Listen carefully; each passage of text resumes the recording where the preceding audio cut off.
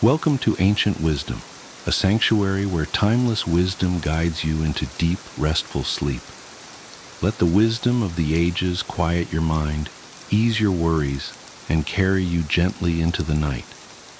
If you're here to relax, reflect, and drift into peaceful slumber, you're exactly where you need to be. Before you get too cozy, take a moment to like this video and subscribe to the channel. It really helps me bring more soothing content your way. Also, I'd love to know, where are you tuning in from, and what time is it for you right now? Share in the comments below. Now, settle in, get comfortable, and let the wisdom of the ages guide you into deep, restful sleep. Have you ever found yourself overwhelmed by stress, unable to stay calm amidst the chaos of everyday life? Imagine if you could navigate life's storms with an unshakable sense of peace and composure. This is the promise of Stoicism, an ancient philosophy that has guided countless individuals toward a more resilient and fulfilling existence. In a world filled with uncertainties and challenges, the teachings of Stoic philosophers like Epictetus, Seneca, and Marcus Aurelius offer timeless wisdom that can help you maintain inner tranquility no matter what life throws your way. In this video, we will explore 15 profound lessons from Stoicism that can transform your approach to life's trials and tribulations. These principles, grounded in the art of emotional detachment, mindfulness, acceptance, and more, will equip you with practical tools to cultivate a calm and composed demeanor. Join us on this journey of self-discovery and learn how to apply the ancient wisdom of Stoicism to achieve inner peace and mastery of your emotions in the modern world. Let's delve into these invaluable teachings and unlock the secrets to a serene and resilient life. 1. Develop emotional detachment. Developing emotional detachment doesn't mean becoming cold or indifferent. Rather, it's about cultivating an objective perspective on outcomes and external events. Imagine you're preparing a project presentation for months, and despite your efforts, it doesn't get the approval you hoped for. Instead of spiraling into disappointment and self-doubt, Stoicism teaches us to recognize that the outcome is beyond our control. We can control only the effort we put into our work and our reaction to its reception. Take, for example, a Stoic practice known as view from above. Picture yourself as a bird soaring high above your city. From this vantage point, your problems, which seem monumental up close, appear much smaller. This mental exercise helps to detach emotionally from the intensity of immediate situations, providing a broader perspective and reducing emotional turmoil. Additionally, consider the practice of imagining you're a third-party observer of your own life. For instance, if you receive harsh criticism at work, instead of immediately feeling hurt or defensive, pause and imagine how you would advise a friend in the same situation. This shift in perspective allows you to respond with rationality and calm, rather than being swept away by immediate emotional reactions. By cultivating emotional detachment, you empower yourself to face life's ups and downs with greater equanimity. This practice helps you maintain inner peace and focus on what you can control, your own responses, while letting go of the need to control external events and outcomes. 2. Practice mindfulness.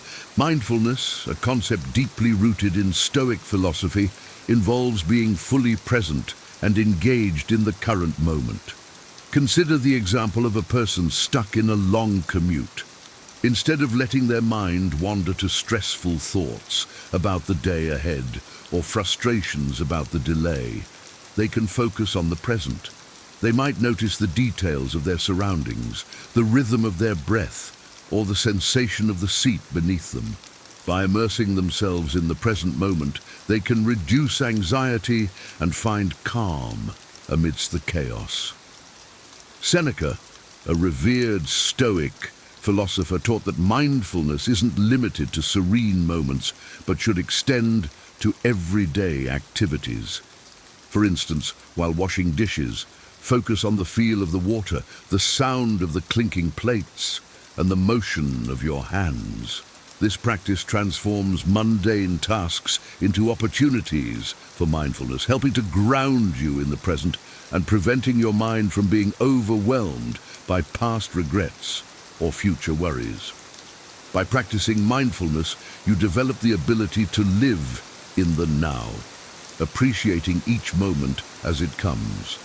This focus not only enhances your daily experiences, but also fosters a deeper sense of peace and clarity, allowing you to navigate life's challenges with a composed and resilient mindset. 3. The value of gratitude. Gratitude, a powerful principle in Stoicism, involves appreciating what you have and finding value in every experience. Imagine a challenging work project that didn't yield the desired results. Instead of fixating on the failure, a Stoic perspective encourages you to appreciate the lessons learned and the skills developed during the process. This shift in focus can transform setbacks into opportunities for growth and reflection. Seneca emphasized the importance of redirecting our attention from what we lack to what we possess. Consider the simple act of enjoying a meal. Rather than taking it for granted, pause to appreciate the effort that went into preparing it, the nourishment it provides, and the sensory pleasure of its taste and aroma. This practice of gratitude can extend to all areas of life, from relationships to personal achievements, fostering a sense of contentment and reducing the desire for more. In moments of adversity, gratitude acts as a beacon, guiding you through difficult times by highlighting the positives in your life. This practice not only enhances your overall well-being, but also strengthens your resilience, enabling you to maintain a calm and balanced outlook regardless of external circumstances. 4. Keep learning and growing. The commitment to lifelong learning and personal growth is a cornerstone of Stoic philosophy. Epictetus, a prominent Stoic teacher, believed that the journey of self-improvement is never-ending. For instance, if you face a professional setback, instead of viewing it as a failure, see it as an opportunity to acquire new skills or knowledge that will prepare you for future challenges. Consider the example of someone learning a new language. The process is often fraught with mistakes and frustrations. However, each error and correction is a step toward mastery. This continuous pursuit of knowledge not only enhances your abilities, but also builds resilience and adaptability, crucial traits for navigating life's uncertainties. By embracing the philosophy of continuous growth, you cultivate a mindset that welcomes challenges as opportunities for development. This approach aligns with the Stoic belief that we are always in the process of becoming better versions of ourselves.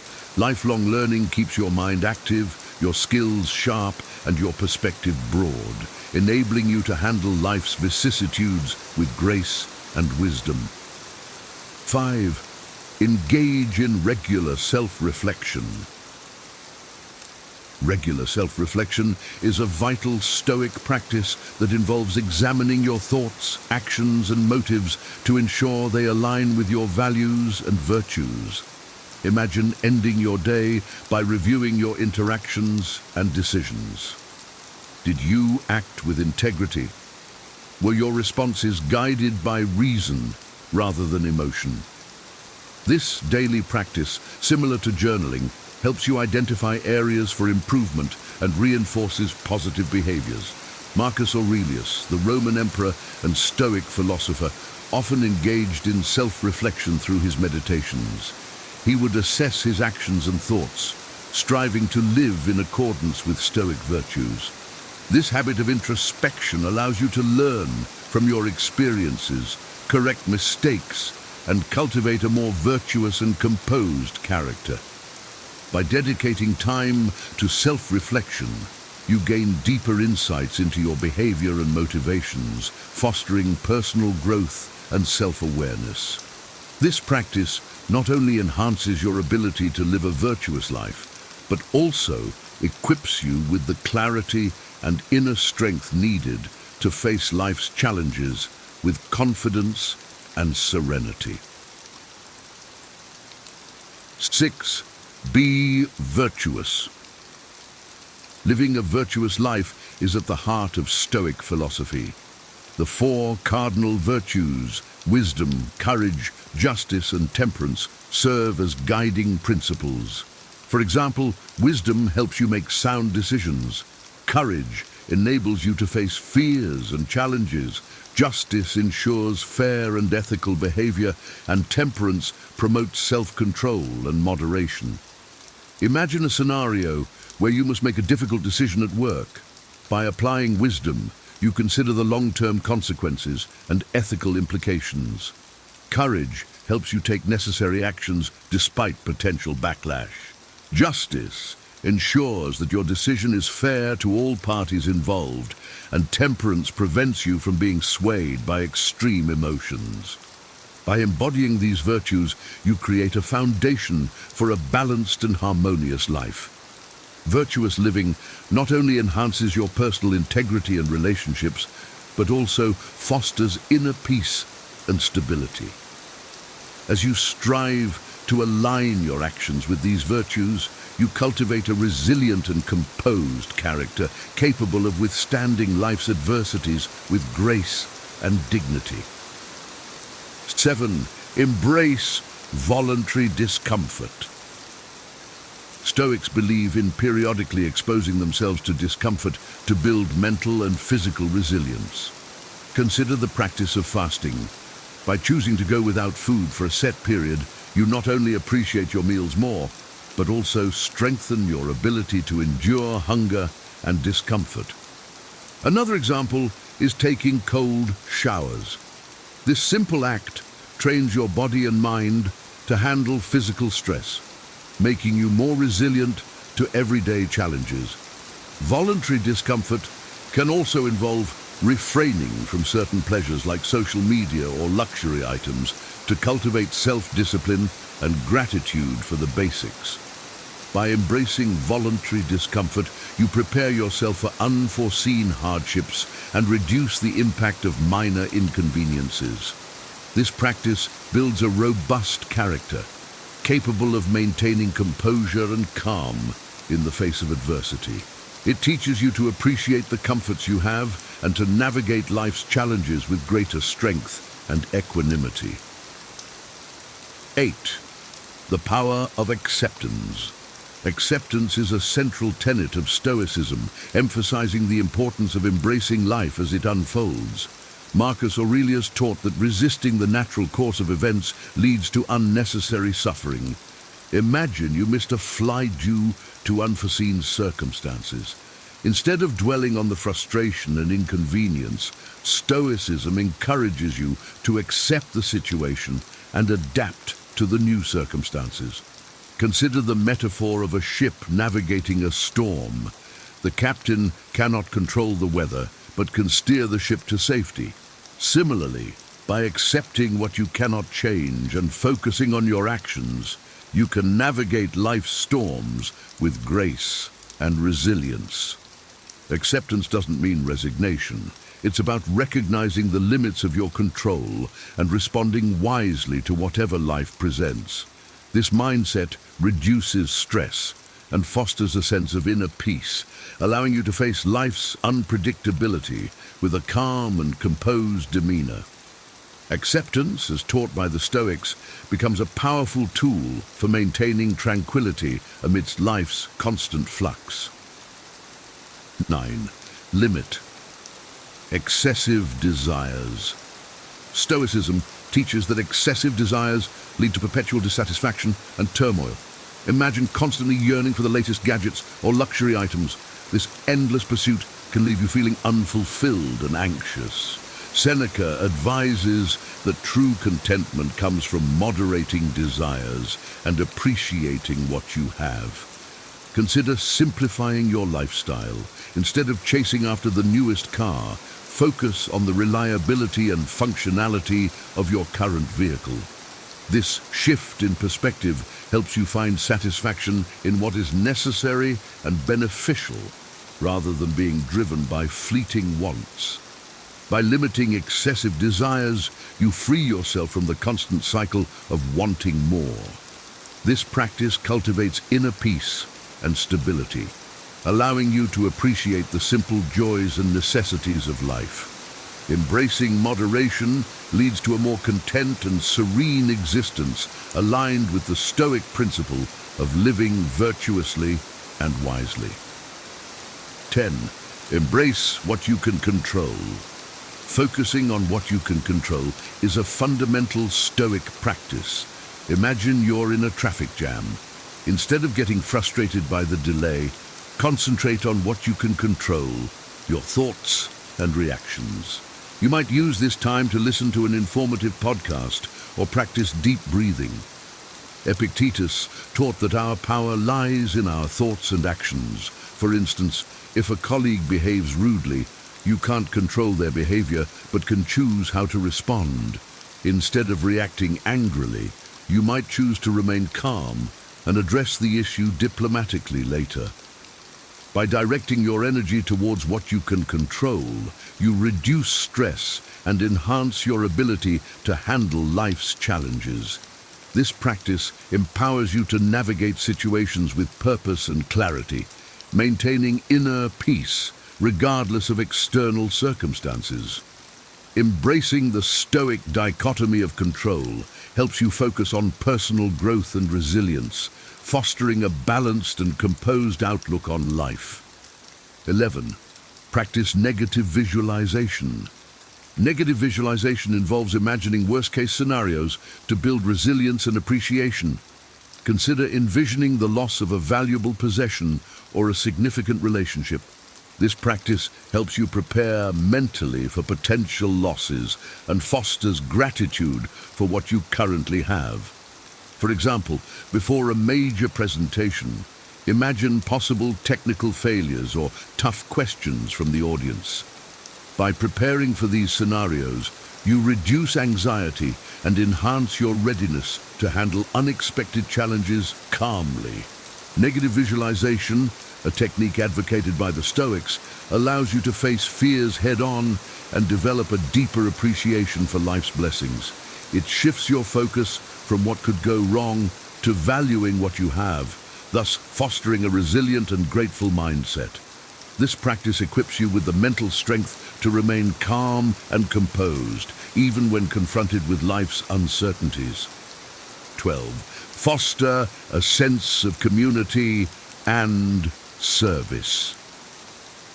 Stoicism teaches that we are all part of a larger whole, and contributing to the well-being of others is essential for inner peace.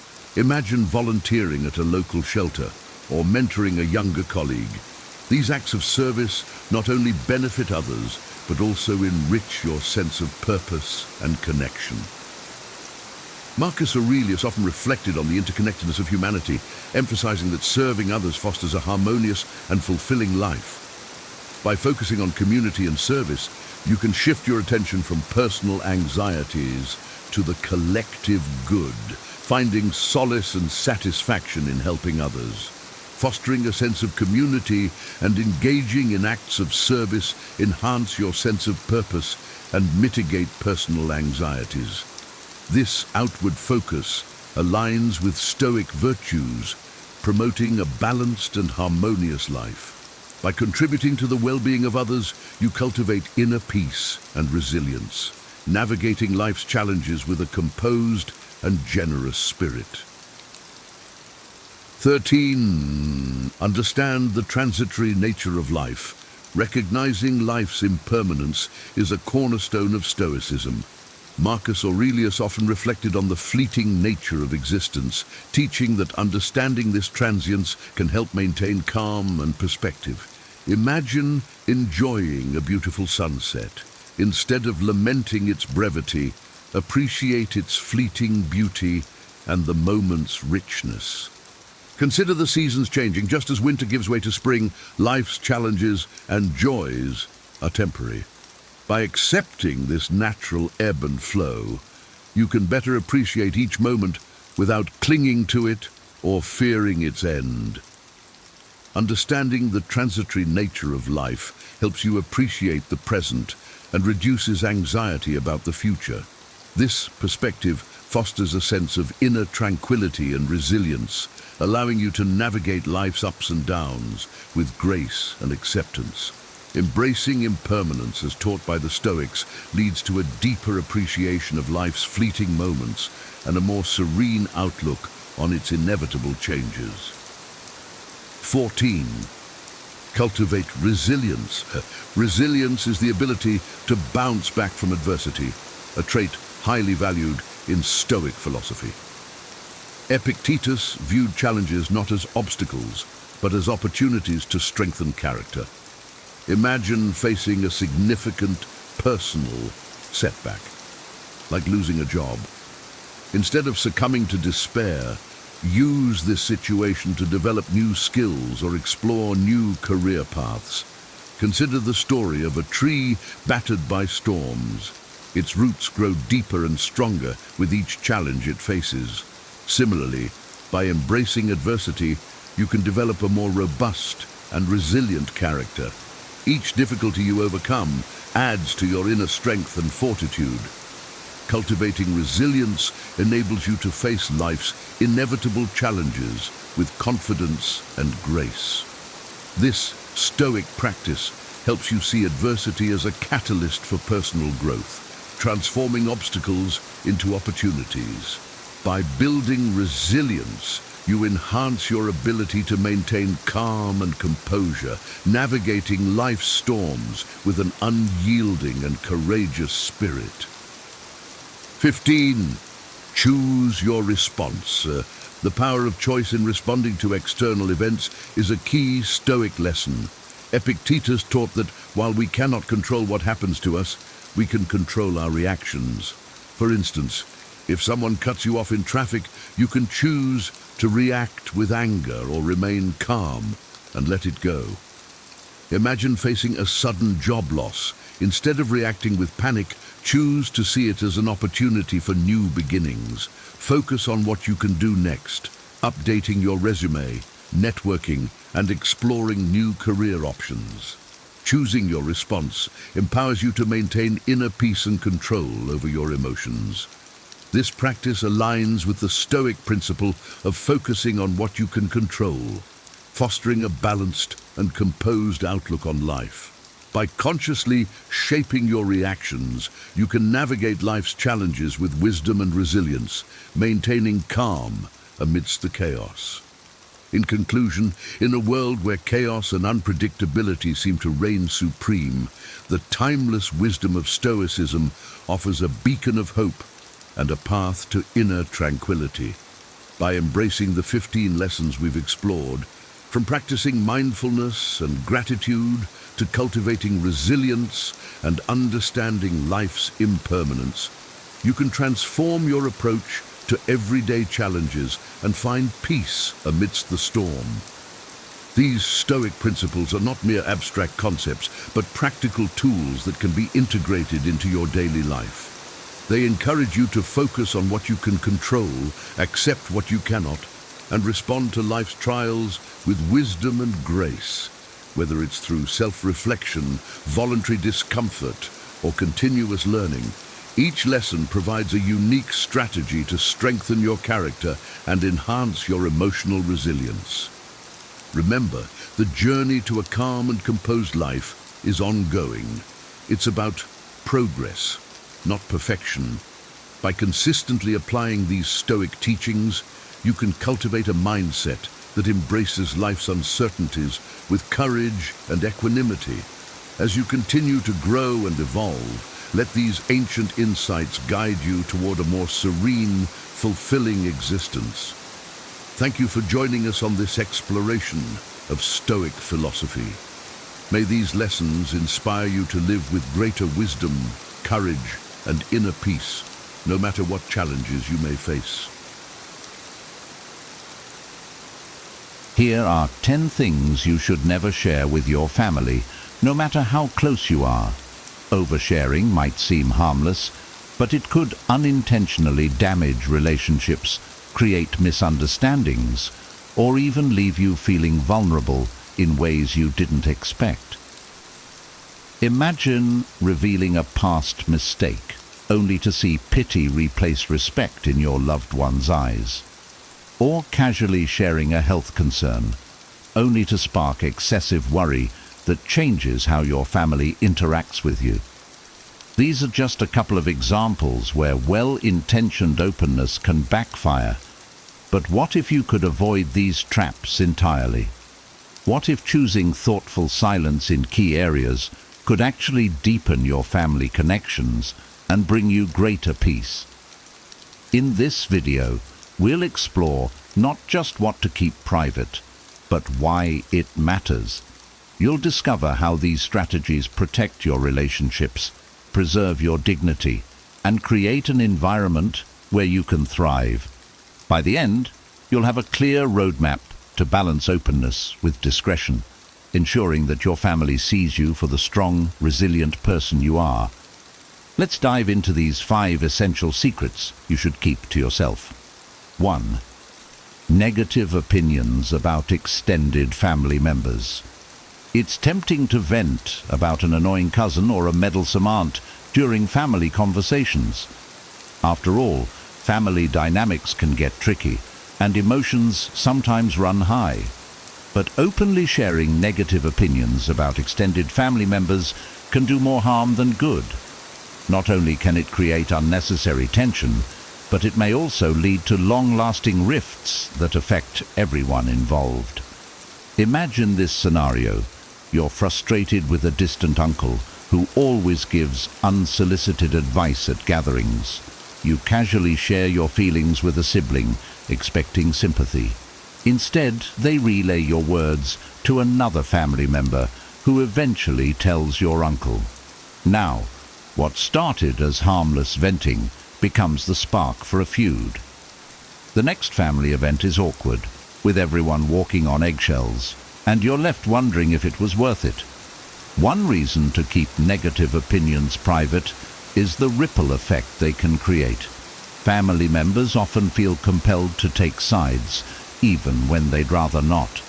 What you see as a personal grievance might snowball into a wider issue, dragging others into a conflict they weren't involved in. Even well-meaning relatives can escalate the situation by sharing your comments under the guise of clearing the air. Another reason is the fleeting nature of emotions. A comment made in frustration can lose its significance once you've calmed down. Unfortunately, the damage it causes may linger. Extended family relationships are often less forgiving because they don't involve the daily closeness that builds trust and understanding over time. A careless word can permanently tarnish how someone views you or how you view them. Instead, focus on addressing your frustrations privately. Journaling, meditating, or discussing your feelings with a trusted friend outside the family can help you process emotions constructively. If the issue with the family member persists, consider approaching them directly and respectfully, rather than involving others.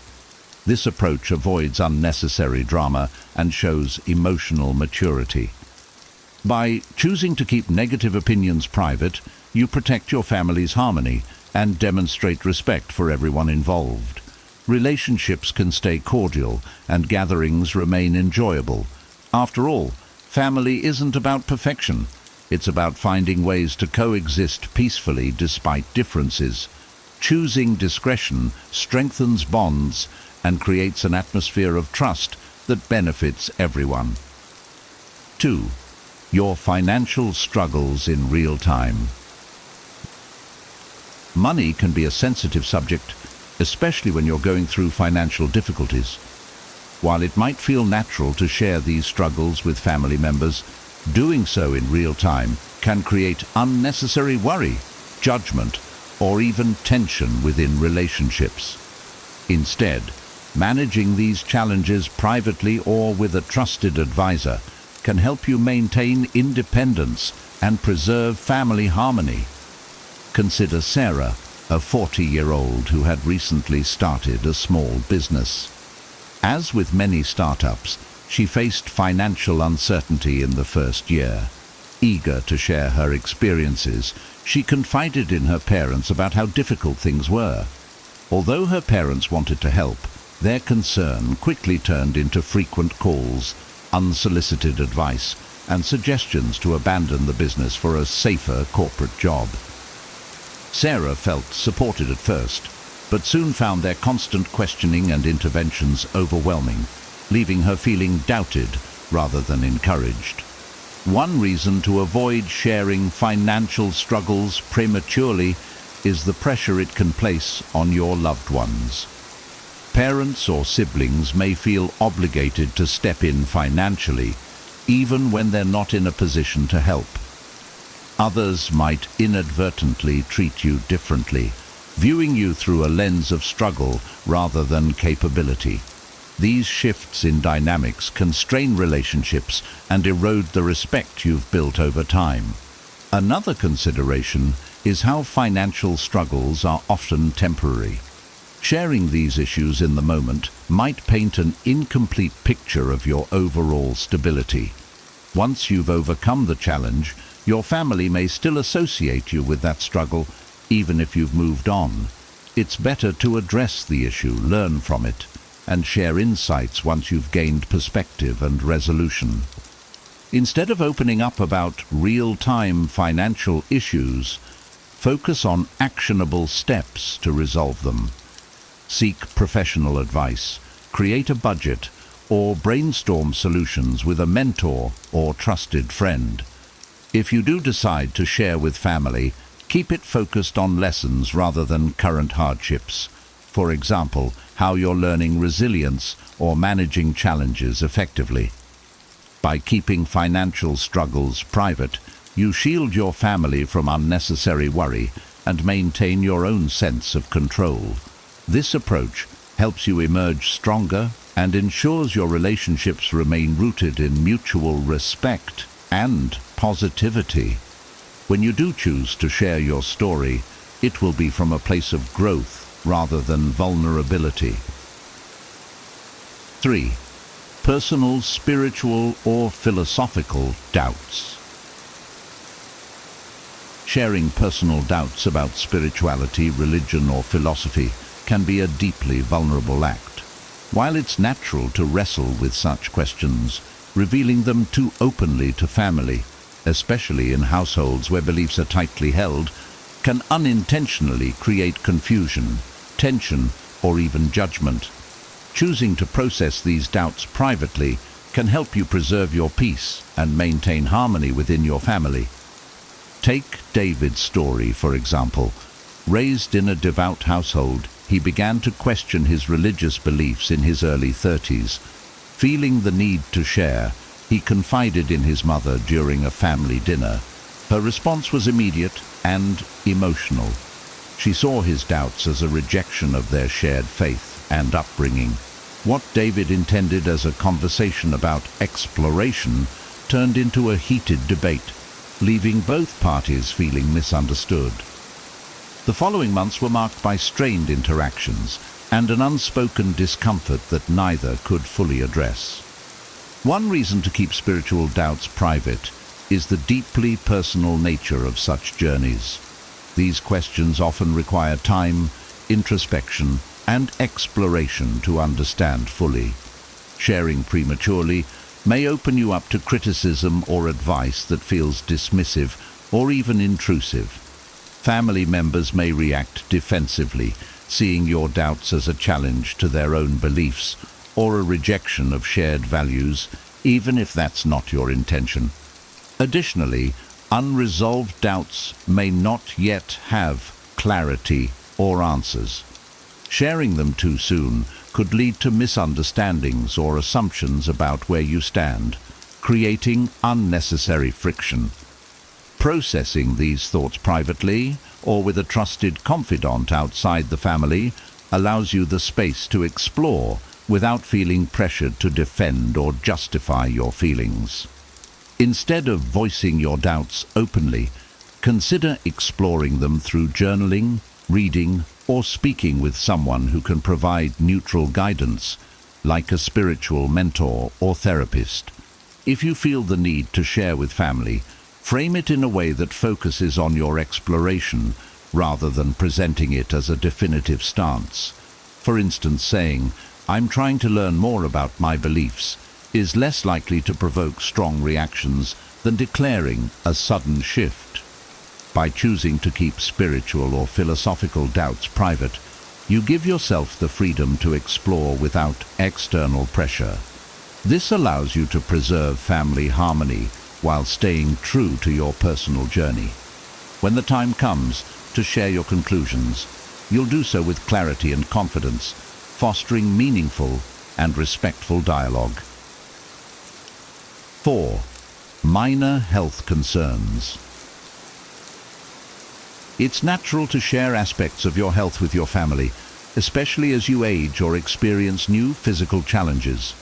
However, constantly voicing every minor ache, pain, or discomfort can lead to unintended consequences.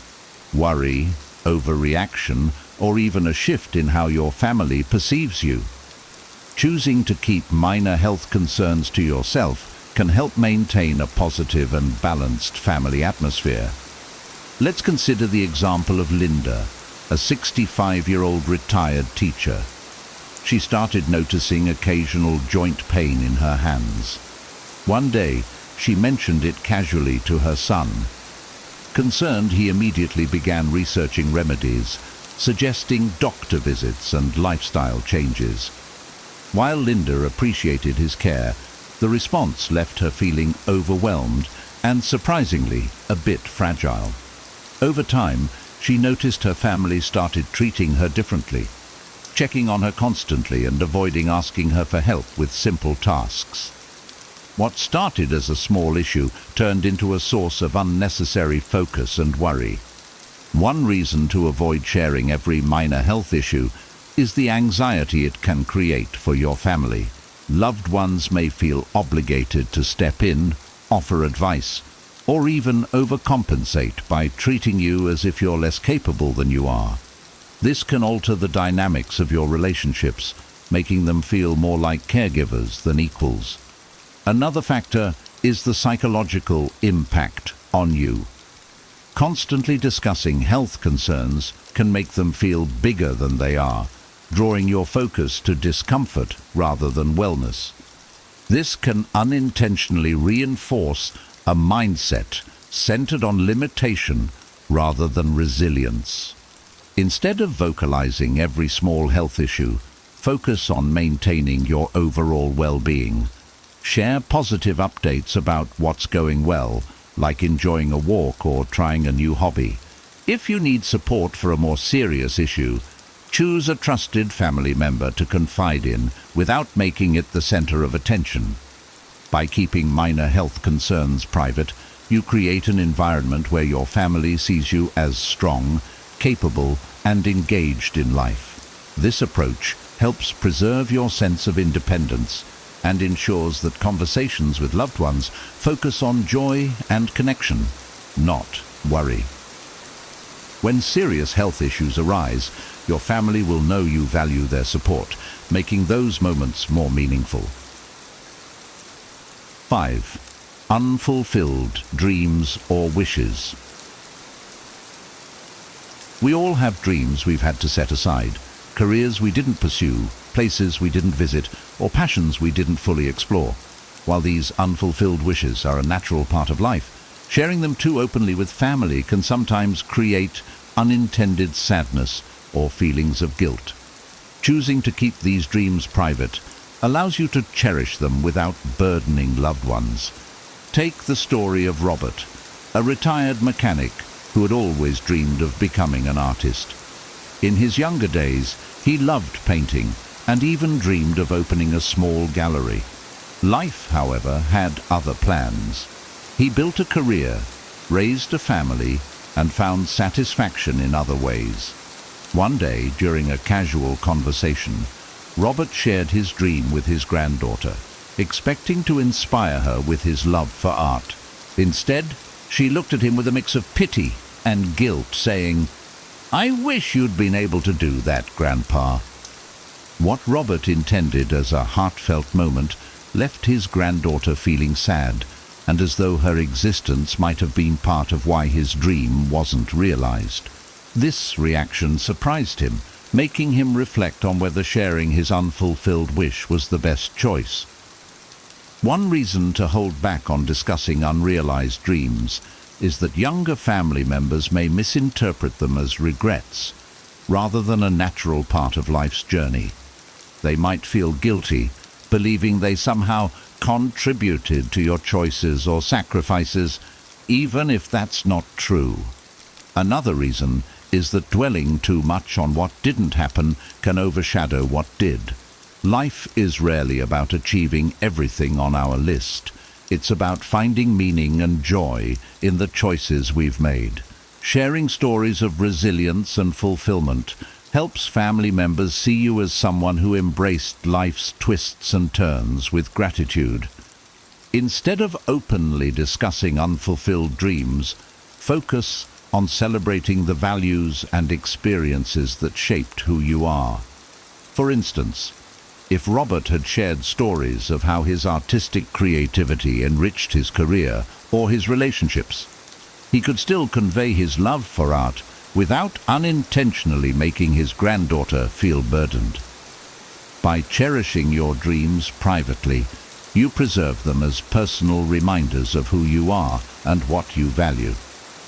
This approach allows your family to see you as someone who embraced life's journey with strength and gratitude, inspiring them to do the same. 6. Past major mistakes. Our past is full of experiences that shape us, including moments of failure or poor judgment. While it can be tempting to share these stories with family members as cautionary tales, doing so might lead to unintended consequences. Past mistakes, even those meant as lessons, can alter how family members perceive you and create an emotional burden for them. Choosing to keep some of these stories private allows you to preserve both your dignity and the family dynamic. Take the example of Maria, a retired entrepreneur who once invested heavily in a business venture that failed. She shared the story with her son, intending to teach him about financial caution. While he appreciated the lesson, Maria noticed a subtle shift in his behavior. He began questioning her financial advice more often and occasionally joked about her decision in ways that stung. What she saw as a moment of vulnerability and wisdom had unintentionally changed how her son viewed her. One reason to keep major mistakes private is the potential for misinterpretation. Family members, especially younger ones, may not fully grasp the nuances behind your actions. They might focus on the failure rather than the lessons learned, seeing it as a reflection of your character rather than just a moment in time. This can shift their perception of you from a role model to someone fallible in ways they hadn't considered. Another reason is the emotional burden such stories can place on loved ones. Hearing about your past struggles might make them feel pity or regret, even if you've long since moved past those feelings. Instead of inspiring them, the story might weigh on their minds, making them overly cautious or even resentful of the risks they feel compelled to take. Rather than recounting every detail of your mistakes, focus on sharing the wisdom you've gained in a way that's relatable but not overly personal. For example, instead of describing the specifics of a failed investment, you might say, "I've learned to always research thoroughly before committing to something new." This conveys the lesson without exposing vulnerable parts of your past. By choosing discretion, You allow family members to see you as someone who has grown through life's challenges without being defined by them. This fosters a sense of respect and admiration, inspiring your loved ones to embrace their own resilience. It's not about hiding who you are, but about framing your story in a way that uplifts rather than burdens. Disappointments or dissatisfaction with family.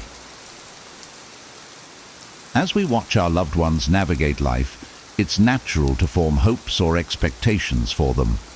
Whether it's wishing they'd chosen a different career, lived closer, or approached life in a way more aligned with our values, these feelings can lead to disappointment. However, openly expressing dissatisfaction with family members' choices often does more harm than good. Choosing silence in these moments fosters trust, respect, and stronger relationships. Consider Amelia, a retired librarian whose daughter decided to pursue a career in the arts instead of the stable, traditional path Amelia had envisioned. Though Amelia admired her daughter's creativity, she couldn't shake her concern about financial security.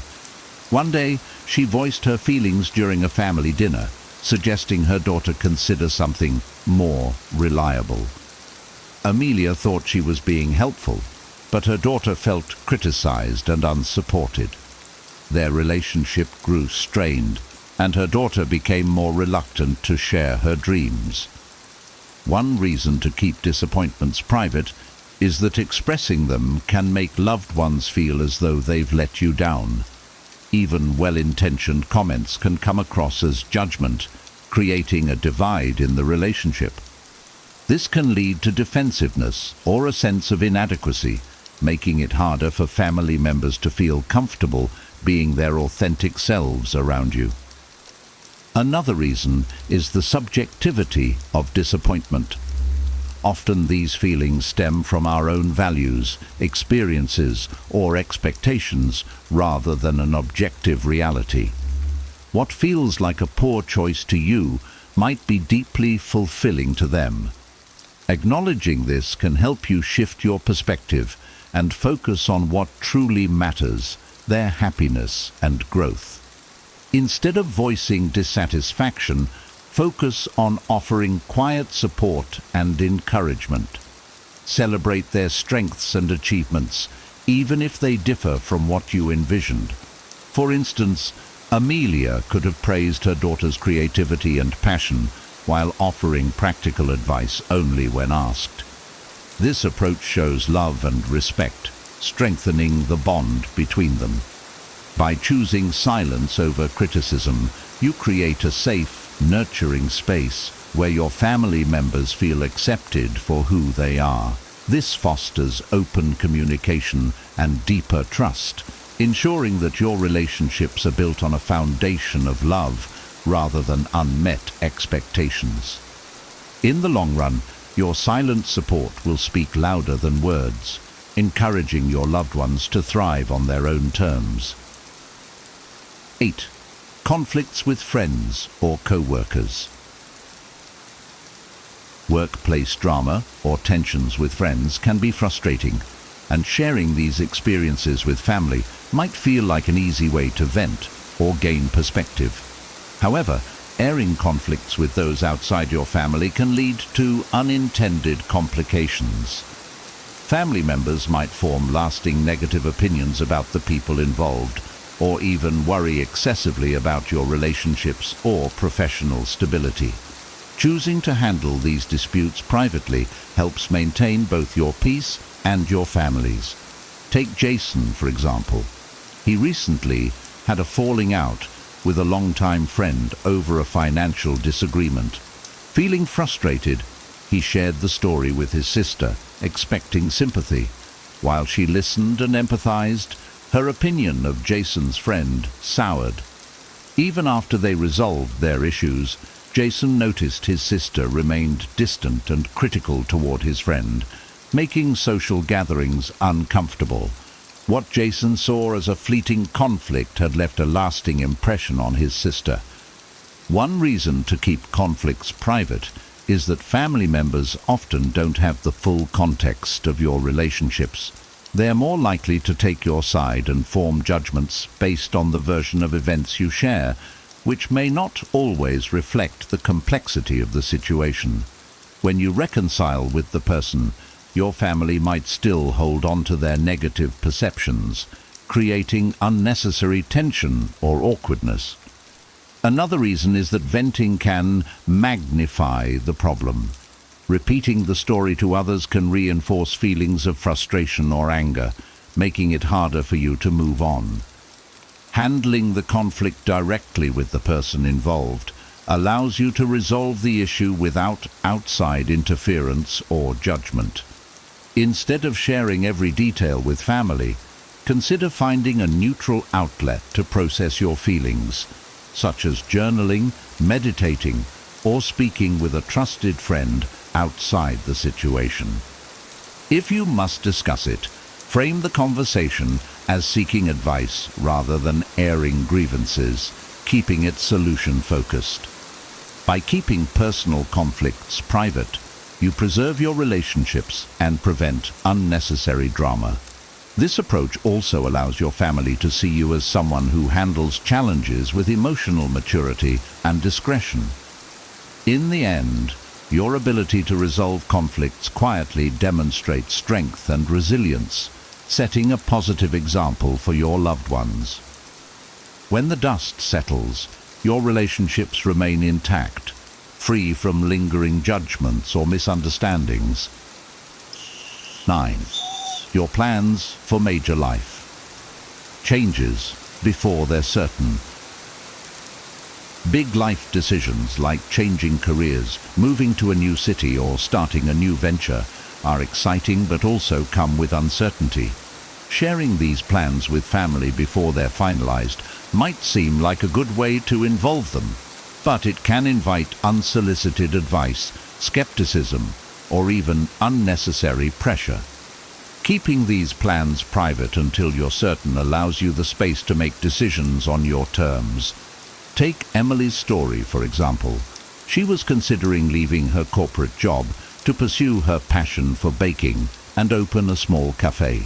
Excited yet unsure, she shared her idea with her parents during a casual conversation. Instead of encouragement, she was met with concerns about financial risks and stability. Their questions, though well-meaning, left Emily feeling more anxious and doubtful about her decision.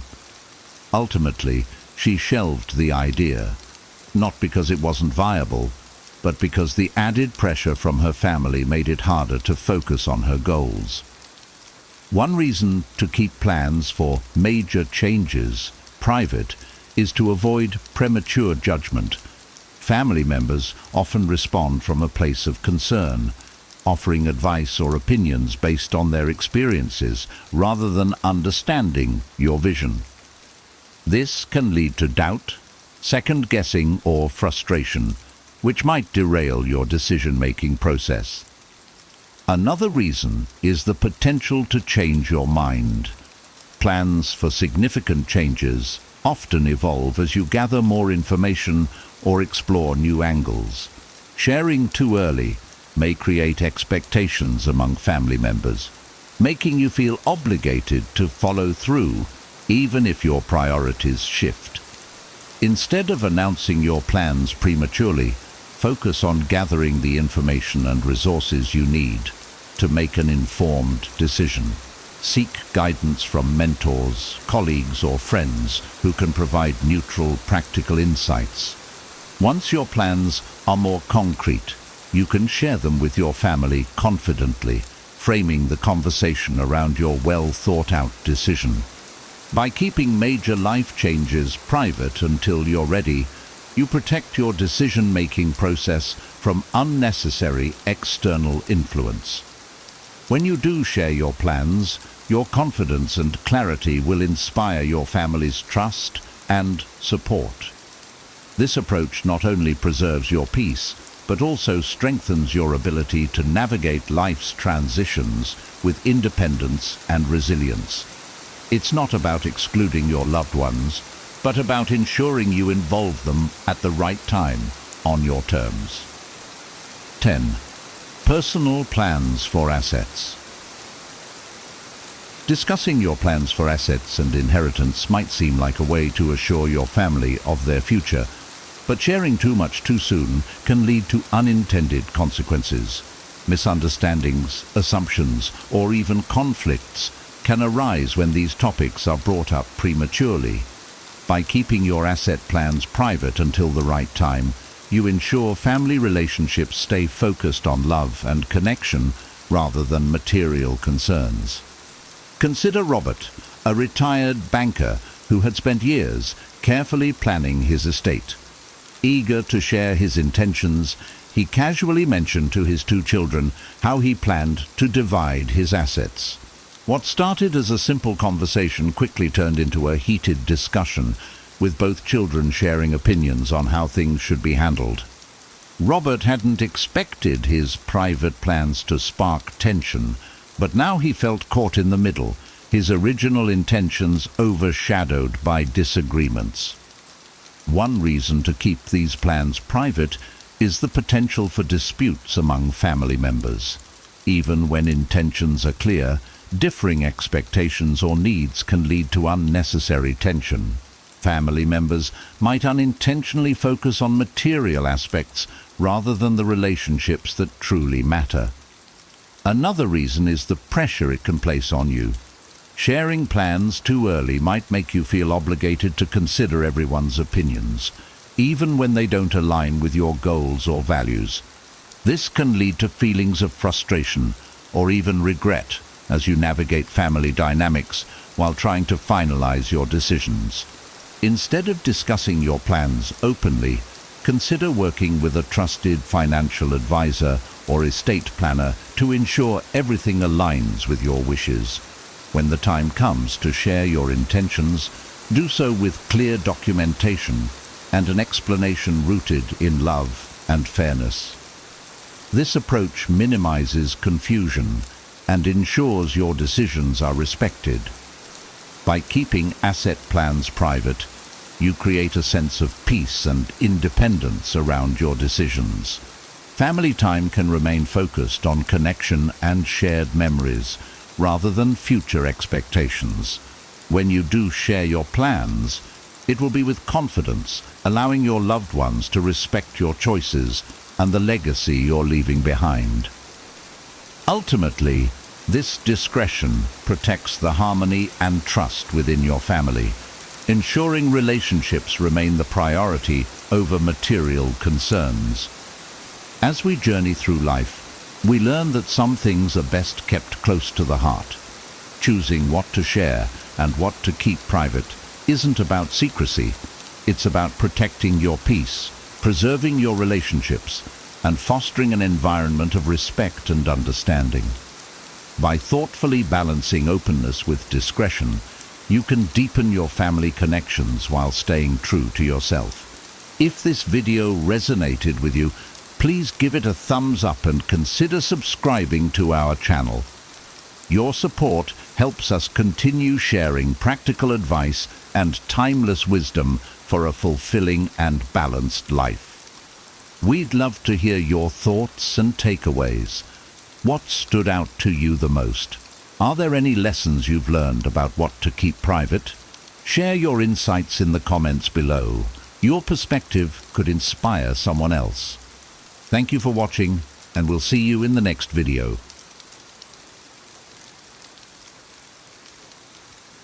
Here are 10 types of people you should never trust or respect, and understanding why will transform the way you approach relationships. Some individuals may seem harmless at first glance, but their behaviors can create chaos, drain your energy, or lead you astray from your own growth. It's not just about avoiding negativity, it's about protecting your peace and staying aligned with your values. Each of these personality types challenges your ability to live a balanced, virtuous life. Think about how much time and energy are wasted dealing with people who lie, manipulate, or disrupt your focus. Imagine the relief of knowing exactly who to steer clear of and why. By identifying these toxic traits, you can set boundaries that safeguard your mental clarity and personal integrity. What's more, Stoicism, the ancient philosophy of resilience and rational living, offers timeless wisdom to navigate these challenges. As we explore each type of person, you'll discover actionable insights rooted in Stoic principles that will empower you to reclaim control and focus on what truly matters. 1. The dishonest. Dishonesty erodes trust, damages relationships, and breeds unnecessary complications in life. Stoicism, with its emphasis on truth and integrity, urges us to avoid those who habitually lie or deceive. Marcus Aurelius wisely said, "If it is not right, do not do it. If it is not true, do not say it." This straightforward principle serves as a moral compass, guiding us to align with people who value honesty. Imagine this. You have a co-worker who regularly exaggerates their contributions to projects or withholds crucial information to make themselves look better. At first, their behavior might seem like a minor inconvenience, but over time, their dishonesty creates distrust among team members, delays progress, and fosters resentment. This not only affects your professional environment, but also weighs heavily on your mental peace. A Stoic would recognize the long-term harm of associating with such a person and distance themselves from their influence. Take another example from personal life. A friend who tells small lies to avoid accountability. Perhaps they consistently cancel plans with elaborate excuses that don't add up. These patterns chip away at the foundation of trust. Seneca reminds us that truth never perishes, meaning lies eventually surface, leaving damage in their wake.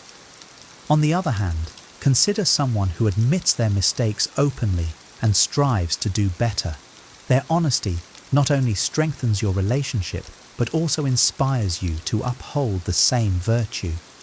Surrounding yourself with truthful individuals reinforces your commitment to live in alignment with reason and morality. Dishonest people disrupt the harmony Stoicism aims to cultivate. Their presence complicates what should be simple and straightforward. To protect your integrity and peace of mind, heed the Stoic advice. Trust those who walk in truth, and never grant respect to those who habitually betray it. The manipulative. Manipulators distort reality to serve their own needs, often at the expense of others. Stoicism teaches us to guard against such influences by maintaining control over our thoughts and emotions. Epictetus warned, "Whoever is going to make you angry is your master." This advice reminds us that manipulators thrive by exploiting our emotions, anger, guilt, fear, or even love, to bend us to their will. Consider a scenario where a colleague frequently flatters you, but subtly pressures you into taking on their workload. At first, their charm may feel genuine, but as time passes, you realize their compliments come with hidden motives. They appeal to your sense of responsibility or guilt, leaving you overburdened while they shirk their duties. A Stoic would recognize this behavior and set clear boundaries, refusing to let manipulation dictate their actions. In personal relationships, manipulation can be even more insidious. Imagine a partner who constantly plays the victim, using emotional guilt to control your decisions. They might say things like, "If you really loved me, you'd do this for me." Over time, their tactics erode your sense of autonomy and self-respect. Stoic wisdom teaches us to evaluate such behavior objectively, separating emotion from reason. Marcus Aurelius urged, "You have power over your mind, not outside events. Realize this, and you will find strength." To counter manipulation, a Stoic practices discernment and self-awareness. They remain anchored in their values and avoid reacting impulsively to emotional appeals. By focusing on what they can control, their thoughts, choices, and actions, they neutralize the manipulator's power. Manipulative individuals compromise your peace and autonomy. trust and respect should only be extended to those who communicate openly and act with integrity. As a Stoic, hold firm to your principles and never let the manipulative govern your path. 3. The envious. Envy is a corrosive emotion, often disguised as passive-aggressive behavior or subtle undermining. Envious people may resent your success, happiness, or achievements, even if they don't openly admit it. Stoicism teaches us to recognize envy as a sign of discontentment and insecurity. As Seneca observed, it is the mark of a great soul to scorn great things and prefer that which is ordinary. The envious, by contrast, are consumed by comparison and lack gratitude for their own lives. Imagine you've earned a promotion at work and a colleague's congratulations feel forced or insincere. Soon after, they begin to nitpick your decisions or spread rumors about how you lucked into your new role. Their envy not only poisons their own happiness, but also introduces negativity into your life. A Stoic approach would involve acknowledging their behavior without taking it personally. Epictetus reminds us, it is not what happens to you, but how you react to it that matters. Focus on your goals and let their resentment roll off your back. In friendships, envy can manifest as a lack of support or even sabotage. Picture a friend who criticizes your choices or downplays your achievements. For instance, when you share news about buying your first home, they respond with, "Must be nice, but I wouldn't want the stress." Their envy clouds their ability to celebrate your success. Seneca's teachings encourage us to surround ourselves with those who uplift us, not drag us down with their own insecurities. Envy is a destructive force that disrupts harmony, both for the envious and those around them. Stoics choose gratitude over jealousy, focusing on their own path instead of comparing themselves to others. Respect and trust those who celebrate your successes genuinely, and distance yourself from those whose envy dims your light. 4. The irresponsible. Irresponsible people avoid accountability, blame others for their shortcomings, and fail to follow through on commitments. In Stoic philosophy, responsibility and self-discipline are essential virtues. Epictetus reminds us, freedom is the only worthy goal in life. It is won by disregarding things that lie beyond our control. Irresponsible individuals, however, relinquish their freedom by neglecting their own duties, often pulling others into the chaos they create. Consider a teammate who consistently misses deadlines, leaving you scrambling to compensate for their lack of effort. At first, you might excuse their behavior, thinking they're simply overwhelmed. But over time, their pattern of neglect becomes clear.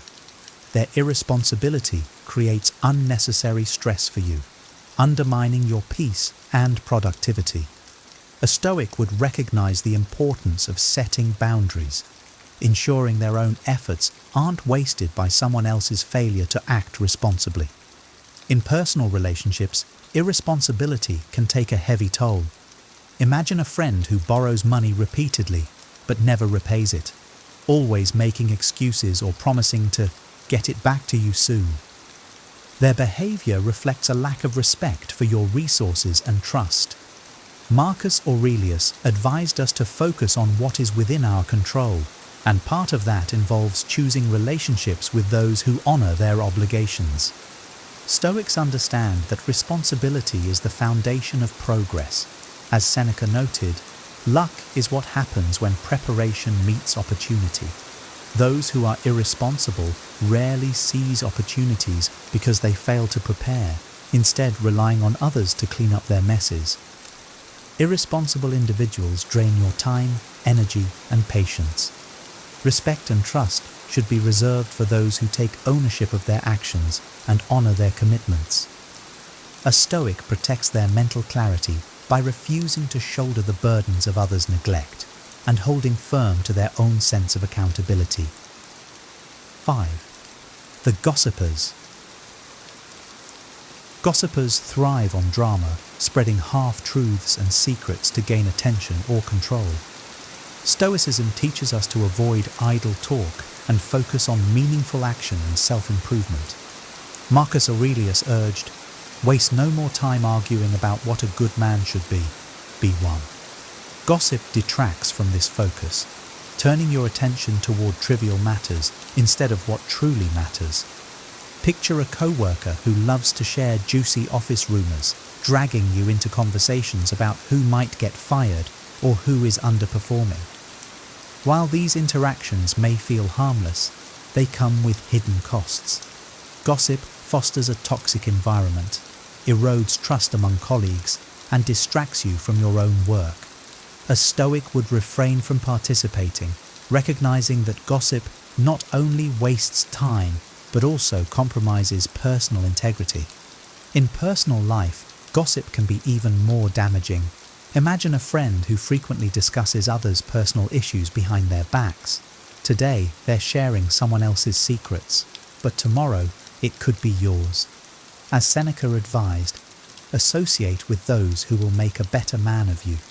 Welcome those whom you yourself can improve. Gossipers rarely inspire growth. Instead, they pull you into negativity and superficiality. Engaging in gossip also puts your peace of mind at risk. The Stoic principle of focusing only on what you can control is vital here. You can't control what others do or say, but you can control whether you participate. When approached with gossip, redirect the conversation or distance yourself from the individual. Gossipers add no value to your life and often detract from your focus and character. Trust and respect should be reserved for those who speak with purpose and integrity. A Stoic prioritizes truth, meaningful interactions, and self-discipline over indulging in harmful chatter. 6. The ungrateful. Ungrateful individuals take what they have for granted, often focusing on what's lacking instead of appreciating what they've been given. Stoicism emphasizes gratitude as a cornerstone of a virtuous life. Seneca wrote, "Nothing is more honorable than a grateful heart." Ungrateful people, by contrast, drain energy and foster resentment, disrupting the harmony Stoicism aims to cultivate. Imagine a co-worker who always complains about their workload, the office environment, or their pay, despite having a stable job in a struggling economy. No matter how much you or others support them, their lack of gratitude leaves them perpetually dissatisfied. Over time, their negativity begins to weigh on your own outlook, pulling you into their cycle of discontent. A Stoic would recognize this as harmful and choose to focus instead on what they can appreciate and control. In personal relationships, dealing with ungrateful people can feel even more disheartening. Picture a family member who dismisses your efforts to help, whether it's offering financial support, emotional care, or practical assistance. Instead of saying, "Thank you," they respond with, "Why didn't you do more?" This kind of attitude diminishes your goodwill and can breed frustration. Stoic wisdom reminds us that the act of giving or helping should stem from virtue, not expectation. But that doesn't mean tolerating chronic ingratitude. Practicing gratitude, on the other hand, fosters resilience and joy.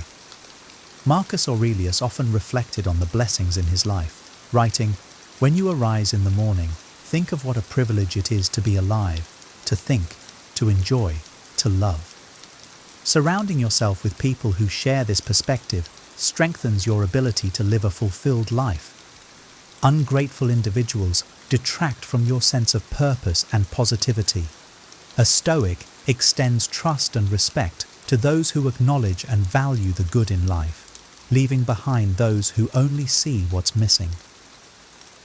7. The overly cynical. Cynicism, when unchecked, becomes a destructive force. While skepticism can be healthy, overly cynical people view the world through a lens of distrust and negativity, dismissing hope and possibility. Stoicism, by contrast, encourages resilience and rational optimism, even in challenging times. Marcus Aurelius wrote, "You have power over your mind, not outside events. Realize this, and you will find strength." Cynics fail to exercise this power, choosing despair instead of constructive action. Imagine a co-worker who constantly predicts the failure of new initiatives or belittles efforts to improve the workplace. Their constant refrain of "it'll never work" or "why bother" not only dampens morale, but also discourages innovation. Over time, their negativity creates a toxic atmosphere that stifles progress. A Stoic would recognize the futility of entertaining such pessimism, focusing instead on their own efforts and how they can contribute meaningfully, regardless of others' attitudes. In personal relationships, overly cynical individuals often dismiss your dreams and aspirations. Picture a friend who rolls their eyes when you share plans to start a business, saying, "Most startups fail. Why risk it?" Their cynicism projects their own fears and limitations onto you, eroding your confidence. Epictetus reminds us, "It is impossible for a man to learn what he thinks he already knows." Cynics are often trapped by their unwillingness to see new possibilities or embrace growth. While life is unpredictable and challenges are inevitable, Stoics choose to confront difficulties with reason and optimism. They understand that while outcomes are uncertain, the effort to act virtuously and purposefully is always worthwhile. Overly cynical people can drag you down, obscuring opportunities for growth and joy. A Stoic surrounds themselves with those who inspire and uplift, leaving behind those who cling to negativity and doubt. Respect and trust those who see potential, not just problems. 8. The arrogant. Arrogance blinds individuals to reason and humility, two essential virtues in Stoic philosophy. The arrogant inflate their own self-importance, often dismissing the value or contributions of others. Stoicism teaches that wisdom lies in recognizing how much we don't know. As Marcus Aurelius observed, it is impossible for a man to learn what he thinks he already knows. Imagine a manager who refuses to listen to feedback, assuming their position makes them infallible. They ignore valuable input from their team, leading to poor decisions and workplace tension. Their arrogance not only damages morale, but also stifles growth for themselves and everyone around them. A Stoic would recognize this behavior as a failure of humility and reason, qualities essential for leadership and collaboration. In friendships or family dynamics, arrogance manifests as dismissiveness or condescension. Picture a relative who constantly belittles your choices, presenting their opinions as superior without considering your perspective. Perhaps they dismiss your career path with remarks like, "You'll never succeed doing that," based solely on their limited understanding. This behavior not only sows discord, but also reveals their inability to see beyond their own narrow worldview. Arrogance is rooted in insecurity and detachment from reality. Stoicism advises us to cultivate humility by focusing on self-improvement rather than comparing ourselves to others. Epictetus reminds us, "If you wish to improve, be content to appear clueless or stupid in extraneous matters." True strength lies in seeking knowledge and understanding, not in pretending to have all the answers. Arrogant individuals disrupt harmony and hinder progress. Respect and trust should be given to those who demonstrate humility, openness, and a willingness to learn. A Stoic seeks relationships grounded in mutual respect and growth, steering clear of those who let pride overshadow reason and virtue. 9. The intemperate. Intemperance, whether it's indulgence in vices, lack of self-control, or impulsive behavior, leads to chaos and imbalance. Stoicism values moderation and discipline, emphasizing the importance of mastering desires rather than being mastered by them. As Seneca said, "Hold fast to this sound and wholesome rule of life, that you indulge the body only as far as health and needs require." Imagine a co-worker who frequently misses deadlines because they prioritize partying over professional responsibilities. Their inability to balance enjoyment with duty creates problems not only for themselves, but also for those who depend on their work. A Stoic would recognize this as a failure of self-governance and understand the need to distance themselves from such unreliability. In personal relationships, intemperance can manifest as recklessness, whether it's financial irresponsibility, erratic emotional outbursts, or unhealthy habits. Picture a friend who constantly borrows money to fund their excessive lifestyle but makes no effort to pay it back or curb their spending. Their lack of self-discipline not only harms their own stability, but also places an unfair burden on those around them. Marcus Aurelius advises, if you are distressed by anything external, the pain is not due to the thing itself, but to your estimate of it. A Stoic would maintain their peace by refusing to enable such behavior. Intemperance often leads to regret and missed opportunities. Stoicism teaches us to aim for balance, cultivating habits that support long-term well-being rather than fleeting pleasures. True happiness, as Epictetus noted, comes from living in accordance with nature and reason, not from overindulging in things that bring only temporary satisfaction. Intemperate individuals can disrupt your peace and pull you into their chaotic orbit. A Stoic chooses to align with those who exercise discipline and self-control, fostering stability and mutual growth over recklessness and excess. 10. The unprincipled. People without principles lack a moral foundation, often making decisions based on convenience, self-interest, or fleeting emotions rather than values or ethics. Stoicism places great emphasis on living a virtuous life, guided by principles such as wisdom, courage, justice, and temperance. Epictetus advised, know first who you are, and then adorn yourself accordingly. The unprincipled, by contrast, fail to anchor their actions in any consistent moral framework, making them unreliable and potentially harmful. Consider a business partner who is willing to cut corners, lie to clients, or exploit workers just to maximize profits.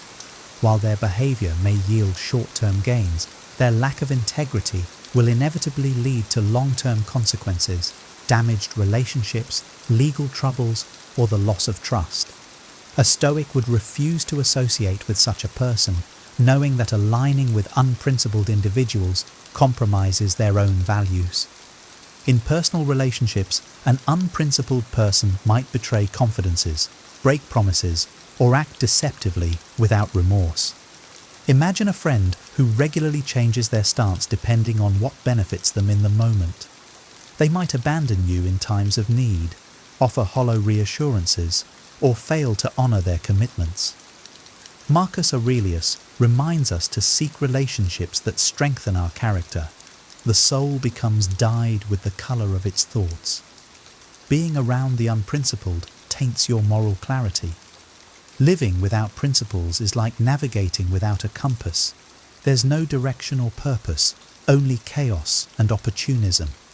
Stoicism teaches us to act in harmony with our virtues, to ensure our actions align with our beliefs and contribute to a greater good. Unprincipled individuals are unpredictable and often self-serving, leaving a trail of disorder in their wake. A Stoic chooses relationships with those who live by strong ethical standards, reinforcing mutual trust, respect, and the shared pursuit of virtue. Leave behind those who lack principles. They offer no foundation for a meaningful or harmonious connection.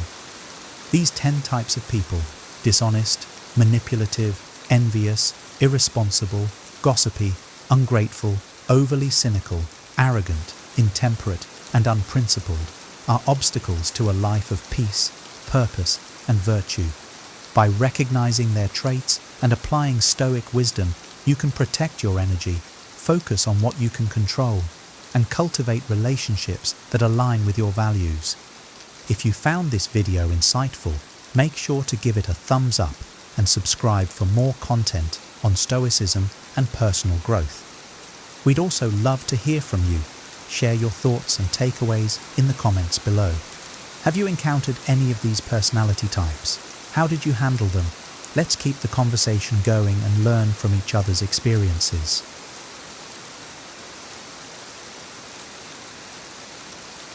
Here are 10 things men should never do with women if they want to build meaningful, fulfilling relationships while staying true to themselves.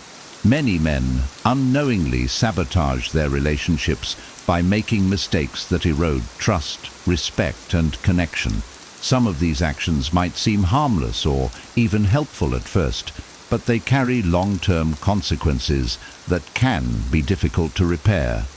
These missteps don't just affect the relationship, they impact your self-respect, your confidence, and your ability to grow as an individual.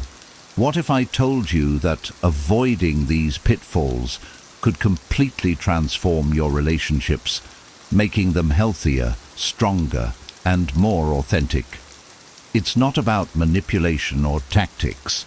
It's about embodying Stoic wisdom and living with purpose, dignity, and integrity. These principles aren't just for relationships, they're a blueprint for a better life. Stick with me, and you'll learn how to avoid these common mistakes while becoming the kind of man who commands respect, inspires trust, and builds deeper, more lasting connections. Whether you're in a relationship, dating, or simply reflecting on your approach to life, these 10 lessons will guide you toward a path of strength and clarity. 1. Never compromise your values for approval. I've seen it time and time again, men contorting themselves into shapes they don't even recognize to win approval. It's tragic, really, because the moment you compromise your values to please someone else, you sacrifice the very thing that makes you dependable, admirable, and, ultimately, worthy of respect. And I've been there. I've done it. I know how it feels. Let me tell you a story. There was a time in my life when I tried to mold myself to fit someone else's expectations. I muted my opinions, ignored my instincts, and told myself I was being understanding. But deep down I knew the truth. I wasn't standing up for what I believed in. And the worst part, I started resenting myself for it. That resentment grows. It poisons your soul bit by bit, because every time you betray your values, you erode the foundation of your character. Marcus Aurelius, a great Stoic thinker, reminds us, be tolerant with others and strict with yourself. That means you hold your standards high, not because it's easy or convenient, but because it's the right thing to do. And let's be clear. Standing by your values doesn't mean being rigid or unkind.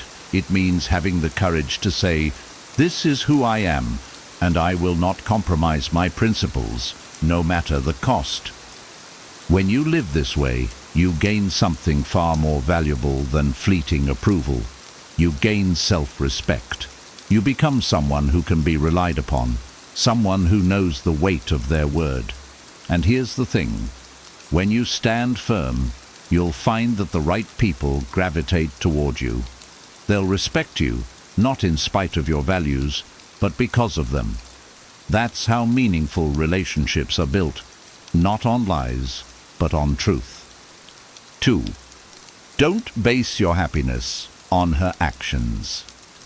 I've learned that when you base your happiness on someone else's actions, you hand over control of your emotional state. It's like tying your self-worth to the rise and fall of the stock market. Unstable, unpredictable, and deeply unwise. There was a time in my life when I waited anxiously for texts, sought constant reassurance, and measured my worth by how someone treated me. It was exhausting, and worse, it left me powerless. Epictetus, the Stoic philosopher, taught that our happiness depends on our perceptions and choices, not on external circumstances. He said, "It's not what happens to you, but how you react to it that matters." This is liberating if you let it be. It means that no one, not even someone you love, should dictate your emotional state. You're the one in charge of how you interpret and respond to life. When I finally realized this, everything changed. I started focusing on what I could control: my thoughts, my actions, and my sense of purpose. If she was upset, I didn't let it derail my day. I offered support without absorbing the chaos. If she didn't respond the way I hoped, I reminded myself that my value wasn't diminished by her silence. This doesn't mean you stop caring. It means you care wisely. You stop clinging to the idea that your happiness hinges on anyone else. And here's the paradox. When you no longer rely on someone to make you happy, you become more attractive, more centered, and more capable of giving love freely. Why? Because you're not grasping for it. You've built your foundation on something far sturdier, your own inner stability. 3. Avoid begging for attention or love. There's a quiet desperation in begging for love or attention. I've been there, and it's a humiliating place to be. You tell yourself that if you just try harder, say the right thing, or give more, they'll finally see your worth. But here's the truth. Love that needs to be begged for isn't love at all. It's a transaction, and a one-sided one at that. The Stoics would urge us to approach relationships with dignity and self-respect. Seneca once wrote, "A good character is the only guarantee of everlasting carefree happiness." Begging, on the other hand, is the opposite of good character.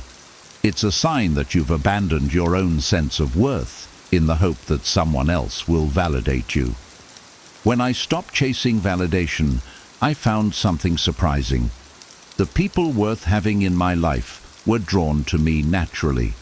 They didn't need convincing or pleading, and the others, they faded away, leaving room for healthier connections. It was a painful but necessary lesson. Begging devalues you in their eyes and in your own. Love that's given freely without coercion or desperation is the only kind that lasts. By standing firm, you show the world and yourself that you're worthy of respect and that you'll settle for nothing less. 4. Don't lose yourself in the relationship. It's easy to lose yourself in a relationship, especially when love is new and intoxicating. You start neglecting your hobbies, your friends, and even your goals, thinking you're being a good partner. But I've learned that sacrificing too much of yourself doesn't lead to closeness. It leads to resentment, both from you and the other person.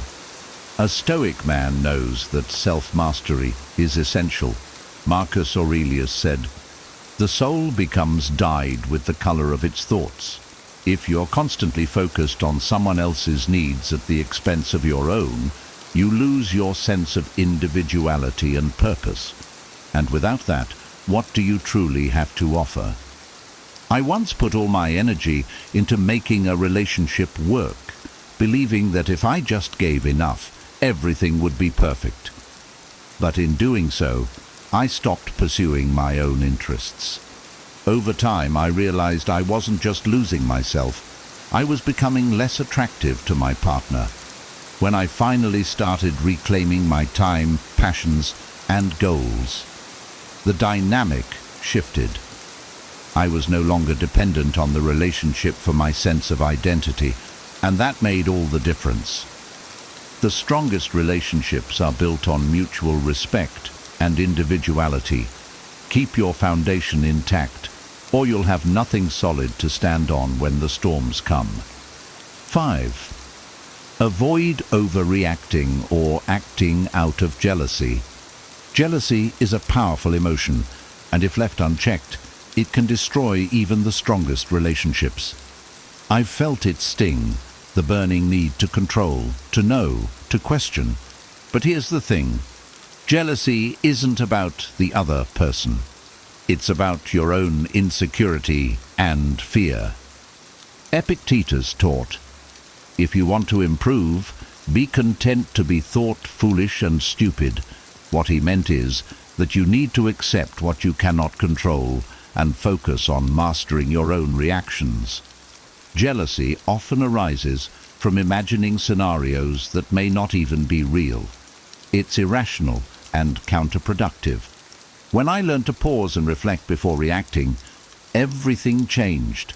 I started asking myself, what's really driving this feeling? Most of the time, it wasn't the other person.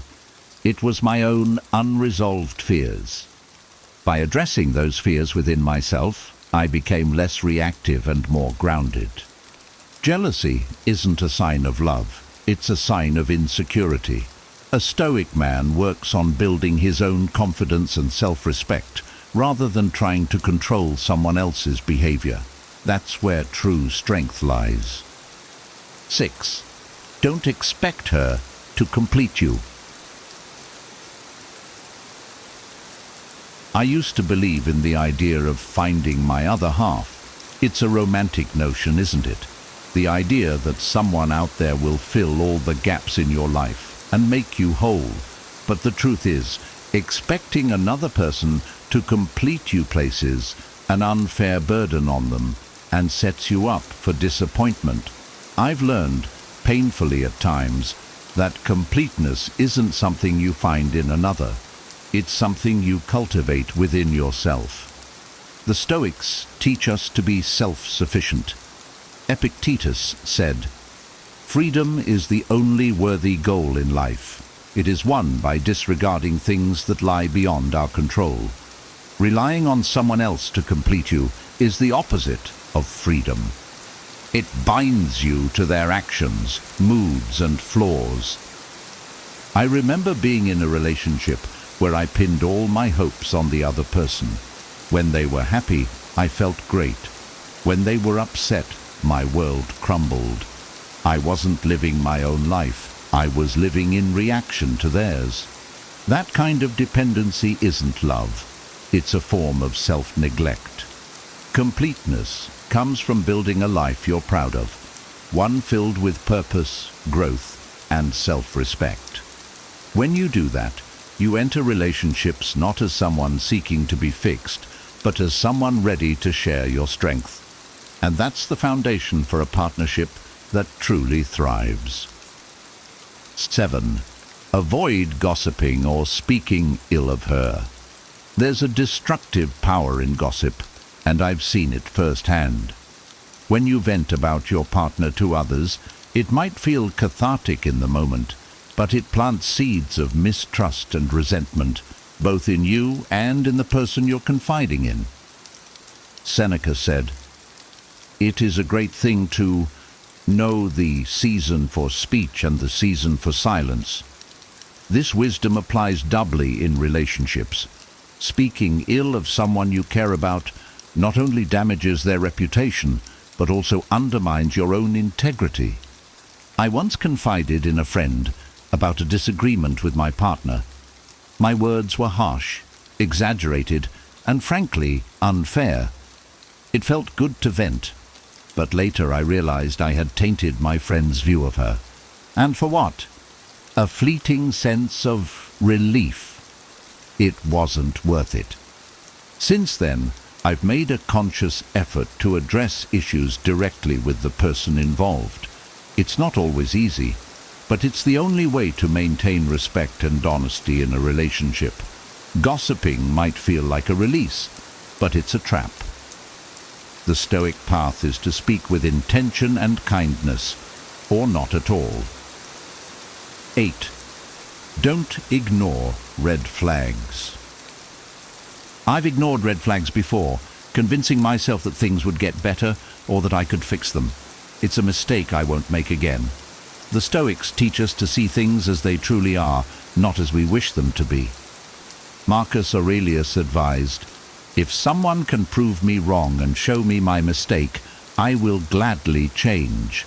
I seek the truth, which never harmed anyone. Ignoring red flags is self-deception. It's choosing comfort over truth. I've stayed in relationships longer than I should have, hoping things would magically improve. But every time, those early warning signs proved to be the cracks that eventually broke the foundation. Now, I pay attention to what my instincts are telling me. If something feels off, I address it directly. Stoic wisdom reminds us that facing uncomfortable truths is far better than living in a comforting lie. A healthy relationship is built on mutual respect, honesty, and alignment, not on wishful thinking. 9. Don't try to control her. Control is an illusion. I learned this the hard way. In my younger years, I thought that if I could just manage the details, her choices, her time, her interactions, I could create the perfect relationship.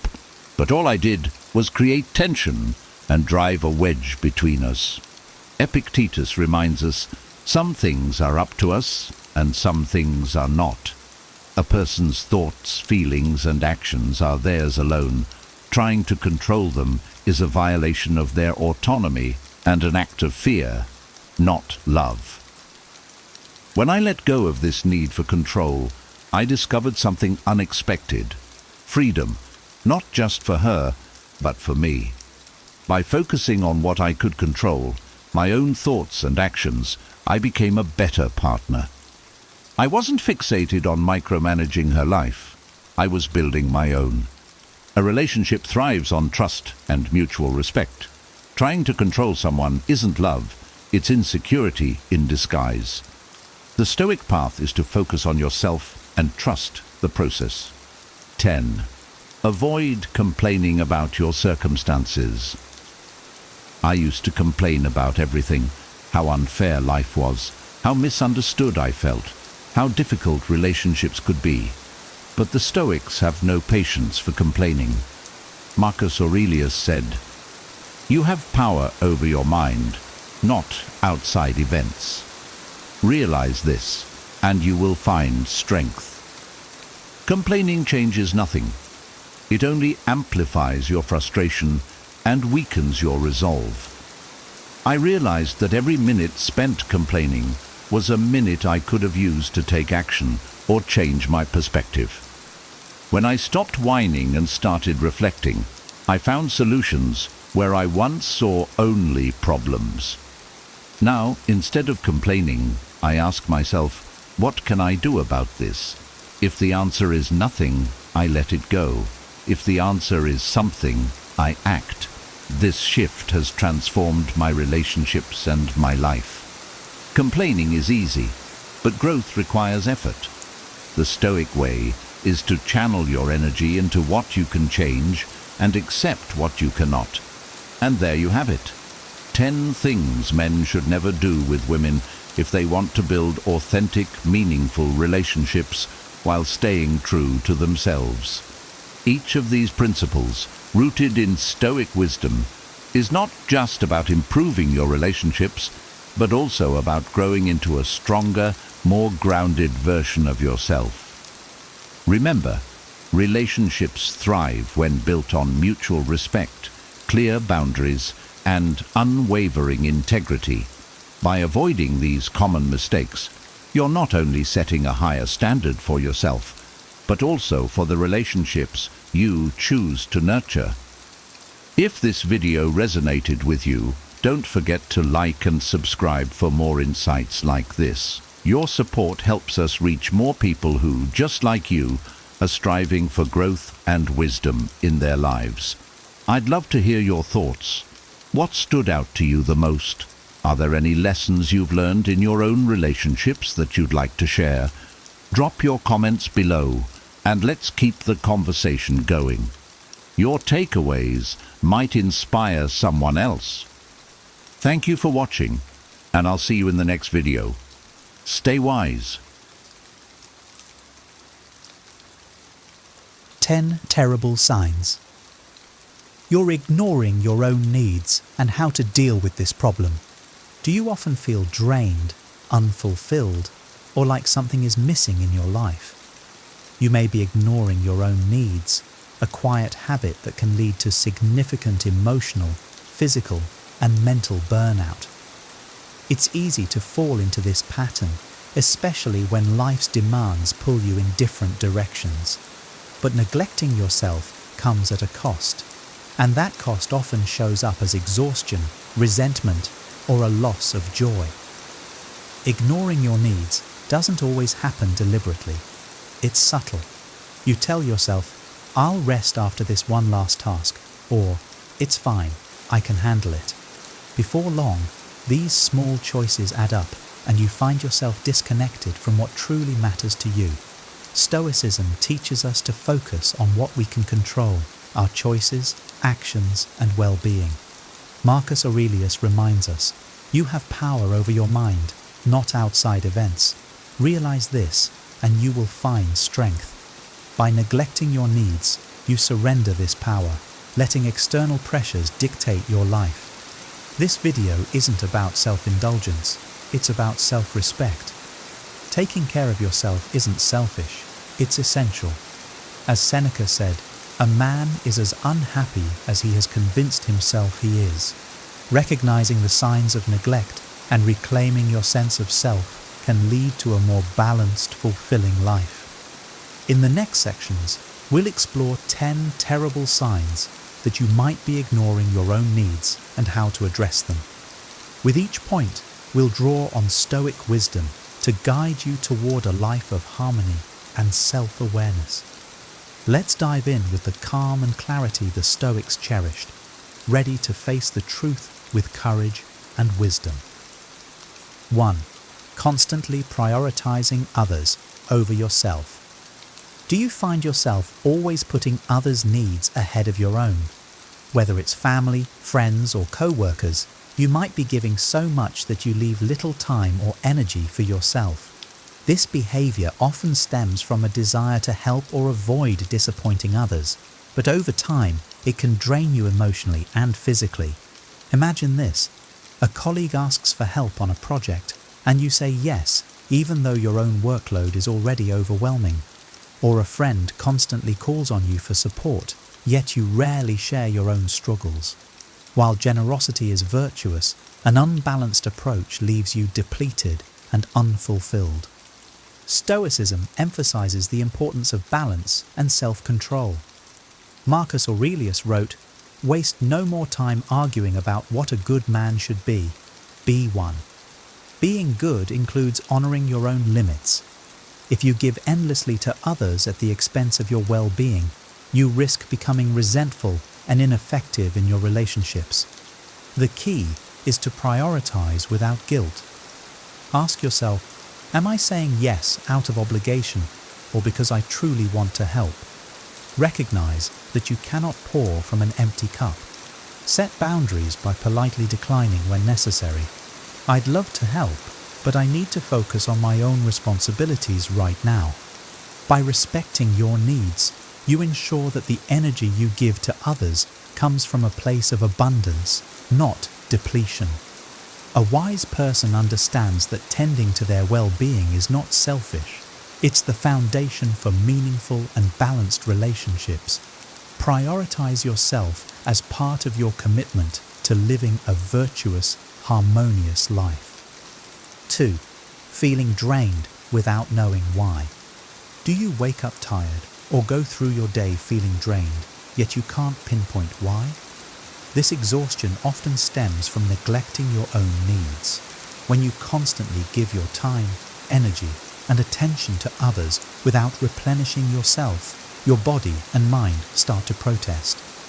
Imagine agreeing to every obligation, helping a co-worker finish their project, attending social events out of obligation, or staying up late to manage household chores. You keep telling yourself it's fine, but each day feels harder and you can't seem to recover. This chronic fatigue isn't just physical, it's emotional and mental too. The Stoics remind us to take responsibility for what we can control. Marcus Aurelius said, If you are distressed by anything external, the pain is not due to the thing itself, but to your estimate of it. And this you have the power to revoke at any moment. Feeling drained is often a sign that you've overestimated the importance of external obligations while undervaluing your own well-being. Pause and reflect on your daily habits. Are you saying yes to too many things? Are you giving yourself time to rest, reflect, and recharge? Start by setting small boundaries. Block out time for yourself on your calendar and treat it as non-negotiable. Say no to requests that don't align with your priorities. Energy is a finite resource. A wise person uses it wisely, ensuring they have enough to sustain themselves before offering it to others. By addressing the root causes of your fatigue, you not only regain your strength, but also your clarity and purpose. 3. Ignoring physical and mental health. Your body and mind are your greatest assets, yet ignoring your health is one of the most common ways people neglect their needs. Skipping meals, avoiding exercise, or brushing off stress and anxiety can seem harmless in the short term, but over time, these habits can take a serious toll. Picture this. You skip breakfast because you're running late, spend hours hunched over your desk without a break, and then collapse onto the couch at the end of the day, too tired to do anything but scroll on your phone. Days turn into weeks, and you start to notice your energy, mood, and focus deteriorating. Stoicism emphasizes the importance of discipline and care for the self. As Seneca wrote, "A man is as unhappy as he has convinced himself he is." Ignoring your health often reflects a mindset that prioritizes external demands over internal harmony. The Stoics believed in living in alignment with nature, which includes respecting your body's natural needs for nourishment, movement, and rest. To reclaim your health, start small. Prepare nourishing meals, prioritize regular movement, even if it's a short walk, and take breaks to clear your mind. Address mental health by practicing mindfulness or journaling to process your emotions. These simple acts can have profound effects on your overall well-being. A wise person knows that caring for the body and mind is essential to living a fulfilling life. When you prioritize your health, you align with the Stoic principle of living in harmony with nature, setting the foundation for strength and resilience. 4. Resentment towards others. Do you find yourself feeling bitter or resentful toward people you care about? This resentment often arises when you give too much of yourself without receiving the same level of care or consideration in return. It's a clear sign that your boundaries are being crossed, and perhaps that you've let them go unchecked. For example, you constantly help a friend who is struggling, but when you need support, they're unavailable. Or you take on extra work to help a colleague, only to feel overlooked when recognition is given. These moments of imbalance create frustration and emotional fatigue. Stoicism teaches us to focus on what is within our control. Epictetus said, "Make the best use of what is in your power and take the rest as it happens." You cannot control how others act, but you can control your willingness to accept or reject these dynamics. Resentment often signals that it's time to re-evaluate your boundaries. Address this feeling with honest reflection. Ask yourself, have I communicated my needs clearly? Often, others are unaware of how their actions or inactions affect you. Practice expressing your feelings calmly and constructively.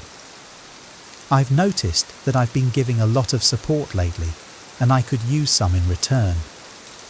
Resentment is a sign that something in the relationship dynamic needs adjustment. By addressing it with courage and clarity, you create space for healthier, more balanced connections while preserving your peace and energy. A wise person knows that mutual respect begins with self-respect. 5. Difficulty. Saying no. Do you often find yourself agreeing to things you don't want to do simply because you're afraid of disappointing others? difficulty saying no is one of the clearest signs you're ignoring your own needs. By constantly putting others first, you may inadvertently create a cycle where your priorities are always last. Picture this. A friend asks for help moving, even though you're already exhausted from a long week. You want to say no, but fear they'll feel let down or see you as unreliable. So you agree, despite the toll it takes on you. Over time, this pattern leaves you feeling drained and undervalued. Stoicism teaches the importance of asserting control over your own actions. Epictetus reminds us, "He who is free is the one who lives as he wishes, neither constrained nor restrained." True freedom means setting boundaries and recognizing that saying no to others is often saying yes to yourself. Practice saying no with grace. Start small. "I'd love to help, but I need to rest and recharge." By framing your response positively and without apology, you communicate respect for both your needs and the other person's request. Remember, your time and energy are precious. A wise person prioritizes them for what truly aligns with their values, understanding that no one else will safeguard their well-being if they don't. 6. Feeling unappreciated. Do you ever feel like your efforts go unnoticed or unacknowledged, no matter how much you give? Constantly giving without receiving appreciation is a subtle yet damaging sign you're ignoring your own needs. It can leave you feeling invisible and undervalued in your relationships. For example, you regularly go out of your way to help others, staying late at work, cooking for your family, or supporting a friend through tough times. Yet, when it comes to recognition, you're met with silence, or worse, taken for granted. This imbalance erodes your sense of worth and creates feelings of frustration and sadness.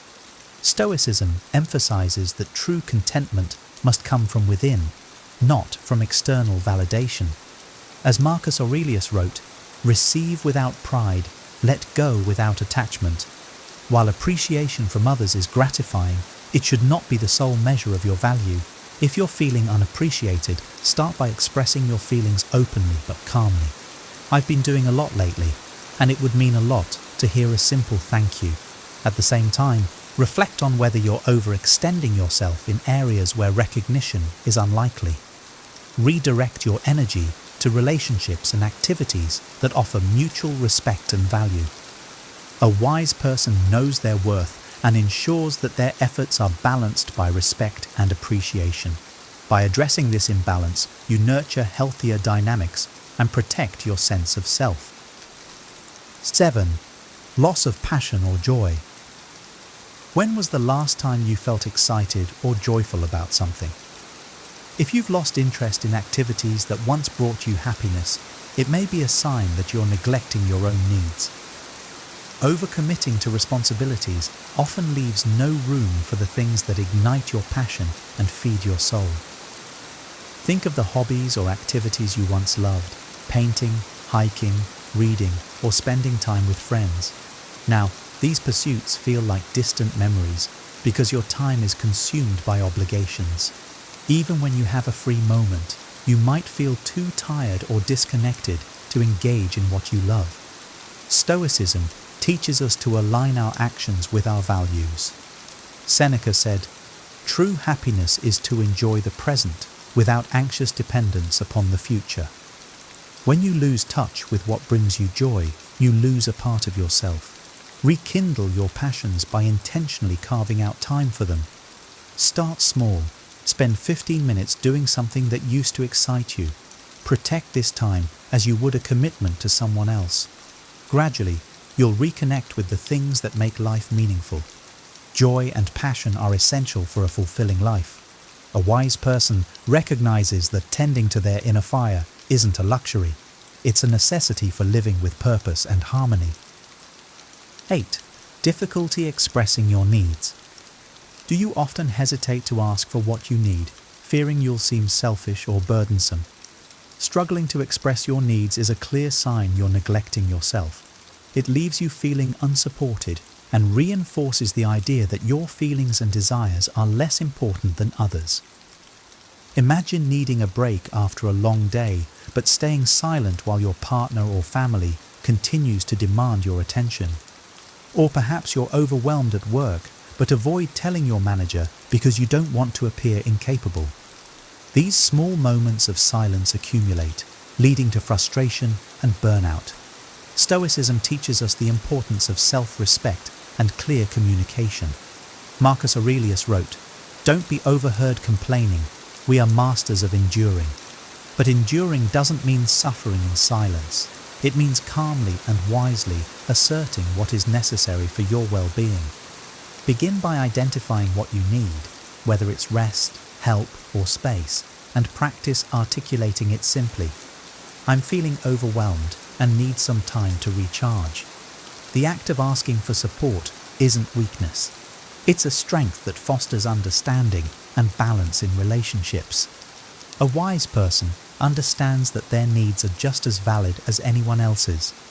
By expressing them openly and confidently, you create a life that honors your well-being and encourages mutual respect in your relationships. 9. Over-reliance on external validation.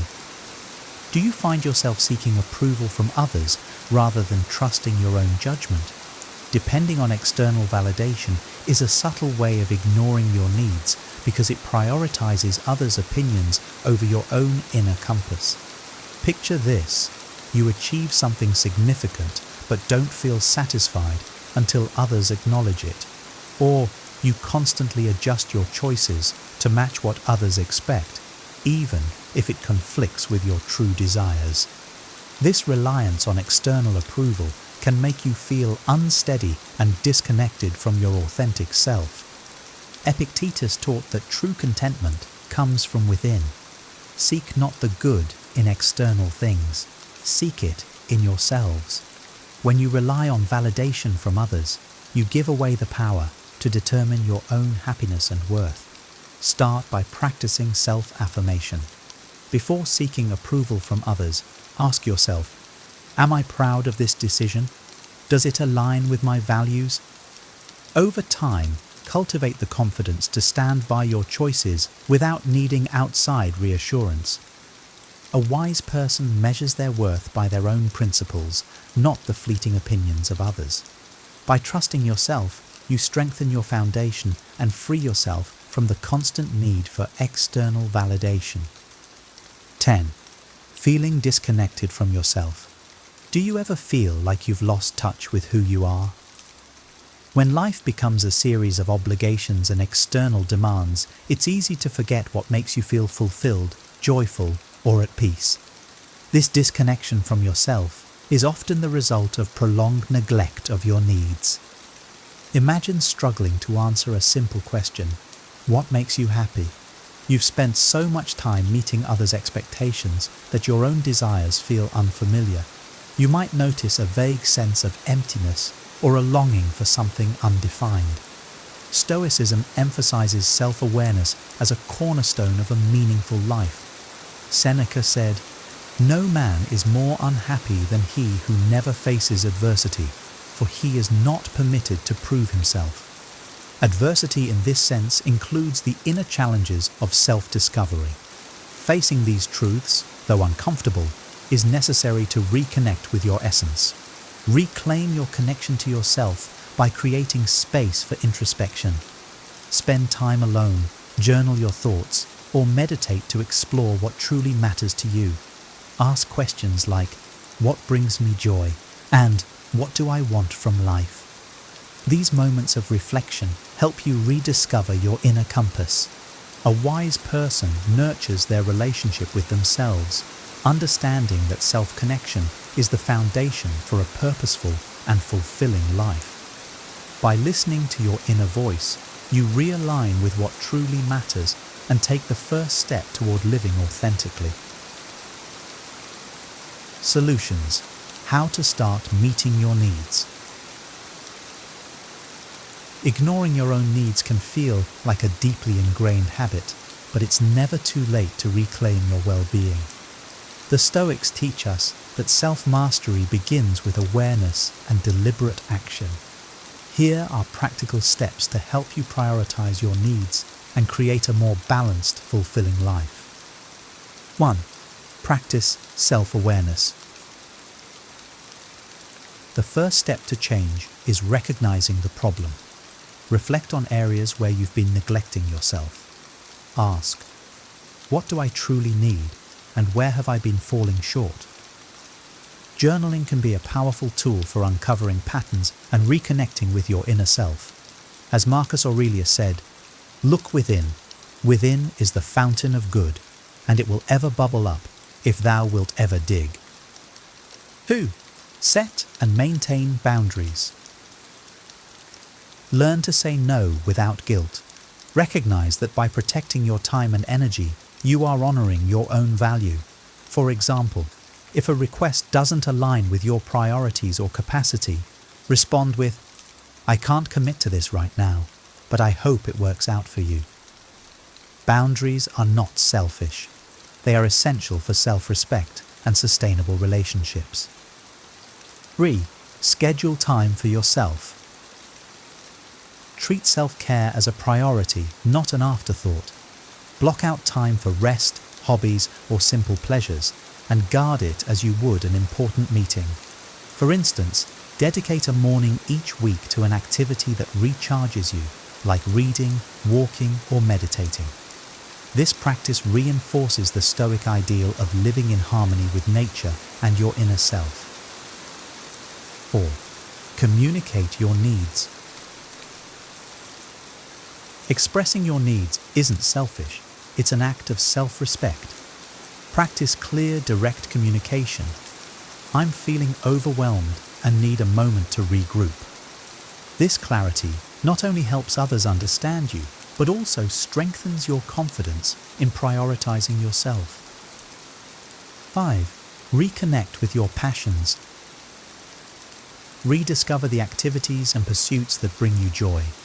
Whether it's painting, dancing, or spending time in nature, make space for what energizes and fulfills you. As Seneca advised, true happiness is to enjoy the present without anxious dependence upon the future. Embrace what makes you feel alive in the here and now. Your needs are not secondary, they are fundamental. Ignoring them might seem like a small sacrifice for the sake of others, but over time, it erodes your happiness, health, and sense of self. The good news is that you have the power to change this dynamic. As the Stoics teach, living a virtuous life requires balance, self-awareness, and intention. By recognizing the signs of neglect and taking deliberate steps to prioritize your well-being, you honor your value and reclaim your peace. You become not only a better friend, partner, and colleague, but also a stronger, more resilient individual. Take a moment today to reflect on your own needs. Commit to treating yourself with the same kindness and care you extend to others. True strength lies in living with harmony, and that harmony begins with you. Remember, as Marcus Aurelius said, dwell on the beauty of life. Watch the stars and see yourself running with them. Reconnect with your own light and let it guide you to a life of balance and fulfillment. If you found this video helpful, please give it a thumbs up and subscribe to the channel for more wisdom and actionable insights to help you live a balanced and fulfilling life. Your support means everything and helps us continue creating meaningful content. We'd also love to hear from you. What resonated with you the most? Have you noticed any of these signs in your own life? Share your thoughts, experiences, or takeaways in the comments below. Let's start a conversation and support each other in prioritizing our well-being.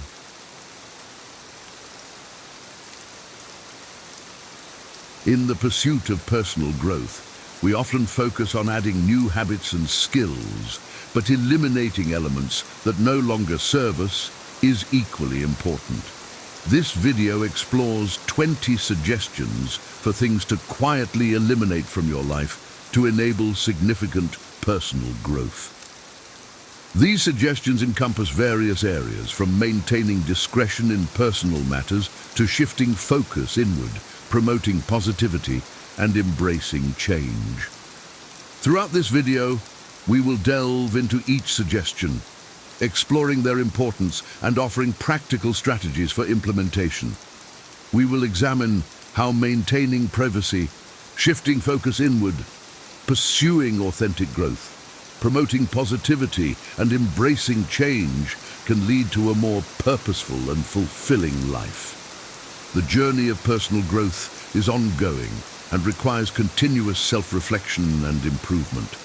By quietly eliminating what no longer serves us, we create space to pursue our highest potential and live an authentic life. In the following sections, we will explore each suggestion in greater depth, providing insights and practical advice for those embarking on their own journey of personal transformation. Maintaining discretion and privacy. 1. Don't feel the need to explain yourself to those who hurt you. One of the most liberating things you can do for your personal growth is to stop feeling the need to explain yourself to those who have hurt you. When we experience pain or mistreatment from others, it's natural to want to seek justification or closure. However, engaging in this pursuit can often lead to further frustration and emotional turmoil. The power of calm, dignified disengagement cannot be overstated.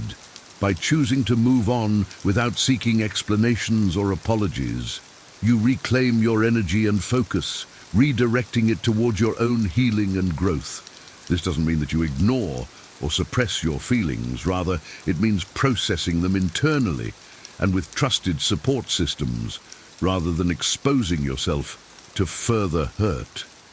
Learning to let go of the need for external validation or understanding is a crucial step in developing emotional resilience and self-assurance.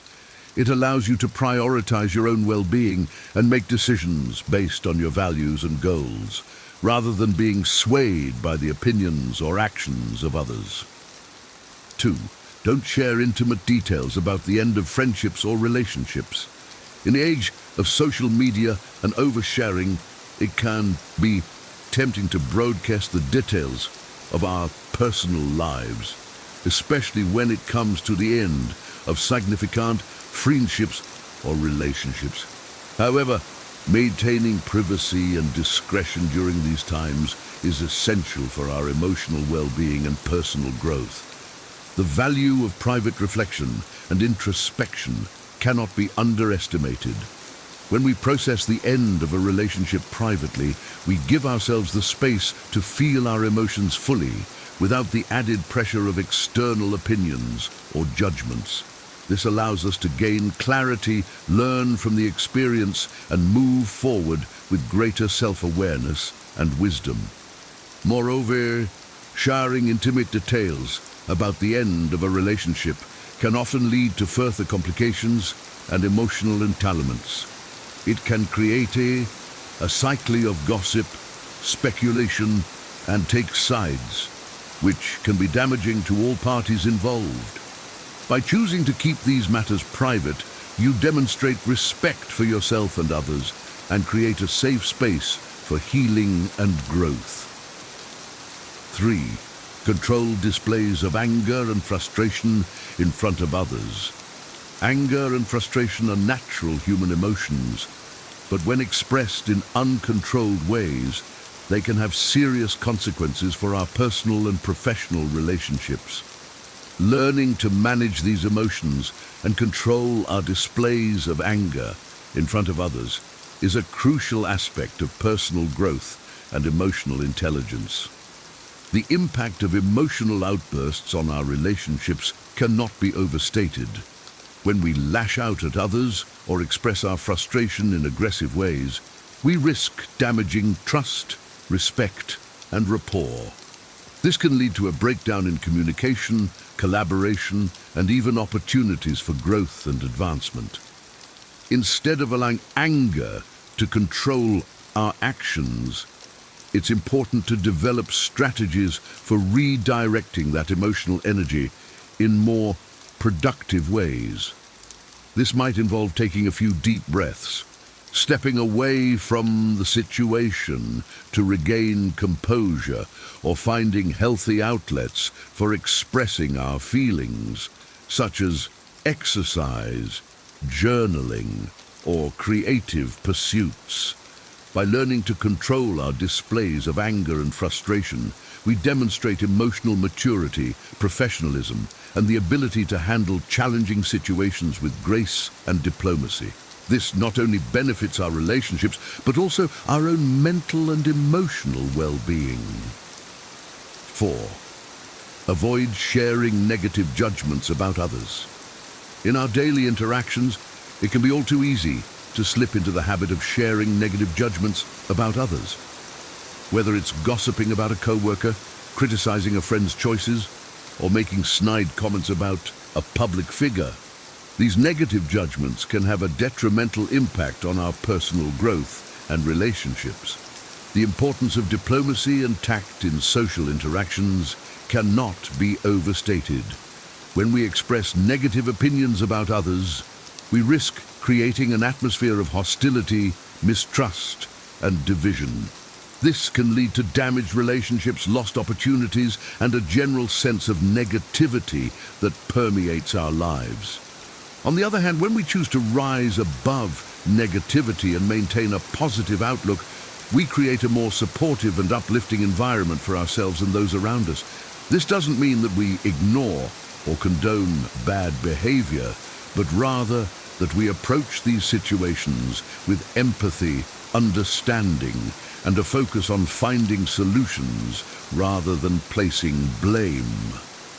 By avoiding the sharing of negative judgments, we also demonstrate integrity, compassion, and the ability to see beyond surface-level impressions. This can lead to deeper, more meaningful relationships, as well as greater opportunities for personal and professional growth. In summary, maintaining discretion and privacy in our personal lives, controlling displays of anger and frustration, and avoiding negative judgments about others are all crucial aspects of personal growth and emotional well-being. By implementing these suggestions, we create a foundation of trust, respect, and positivity that allows us to thrive in all areas of our lives. Be shifting focus inward. 5. Stop constantly comparing yourself to others. One of the most significant barriers to personal growth and self-acceptance is the habit of constantly comparing ourselves to others.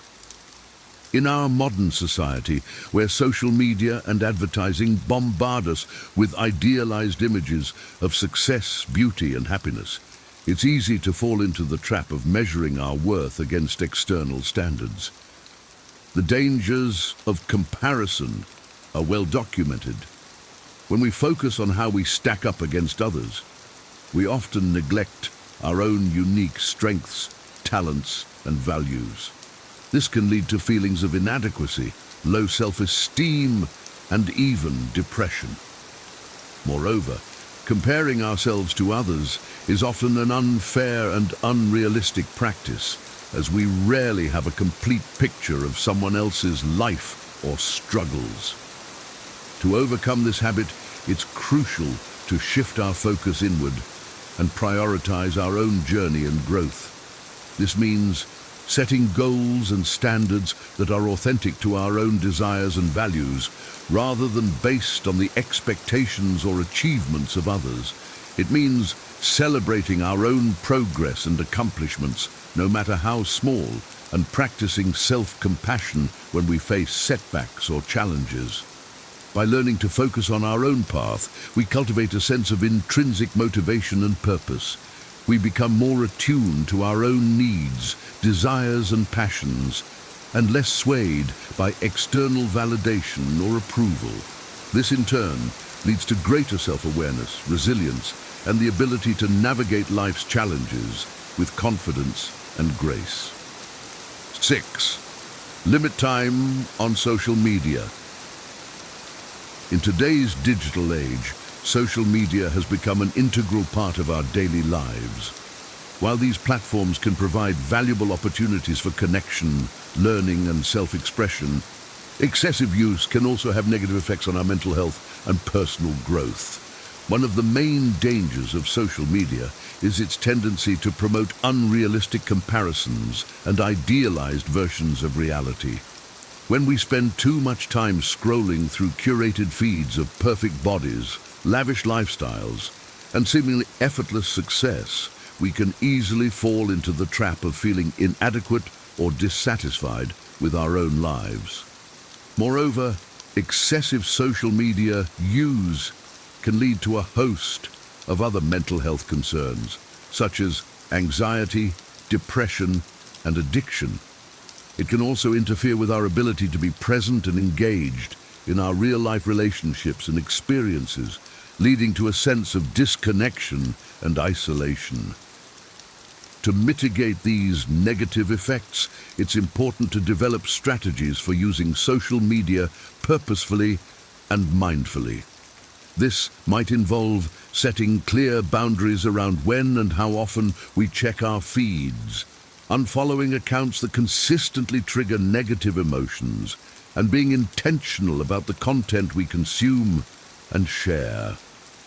By limiting our time on social media and using it in a way that supports our values and goals, we create space for more authentic self-expression, connection, and personal growth. We become less reliant on external validation and more attuned to our own inner wisdom and sense of purpose. 7. Let go of the constant pursuit of external approval. From a young age, many of us are conditioned to seek external approval and validation as a measure of our worth and success. Whether it's striving for good grades, seeking praise from our parents or teachers, or trying to fit in with our peers, the pursuit of external approval can become a driving force in our lives. While recognition and support from others can be valuable and affirming, an over-reliance on external validation can also be detrimental to our personal growth and well-being. When we constantly seek approval from others, we risk losing touch with our own authentic desires, values, and sense of self. We may make choices based on what we think will please others, rather than what truly aligns with our own goals and passions. Moreover, the constant pursuit of external approval can lead to a sense of insecurity and instability, as our self-worth becomes contingent on the opinions and reactions of others. This can create a vicious cycle of people-pleasing, self-doubt and fear of failure, which ultimately hinders our ability to grow and thrive. To break free from this pattern, it's essential to cultivate a strong sense of inner validation and self-acceptance. This means learning to trust our own instincts, values, and decisions, even if they don't always align with the expectations or approval of others. It means practicing self-compassion and self-love, and recognizing that our worth is inherent and unconditional, not dependent on external achievements or accolades. By letting go of the constant pursuit of external approval, we create space for a more authentic and fulfilling life. We become more confident in our own choices and more resilient in the face of challenges or criticism. We learn to value our own growth and well-being above the opinions of others, and to trust in the unique path that aligns with our deepest desires and values. 8. Release unrealistic expectations of perfection for yourself and others. Perfectionism is a common trap that many of us fall into, often without realizing it. Whether it's striving for flawless performance at work, maintaining an immaculate home, or expecting ourselves and others to always say and do the right thing, the pursuit of perfection can be a heavy burden to bear. The dangers of perfectionism are well documented. When we set unrealistically high standards for ourselves and others, we create a breeding ground for stress, anxiety, and feelings of inadequacy. We may become paralyzed by the fear of making mistakes or falling short, leading to procrastination, avoidance, and missed opportunities for growth and learning. Moreover, perfectionism can strain our relationships and lead to a lack of empathy and understanding for others. When we expect perfection from those around us, we risk creating an atmosphere of judgment, criticism, and resentment, rather than one of support, collaboration, and growth. To overcome the pitfalls of perfectionism, it's important to reframe our expectations and focus on progress rather than perfection. This means setting achievable goals that challenge us to grow and improve, while also allowing room for mistakes, setbacks, and learning. It means celebrating our efforts and accomplishments, no matter how small, and practicing self-compassion when we inevitably fall short of our ideals. By releasing unrealistic expectations of perfection, we create a more nurturing and supportive environment for ourselves and others. We learn to embrace the beauty and growth that come from imperfection, and to approach challenges with curiosity, resilience, and a willingness to learn.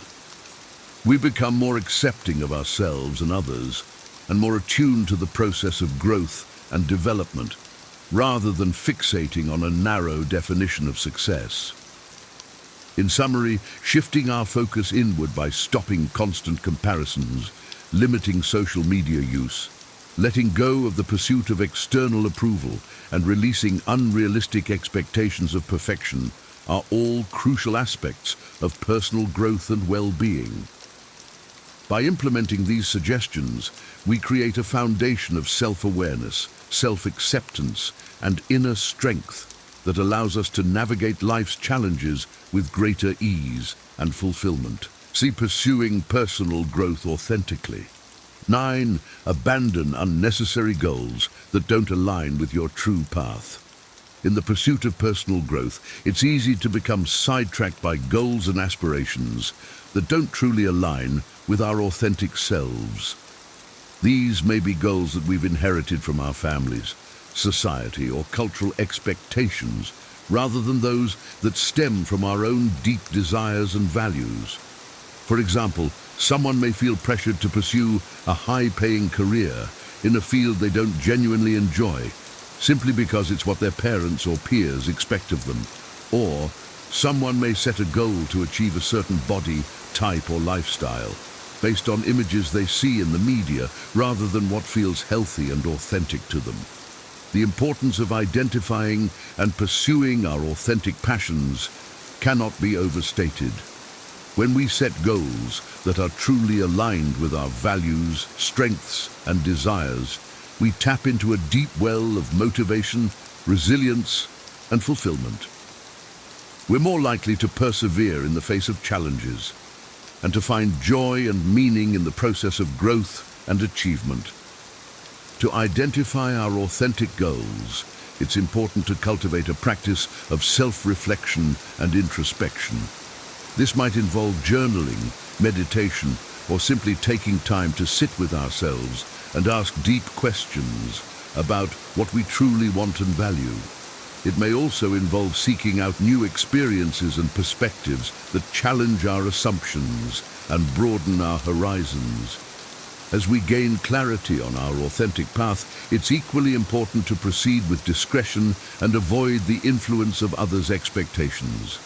This means learning to trust our own instincts and judgments, even if they don't align with the conventional wisdom or advice of others.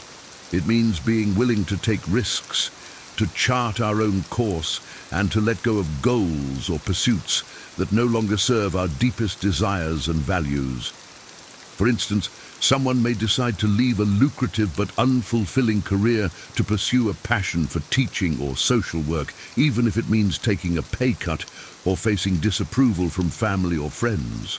Or someone may choose to prioritize their mental health and well-being over achieving a certain level of success or status, recognizing that true fulfillment comes from within. By abandoning unnecessary goals and aligning ourselves with our authentic path, we create a foundation for deep, lasting personal growth. We become more resilient, adaptable, and capable of navigating life's challenges with grace and purpose. We find greater meaning, satisfaction, and joy in our pursuits and inspire others to do the same. 10. Procrastination and avoidance. Procrastination and avoidance are common obstacles to personal growth and success. When we consistently put off important tasks, decisions, or conversations, we create a cycle of stress, guilt, and missed opportunities that can hold us back from reaching our full potential. The negative impact of procrastination can manifest in many areas of our lives. For example, a student who consistently procrastinates on studying or completing assignments may struggle to keep up with coursework, leading to lower grades and increased anxiety. An entrepreneur who avoids making important decisions or taking calculated risks may miss out on opportunities for growth and innovation. A couple who puts off having difficult conversations about their relationship may allow resentment and disconnection to fester, eroding the foundation of their partnership. To overcome procrastination and avoidance, it's important to develop strategies for recognizing and managing these tendencies. This might involve breaking down large tasks into smaller, more manageable steps, setting clear deadlines and accountability measures, or seeking support and encouragement from others.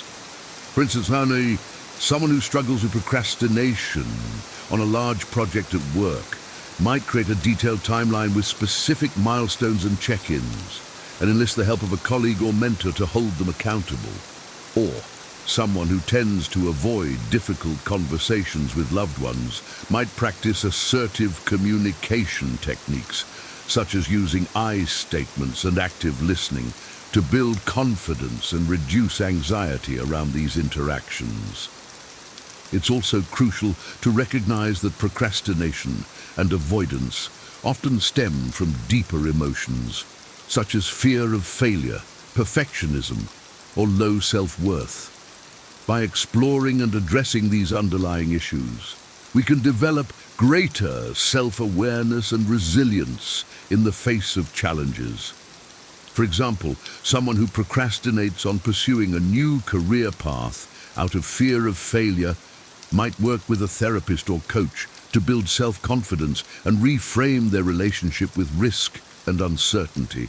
Or someone who avoids setting boundaries with others out of a desire to please or avoid conflict might practice self-compassion and assertiveness, recognizing that their needs and well-being are valid and important. Ultimately, overcoming procrastination and avoidance requires a commitment to taking action, even in the face of discomfort or uncertainty. By developing strategies for managing these tendencies and building self-awareness and resilience, we create a foundation for lasting personal growth and success. 11. Unhealthy habits and self-sabotage. Unhealthy habits and self-sabotaging behaviors can be significant barriers to personal growth and well-being. These patterns can take many forms, such as poor sleep habits, unhealthy eating, negative self-talk, or engaging in activities that undermine our goals and values. For example, someone may turn to alcohol or drugs to cope with stress or anxiety, rather than developing healthy coping mechanisms such as exercise, meditation, or therapy. Or someone may repeatedly enter into toxic relationships or work environments, despite recognizing the negative impact on their mental and emotional well-being. The first step in overcoming unhealthy habits and self-sabotage is to identify the specific patterns and behaviors that are holding us back. This requires a willingness to be honest with ourselves, to look closely at our thoughts, emotions, and actions, and to recognize the ways in which we may be undermining our own growth and happiness. For instance, someone who struggles with negative self-talk might start by simply noticing the specific thoughts and beliefs that arise in challenging situations, such as, "I'm not good enough," or "I'll never be able to do this." By bringing awareness to these patterns, we create space for change and growth. The next step is to replace unhealthy habits with nourishing alternatives. This might involve developing a consistent sleep routine, finding healthy ways to manage stress and emotions, or seeking out supportive relationships and environments that align with our values and goals. For example, someone who tends to cope with anxiety by overeating might explore alternative coping strategies, such as deep breathing exercises, journaling, or talking with a trusted friend or therapist. Or someone who struggles with procrastination might experiment with time management techniques, such as the Pomodoro method or time blocking, to create structure and accountability in their daily routine. It's important to approach this process with compassion and patience, recognizing that changing deep-seated habits and patterns takes time and practice. It's also helpful to enlist the support of others, whether that's a therapist, coach, or trusted friend or family member, to provide encouragement, accountability, and guidance along the way. Ultimately, overcoming unhealthy habits and self-sabotage requires a commitment to self-awareness, self-care, and personal growth. By identifying the specific patterns that hold us back, replacing them with nourishing alternatives, and seeking out support and resources, we create a foundation for lasting change and transformation. 12. The need to always be right. The need to always be right is a common trap that can hinder personal growth and damage relationships. When we become overly attached to our own opinions, beliefs, and ways of doing things, we risk closing ourselves off to new perspectives, ideas, and opportunities for learning and connection. This pattern can manifest in many ways, such as arguing with others, even when it's not necessary or productive, refusing to admit when we're wrong or have made a mistake, or dismissing or invalidating the experiences and viewpoints of others. The value of humility and open-mindedness in personal growth cannot be overstated. When we cultivate a willingness to listen, learn, and consider other perspectives, we expand our own understanding of the world and ourselves. We become more adaptable, resilient, and capable of navigating complex challenges and relationships. To develop greater humility and open-mindedness, it's important to practice active listening and empathy. This means setting aside our own agendas and opinions temporarily and focusing on understanding and validating the experiences and perspectives of others.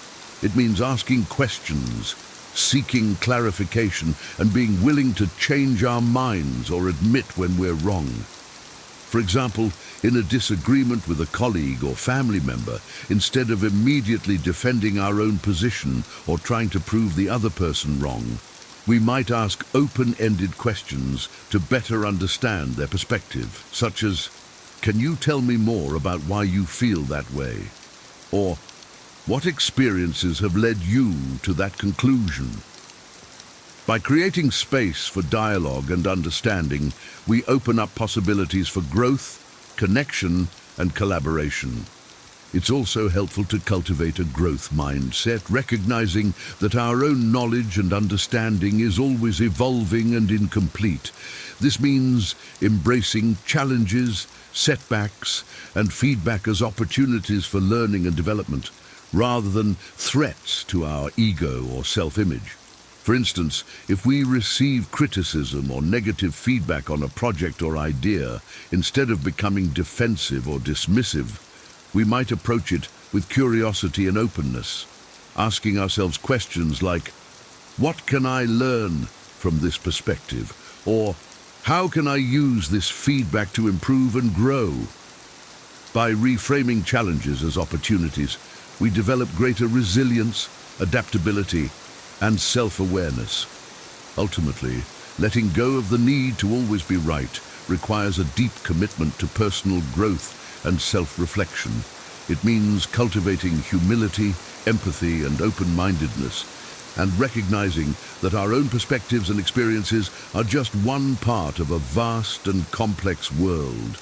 By embracing this mindset, we open ourselves up to new possibilities for learning, connection, and transformation, both within ourselves and in our relationships with others, promoting positivity in thought and speech. 13. Maintain privacy and discretion about relationship details. Relationships, whether romantic, familial, or platonic, are an essential part of our lives and can greatly impact our personal growth and well-being. However, when relationships end or go through difficult times, it can be tempting to share intimate details with others as a way of processing emotions or seeking support. While it's important to have trusted confidence and support systems, maintaining privacy and discretion about relationship details is crucial for several reasons. First, sharing intimate information about a relationship can breach trust and respect for the other person involved, even if the relationship has ended. It can also create awkwardness or discomfort for those who hear about the private details, and may lead to gossip or judgment that can further complicate the situation. Moreover, processing relationship endings or challenges publicly can sometimes hinder our own healing and growth. When we focus on gaining validation or sympathy from others, we may neglect the important inner work of self-reflection, learning and moving forward. We may also become stuck in a narrative of victimhood or blame, rather than taking responsibility for our own role in the relationship and its challenges. Instead, it's important to find healthy, private ways to process relationship endings and challenges. This might involve journaling, meditation, or speaking with a trusted therapist or counselor who can provide a safe, confidential space for exploration and healing. It might also involve setting clear boundaries with others about what we are and are not willing to share, and communicating our needs for support and privacy directly and respectfully. For example, if a friend or family member asks for details about a recent breakup, we might respond with something like, "I appreciate your concern, but I'm not comfortable sharing private details about my relationship. What I really need right now is your support and understanding as I work through this challenging time." By setting clear boundaries and communicating our needs, we create a foundation for healthy, respectful relationships with others and with ourselves. 14. Don't participate in gossip and negativity. Gossip and negativity are all too common in many social and professional circles and can have a corrosive effect on our personal growth and well-being. When we engage in gossip or negative talk about others, we contribute to a culture of judgment, mistrust, and disconnection that can hinder our own growth and success. The negative impact of gossip can be far-reaching. It can damage reputations, relationships, and opportunities, and create a toxic environment that breeds fear, resentment, and hostility. It can also reinforce negative stereotypes and prejudices and contribute to a culture of exclusion and discrimination. Moreover, participating in gossip and negativity can have a detrimental effect on our own mental and emotional well-being. When we focus on the faults and shortcomings of others, we neglect our own self-reflection and growth. We may become trapped in a cycle of judgment and criticism that leaves us feeling isolated, anxious, and unfulfilled. To avoid participating in gossip and negativity, it's important to cultivate a mindset of empathy, compassion, and positivity. This means looking for the best in others, even when they may be struggling or making mistakes. It means seeking to understand and support rather than judge and criticize. And it means modeling kindness, respect, and integrity in our own words and actions, even when it may be difficult or unpopular. For example, if we hear colleagues or friends engaging in negative gossip about someone else, We might gently redirect the conversation by saying something like, "I don't feel comfortable talking about someone who isn't here to defend themselves. Let's focus on the positive things we appreciate about each other and our work together." By setting a tone of empathy and respect, we create a ripple effect of positivity that can transform our relationships and communities. It's also important to be mindful of our own tendencies towards negativity and judgment, and to actively work to shift our mindset and behavior. This might involve practicing gratitude, self-compassion, and forgiveness, and surrounding ourselves with positive, supportive people who uplift and inspire us. Ultimately, avoiding gossip and negativity is about choosing to be a force for good in the world and recognizing that our words and actions have the power to heal or harm. By cultivating empathy, compassion, and positivity, we not only enhance our own personal growth and well-being, but also contribute to a more loving, connected, and thriving world. 15. Clutter and excess possessions. In our modern consumer culture, it's easy to accumulate clutter and excess possessions that can weigh us down both physically and emotionally. From overflowing closets and garages to crowded bookshelves and kitchen counters, the stuff we own can often take up valuable space in our lives and minds, hindering our ability to focus on what truly matters. The psychological benefits of simplifying our living spaces are well documented. Studies have shown that a decluttered environment can reduce stress and anxiety, improve focus and productivity, and even boost creativity and self-esteem. When we let go of the things that no longer serve us, we create space for new opportunities, experiences, and growth. Moreover, the process of decluttering itself can be a powerful tool for self-reflection and personal development.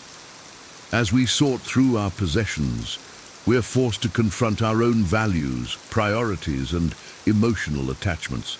We may discover that we've been holding on to things out of fear, guilt, or a sense of scarcity rather than true necessity or joy. By letting go of these emotional and physical burdens, we free ourselves to live more authentically and abundantly. To begin the process of decluttering, it's helpful to start small and focus on one area or category at a time. This might involve tackling a single drawer, closet, or room, and sorting items into piles of keep, donate, and discard. As we make decisions about what to let go of, it's important to be honest with ourselves about what truly brings us value and aligns with our goals and values. For example, we might ask ourselves questions like, when was the last time I used this item? Or, does this possession bring me joy or serve a necessary purpose in my life? By focusing on the things that truly matter to us, we create a living space that reflects our authentic selves and supports our personal growth and well-being. It's also helpful to develop systems and habits that prevent clutter from accumulating in the first place. This might involve implementing a one-in, one-out rule for new purchases, or regularly reassessing and purging our possessions to keep our spaces streamlined and intentional. Ultimately, decluttering our living spaces is about more than just tidying up our physical environment. It's about creating a foundation for a more purposeful, joyful, and fulfilling life, free from the distractions and burdens of excess. By letting go of the things that no longer serve us, we open ourselves up to new possibilities for growth, connection, and abundance. 16. Toxic relationships and one-sided friendships. Relationships are an essential part of our lives, providing us with support, connection, and opportunities for growth and learning. However, not all relationships are created equal, and some can be toxic or one-sided, draining our energy and hindering our personal development. Toxic relationships can take many forms, from overt abuse and manipulation to more subtle patterns of negativity, criticism, or disrespect. These relationships often leave us feeling depleted, anxious, and unsupported, and can even lead to physical and mental health problems over time. Similarly, one-sided friendships can be emotionally draining and unfulfilling as we pour our time, energy, and resources into a relationship that doesn't reciprocate or value our needs and boundaries. These imbalanced dynamics can leave us feeling resentful, unappreciated, and disconnected from our own desires and goals. To cultivate healthy, supportive relationships that uplift and inspire us, it's important to be discerning about the people we allow into our lives. This means surrounding ourselves with individuals who share our values, respect our boundaries, and contribute positively to our growth and well-being. It's also crucial to learn how to set and maintain healthy boundaries in our relationships, even with those closest to us. This might involve communicating our needs and expectations clearly and directly, and being willing to say no to requests or behaviors that don't align with our values or well-being. For example, if a friend consistently cancels plans at the last minute or fails to show up for us in times of need, we might have a conversation about how their behavior is impacting us and what we need from the relationship moving forward. If the friend is unwilling or unable to make changes, it may be necessary to reevaluate the relationship and prioritize our own self-care and growth. In some cases, it may be necessary to distance ourselves from toxic or one-sided relationships altogether in order to create space for healthier, more reciprocal connections. This can be a difficult and painful process, but it's an essential part of personal growth and self-respect. Ultimately, cultivating healthy, supportive relationships is about honoring ourselves and our own needs, while also being open to genuine connection and growth with others.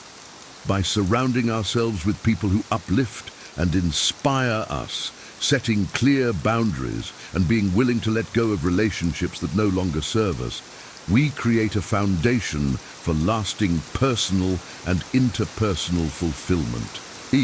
Embracing change and personal evolution. 17. Living in the past or worrying about the future. One of the greatest obstacles to personal growth and well-being is the tendency to live in the past or worry about the future, rather than being fully present in the moment.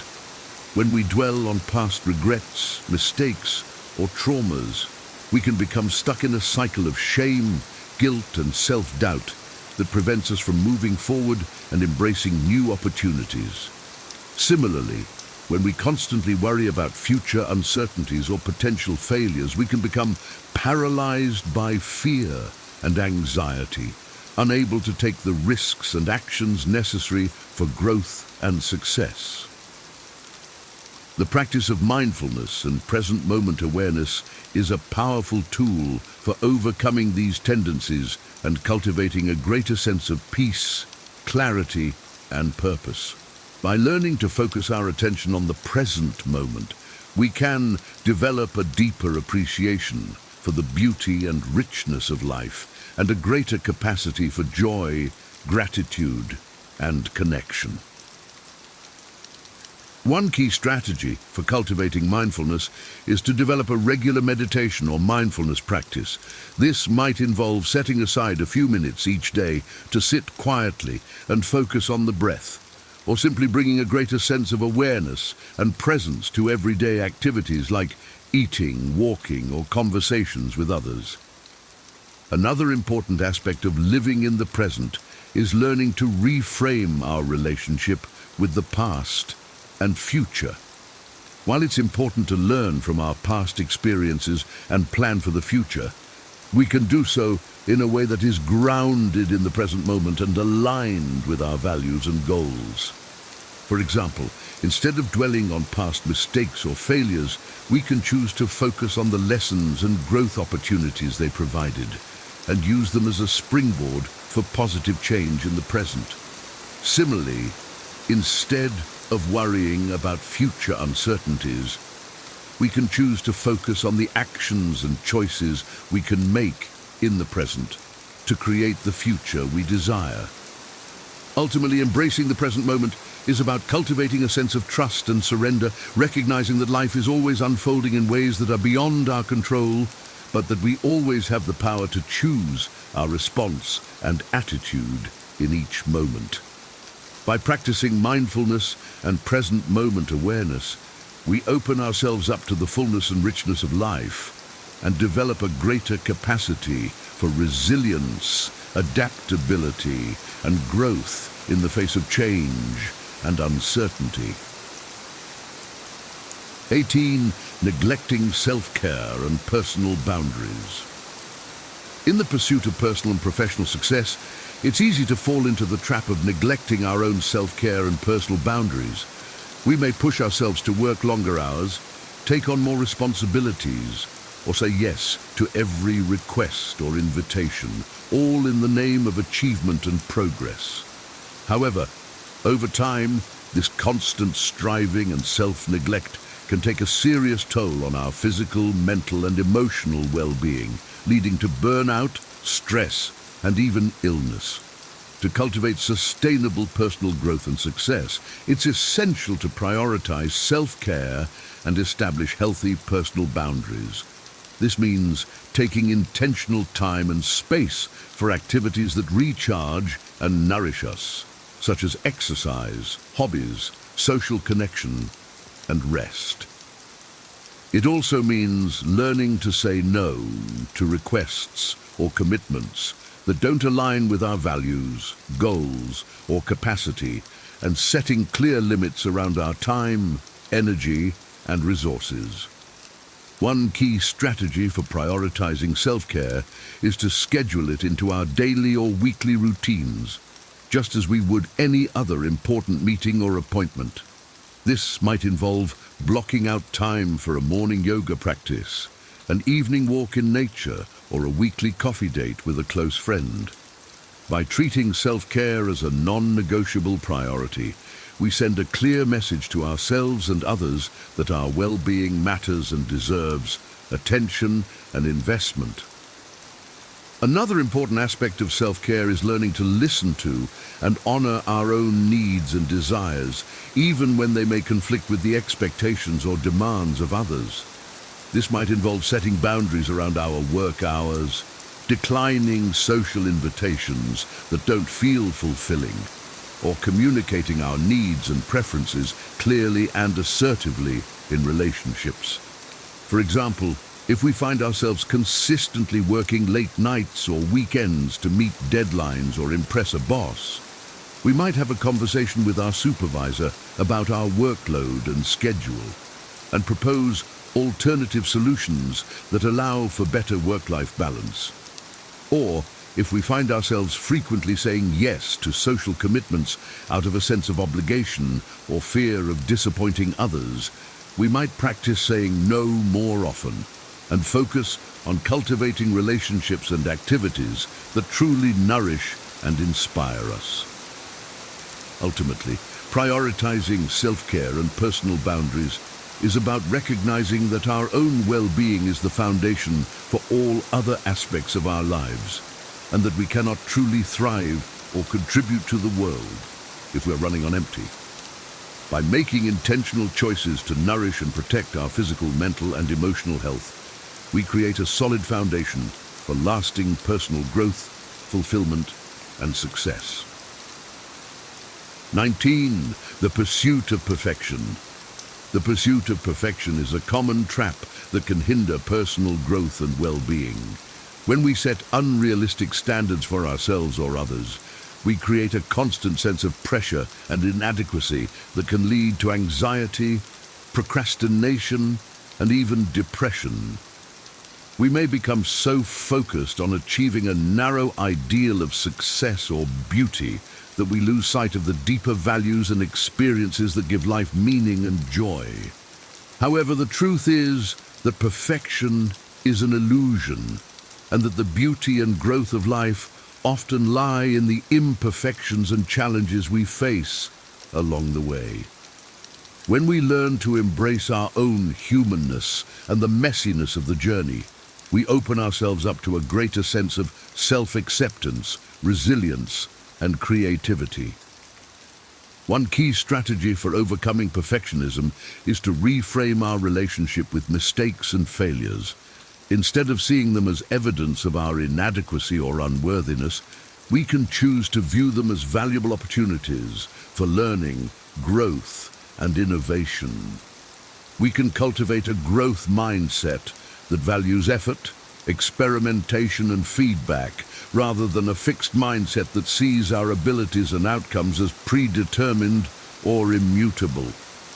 For example, if we receive critical feedback on a project or performance, instead of becoming defensive or discouraged, we can choose to approach the feedback with curiosity and openness, asking ourselves what we can learn from the experience and how we can use it to improve and evolve. Or if we encounter a setback or failure in pursuit of a goal, we can choose to reframe it as a temporary obstacle or redirection rather than a permanent defeat, and look for ways to adapt and persevere.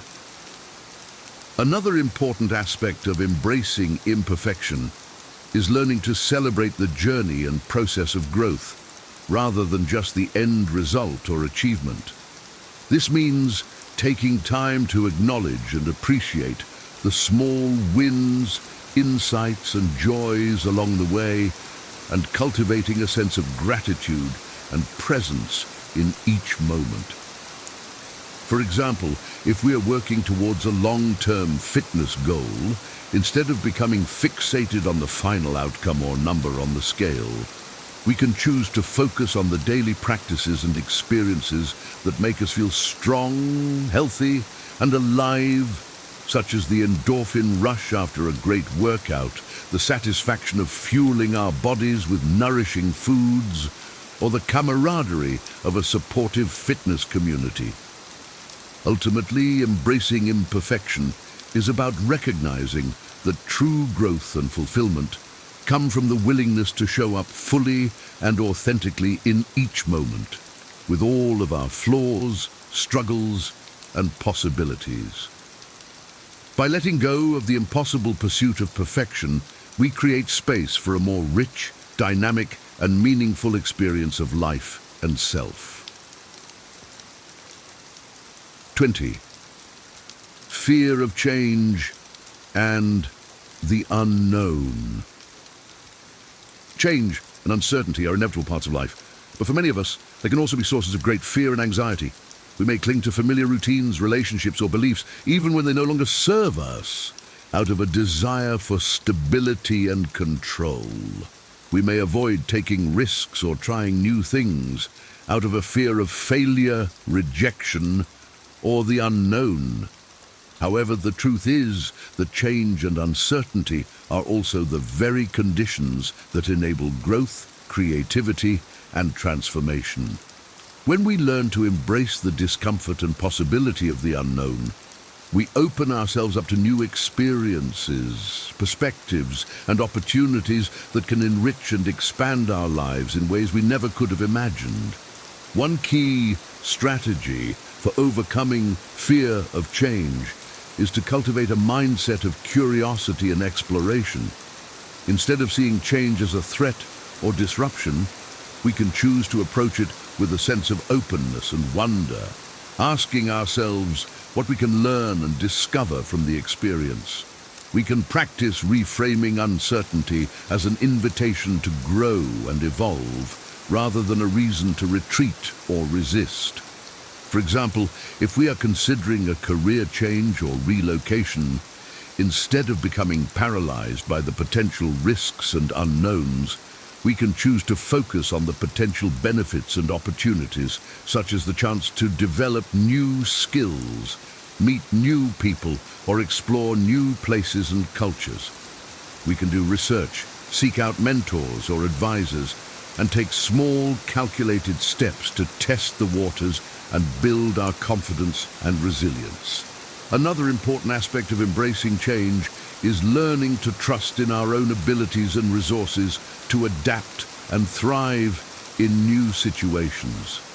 This means cultivating a sense of self-efficacy and self-compassion, recognizing that we have the strength, wisdom, and creativity to navigate challenges and setbacks, and that failure or struggle are not reflections of our worth or potential. For example, if we are facing a major life transition, such as a divorce, illness, or job loss, instead of becoming overwhelmed by fear and self-doubt, we can choose to focus on our inner resources and support systems, such as our resilience, adaptability, and relationships with loved ones.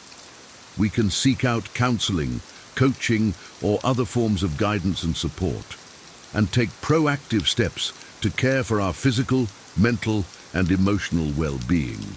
Ultimately, embracing change and the unknown is about cultivating a sense of trust and faith in the unfolding of life, recognizing that even the most difficult and uncertain times can be opportunities for growth, healing, and transformation. By learning to lean into the discomfort and possibility of change, we develop the courage, flexibility, and wisdom to navigate the ever-changing landscape of our lives with grace, purpose, and joy. In this video, we explored 20 suggestions for things to eliminate from your life to enable personal growth and well-being. These suggestions include maintaining discretion, shifting focus inward, pursuing authentic growth, promoting positivity, and embracing change. True growth often requires letting go of things that no longer serve us, such as unhealthy habits, toxic relationships, limiting beliefs, or outdated ways of being. By creating space, we open ourselves up to new possibilities and experiences. Personal growth is a lifelong journey of self-discovery and evolution, requiring patience, self-compassion, and a willingness to embrace discomfort and change. The goal is not perfection, but cultivating authenticity, purpose, and connection in each moment. As we embark on this journey, remember that we're not alone. Resources, support, and inspiration are available through therapy, coaching, spiritual practice, creative expression, and the guidance of trusted friends and mentors. Let us begin this journey with excitement, knowing that by eliminating what holds us back, we create space for a life of greater meaning and joy. Embrace the present moment and trust in your unique path of growth and transformation. Remember, you always have the power to choose love, curiosity, and self-compassion, creating a life that reflects your deepest desires and values.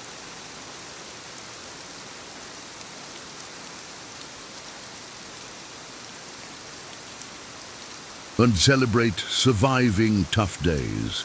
It means to appreciate your resilience in the face of adversity. For example, after a particularly challenging workday, take a moment to acknowledge your strength and treat yourself to a relaxing evening. 2.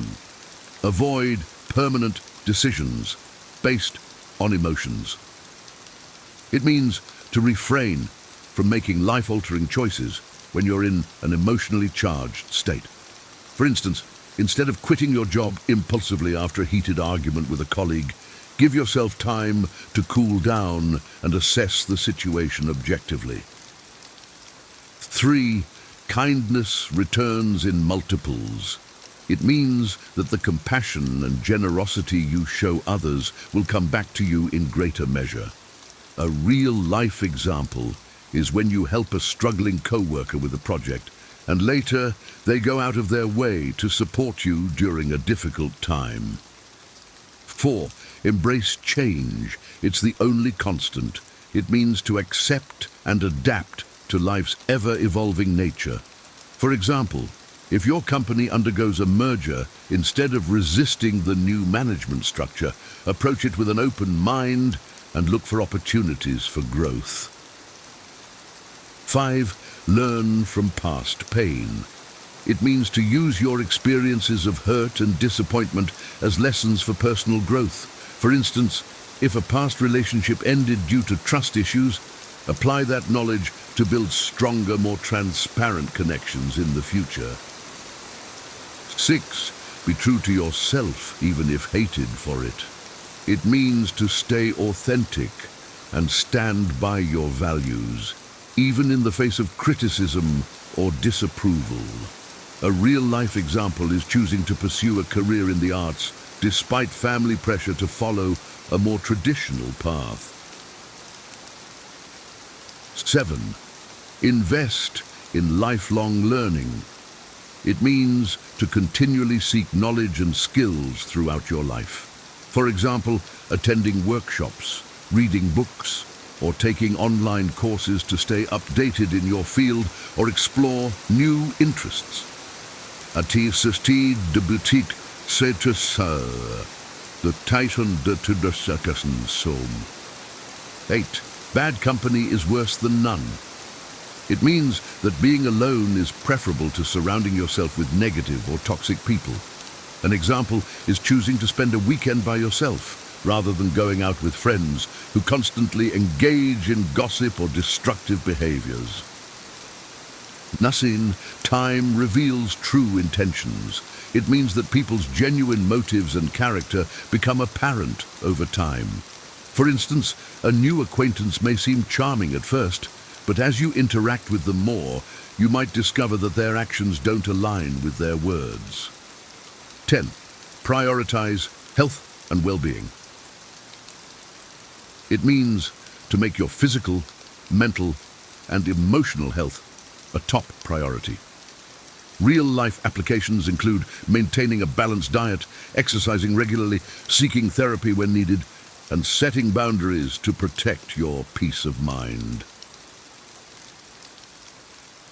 11. Control your thoughts.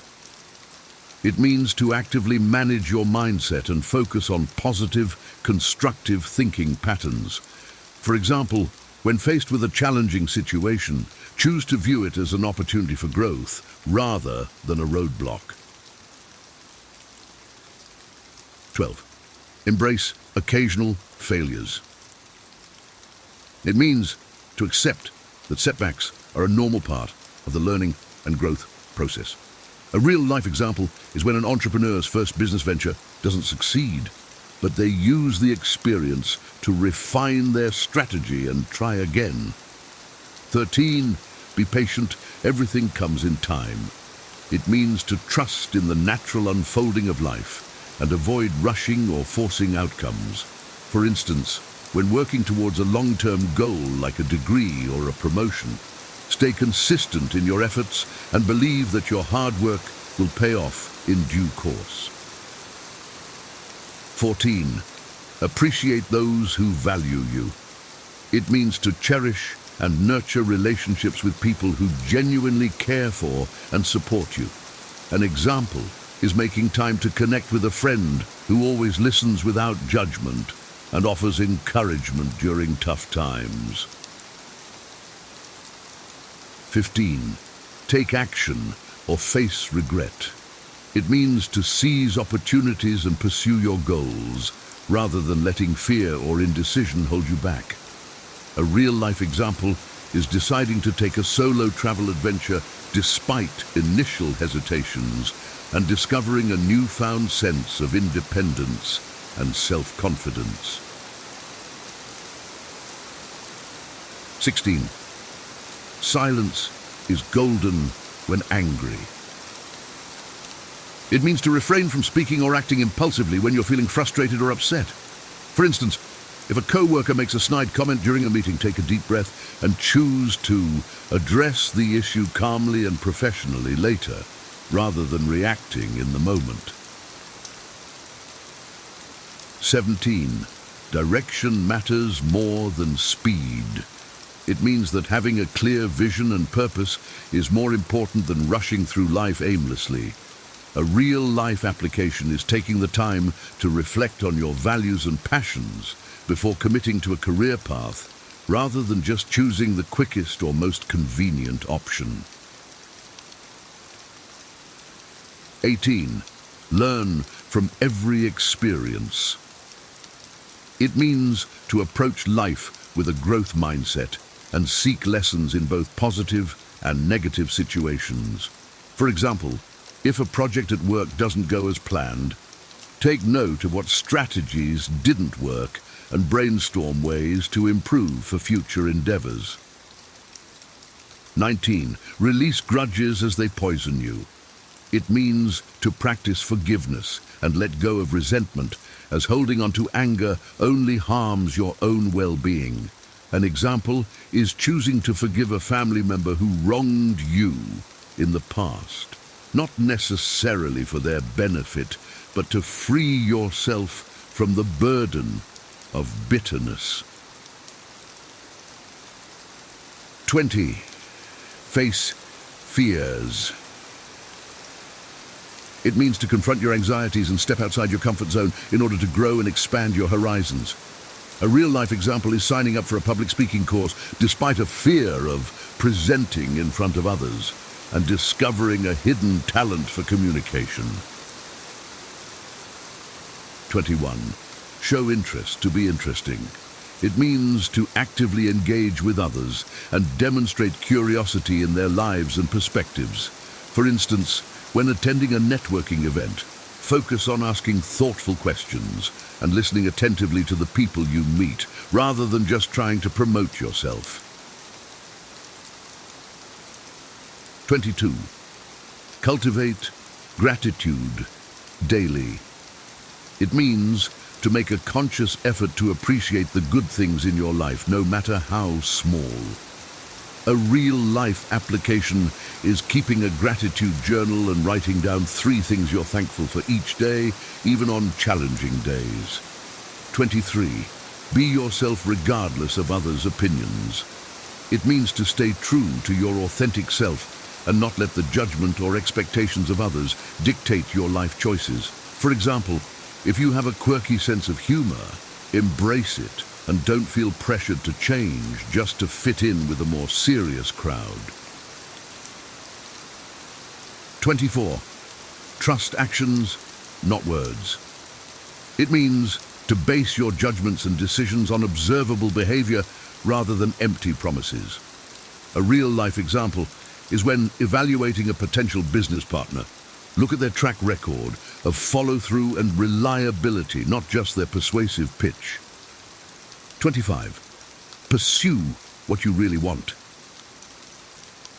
It means to have the courage to go after your true desires and passions, even if it means taking risks or going against societal norms. For instance, if you've always dreamed of starting your own business, take steps to make it a reality, even if it means leaving the security of a traditional 9-to-5 job. 26. Value your time. Not everyone deserves it. It means to be selective with how you spend your time and energy, and prioritize people and activities that align with your values and goals. A real-life application is learning to say no to social invitations or requests that don't serve you, in order to make room for more meaningful engagements. 27. Wealth simplifies life.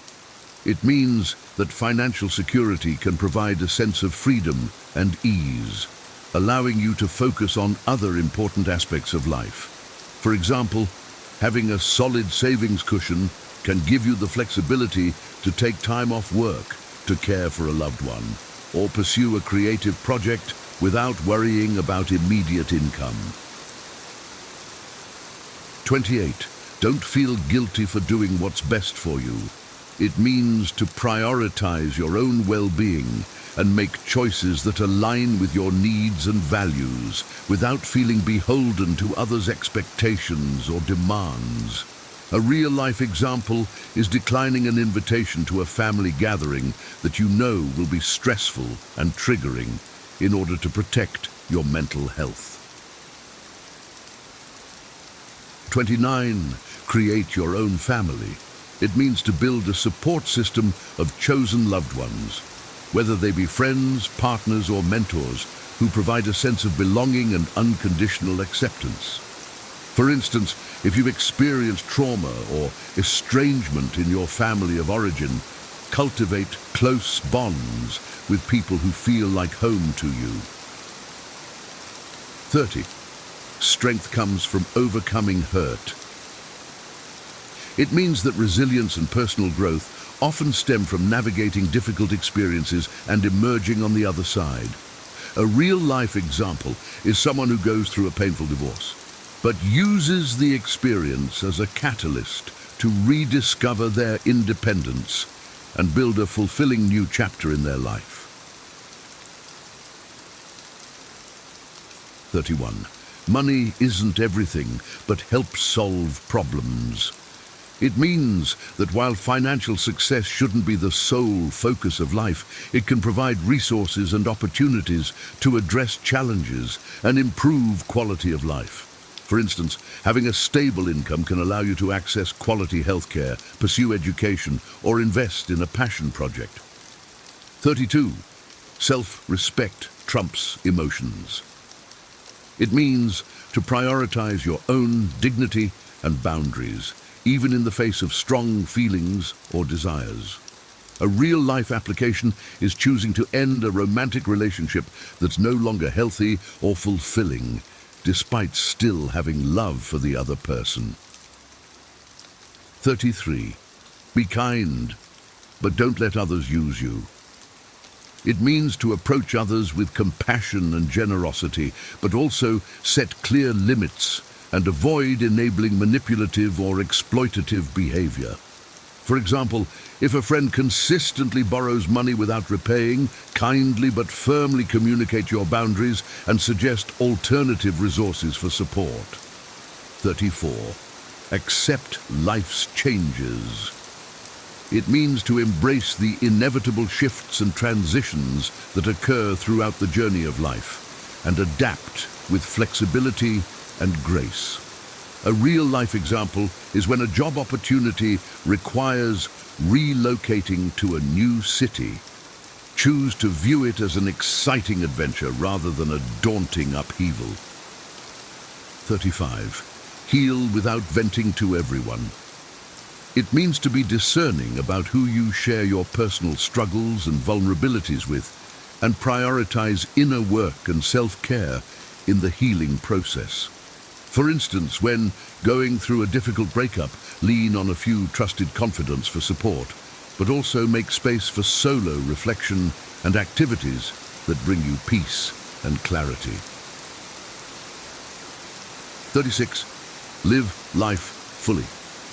It means to embrace all the joys, challenges, and possibilities that life has to offer and make the most of each moment and opportunity. A real-life application is saying yes to new experiences, like trying a foreign cuisine or learning a new skill, even if it feels intimidating at first. 37. Discipline is self-respect. It means that holding yourself accountable to your goals and values is a form of self-love and personal integrity. For example, sticking to a regular exercise routine, even when you don't feel motivated, is a way of honoring your commitment to your physical and mental well-being. 38. Stay strong even when things fall apart. It means to maintain a sense of inner resilience and hope, even in the face of setbacks or disappointments. A real-life example is when a cherished friendship ends. Allow yourself to grieve the loss, but also trust in your ability to heal and form new connections. 39. Walk your own path. It means to trust your own intuition and forge a life journey that is authentic to your unique purpose and passions. For instance, if you feel called to pursue a career in the arts, follow that path even if it doesn't align with your family's expectations or societal norms. 40. Say no without guilt. It means to set boundaries and decline requests or invitations that don't serve your well-being without feeling a sense of obligation or self-doubt. A real-life application is turning down a weekend trip with friends because you need alone time to recharge, and trusting that true friends will understand and respect your needs. 41. Avoid gossip. It means to refrain from engaging in or perpetuating negative or unverified talk about others, and instead promote a culture of respect and integrity. For example, if a co-worker tries to draw you into speculation about another colleague's personal life, gently change the subject or suggest focusing on more constructive topics. 42. Keep plans private until achieved. It means to be discerning about sharing your goals and aspirations, and wait until you've made tangible progress before announcing them to others.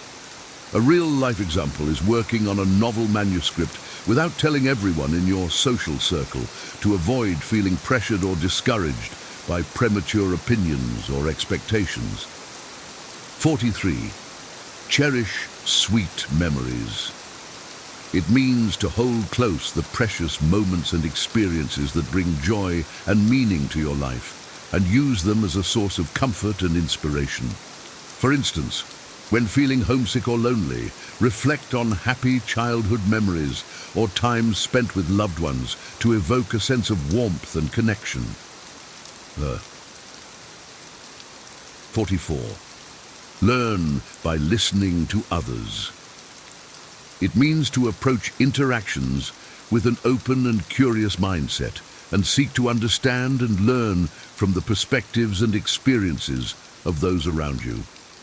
A real-life application is attending a community forum on a social issue you're unfamiliar with, and focusing on absorbing the insights and stories shared rather than asserting your own views. 45. Let go of anger. It means to release feelings of resentment or bitterness and choose forgiveness and peace for your own emotional freedom and well-being. For example, if a past betrayal by a friend still stirs up anger, practice letting go of the hurt and focusing on the positive relationships and experiences in your present life. 46. Everyone has limits. It means to recognize and respect the boundaries and capacities of yourself and others, and avoid placing unrealistic expectations or demands. A real-life example is when a colleague is going through a personal crisis, offer support and understanding rather than pressure them to maintain the same level of work performance. 47. Loneliness often accompanies self-improvement. It means that the journey of personal growth and self-discovery can sometimes feel isolating, as you may outgrow certain relationships or social norms. For instance, when working on overcoming addiction or negative behavior patterns, you may need to distance yourself from enabling friendships or environments, even if it means spending more time alone. 48. Choose friends wisely. It means to be discerning about the people you allow into your close circle, and prioritize relationships that uplift, support, and challenge you in healthy ways. A real-life application is evaluating a new social connection based on their values, reliability, and positive influence on your life, rather than just surface-level fun or popularity. 49. Be good without proving it. It means to act with integrity and kindness for its own sake, rather than seeking validation or recognition from others. For example, volunteering at a local shelter or donating to a cause you believe in without posting about it on social media or expecting praise in return. 50. Stay patient for the best outcomes. It means to trust in the power of perseverance and timing, and avoid rushing or forcing results before their natural unfolding. A real-life example is when applying for a competitive job or program.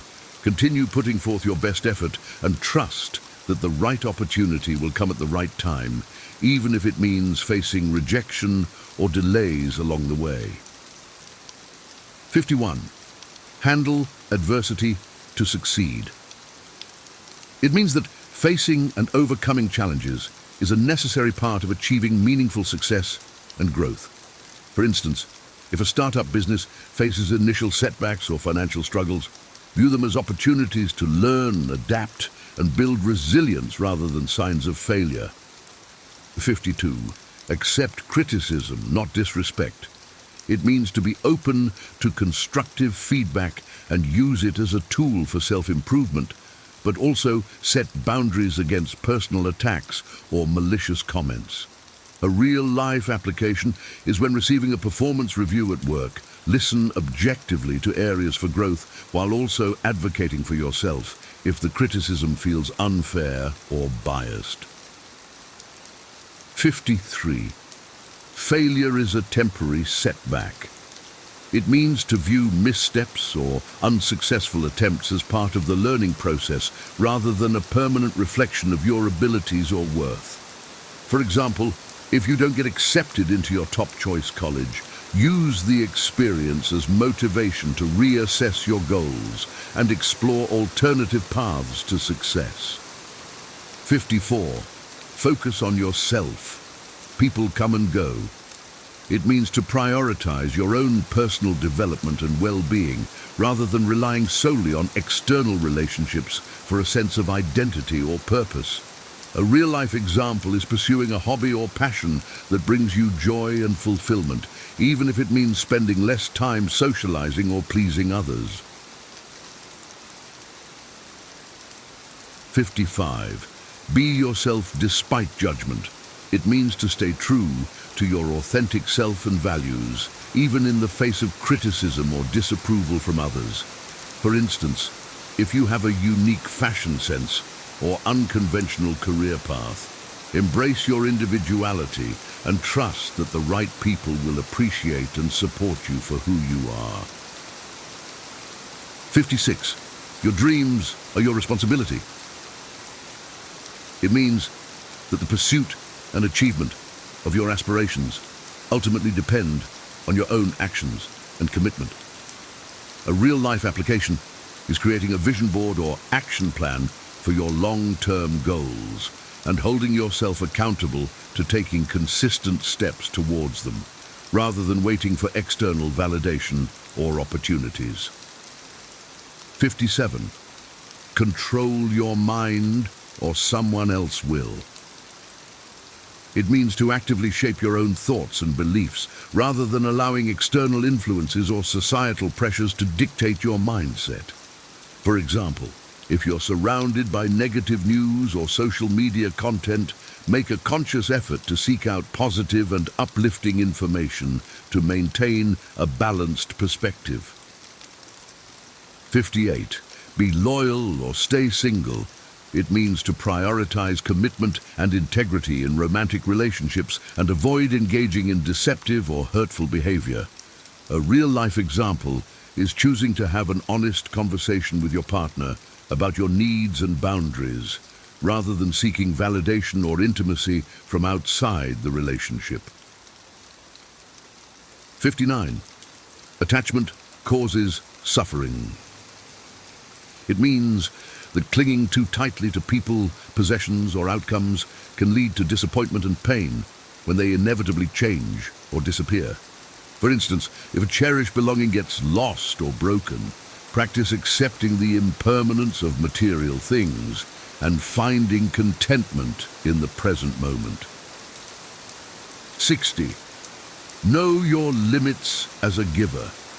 It means to be aware of your own emotional and energetic capacity and avoid overextending yourself in the service of others.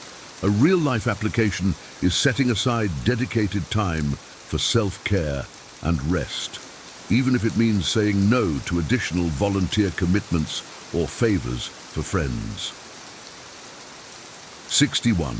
Overcome obstacles as long as you're alive. It means to cultivate a spirit of perseverance and determination, and trust in your ability to navigate challenges as long as you have life and hope. For example, if facing a serious health issue or financial setback, focus on taking small, manageable steps forward and finding strength in the support of loved ones and inner resilience. 62. Take finances seriously. It means to prioritize responsible money management, and long-term financial planning, rather than impulsive or short-sighted spending. A real-life example is creating a budget or savings plan to work towards a major purchase or investment like a home or education, and being willing to make necessary sacrifices or lifestyle adjustments. 63. Ignore those who try to bring you down. It means to protect your self-esteem and motivation from negative or discouraging comments from others. For instance, if a family member criticizes your career choice or creative pursuits, choose to focus on the opinions of supportive mentors or your own inner conviction, rather than internalizing the negativity. 64. Learn from losses. It means to view failures or setbacks as valuable opportunities for growth and self-reflection. A real-life application is after a failed business venture or job loss, taking time to assess what strategies or skills could be improved, and using those insights to inform future efforts and decisions. 65. Beware the power of stupid people. It means to be cautious of the potential harm or confusion that can be caused by misinformed or misguided individuals, especially in positions of influence. For example, when evaluating a news source or social media post, take time to verify the credibility and expertise of the author before accepting or sharing the information. 66. Expect nothing, appreciate everything. It means to approach life with an attitude of openness and gratitude, rather than a sense of entitlement or expectation. A real-life example is when receiving a gift or act of kindness from a friend. Express genuine appreciation for the thought and effort, regardless of the material value or personal preference. Scene 67. Loneliness often accompanies self-improvement. It means to be prepared for feelings of isolation or detachment as you grow and evolve, as your change in values and priorities may not always align with those around you. For instance, when embarking on a personal development journey, like therapy or spiritual practice, be patient with yourself if you feel disconnected from past relationships or social circles. 68. Say no firmly. It means to communicate your boundaries and decisions with clarity and confidence, without leaving room for ambiguity or pressure. A real-life application is when declining an invitation to a party or event that doesn't align with your goals or values. Express your decision politely but unequivocally, without making excuses or apologies. 69. Maintain privacy for power. It means to be selective about the personal information and vulnerabilities you share with others in order to maintain a sense of autonomy and control over your narrative. For example, when starting a new job or social circle, be mindful of the details and opinions you reveal about your past experiences or relationships until you've built a foundation of trust and rapport. 70. Not everyone will like you. That's life. It means to accept that seeking universal approval or validation is an unrealistic and unhealthy goal, and to find self-acceptance and contentment within yourself. A real-life example is when facing criticism or rejection from a peer or authority figure, remember that their opinion is just one perspective and does not define your inherent worth or potential. 71. Agree to disagree. It means to accept and respect differences in opinions or beliefs without letting them escalate into hostile or unproductive conflict. For instance, when discussing a controversial political or social issue with a friend or colleague, focus on finding common ground and understanding each other's perspectives rather than convincing them to adopt your view. 72. Other people's opinions are irrelevant.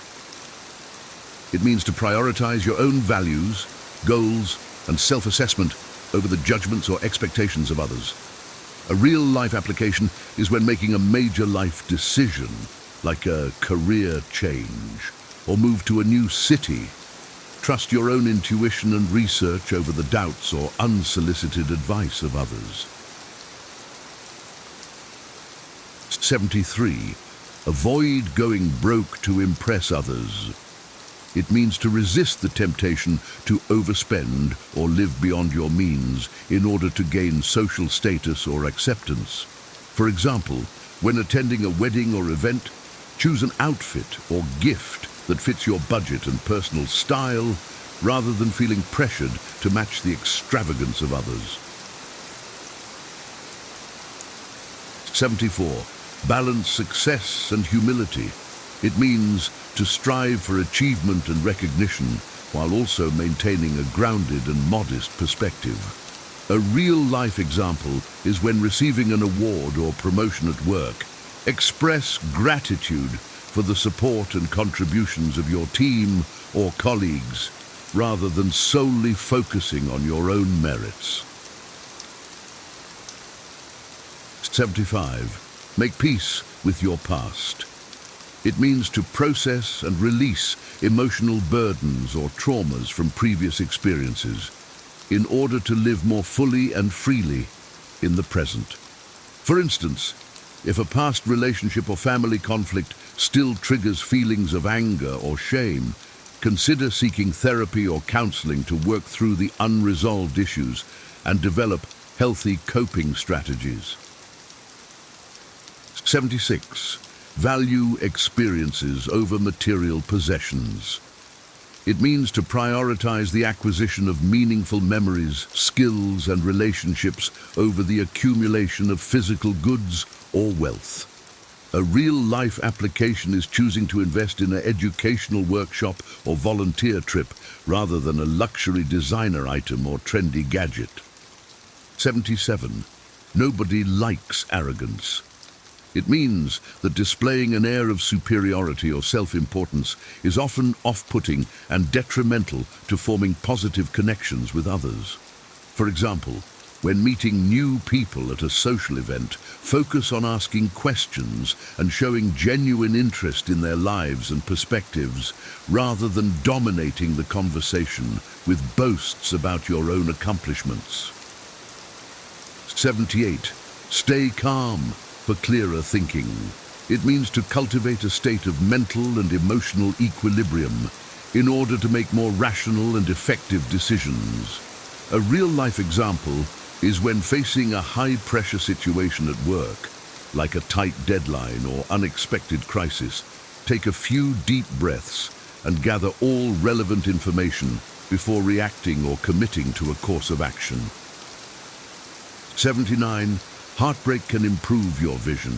It means that the pain and disillusionment of a failed relationship can ultimately lead to greater self-awareness, resilience, and clarity about your needs and boundaries. For instance, after a difficult breakup, take time to reflect on the patterns or red flags you may have overlooked and use those insights to guide your future partnerships and self-growth. 80. Don't over-explain. People hear what they want. It means to communicate your thoughts and decisions with clarity and concision, without feeling the need to justify or defend yourself excessively. A real-life application is when setting a boundary with a pushy salesperson or acquaintance. Simply state your position or preference firmly and succinctly, without engaging in prolonged arguments or negotiations. 81. Master yourself for true power. It means that the greatest source of influence and control comes from self-awareness, discipline, and emotional regulation, rather than external force or manipulation. For example, when navigating a challenging relationship or conflict, focus on managing your own reactions and behavior in a manner that aligns with your values and goals, rather than trying to change or control the other person. It's a day deep dance teaching. This is 82. Surround yourself with better people.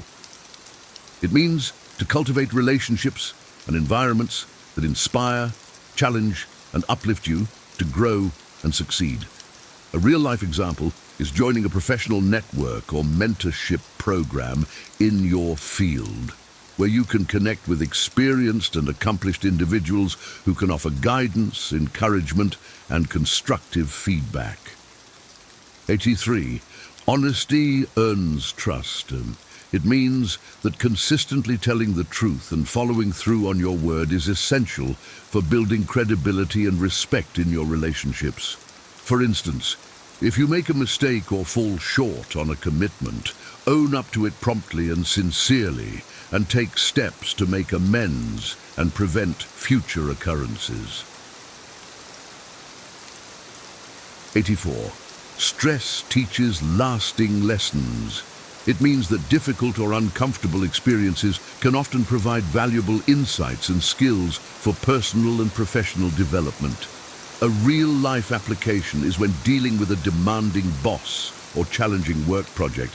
Look for opportunities to learn new problem-solving strategies, communication techniques, or coping mechanisms that can benefit you in the long run. 85. Believe actions over words. It means to place more weight on observable behavior and follow through than on verbal promises or claims. For example, when evaluating a potential romantic partner or business collaborator, pay attention to how their actions align with their stated values and commitments over time, rather than being swayed by initial charm or persuasion. 86. Be forgiving and understanding, but not foolish. It means to approach conflicts and mistakes with empathy and grace, while also maintaining appropriate boundaries and expectations. A real-life example is when a friend or family member repeatedly flakes on plans or borrows money without repaying. Express your care and concern for their well-being, but also set clear limits on your availability and resources. 87. Don't compare your journey to others. It means to focus on your own path and progress, rather than measuring yourself against the timelines or achievements of those around you. For instance, if you're working towards a personal goal, like learning a new language or saving for a down payment, celebrate your own milestones and efforts, even if they differ from the pace or outcomes of your peers. 88. Learn from every day. It means to approach each day with a mindset of curiosity, open-mindedness, and reflection in order to extract wisdom and growth from both positive and negative experiences. A real-life application is keeping a daily journal or gratitude practice where you can record insights, challenges, and breakthroughs, and track your own evolution over time. 89. Your life is your responsibility.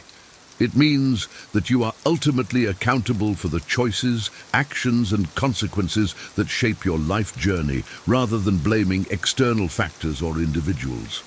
For example, if you're unhappy with your current job or living situation, take proactive steps to explore alternative options or make necessary changes, rather than waiting for circumstances to shift on their own. 90. Society's advice often lacks insight.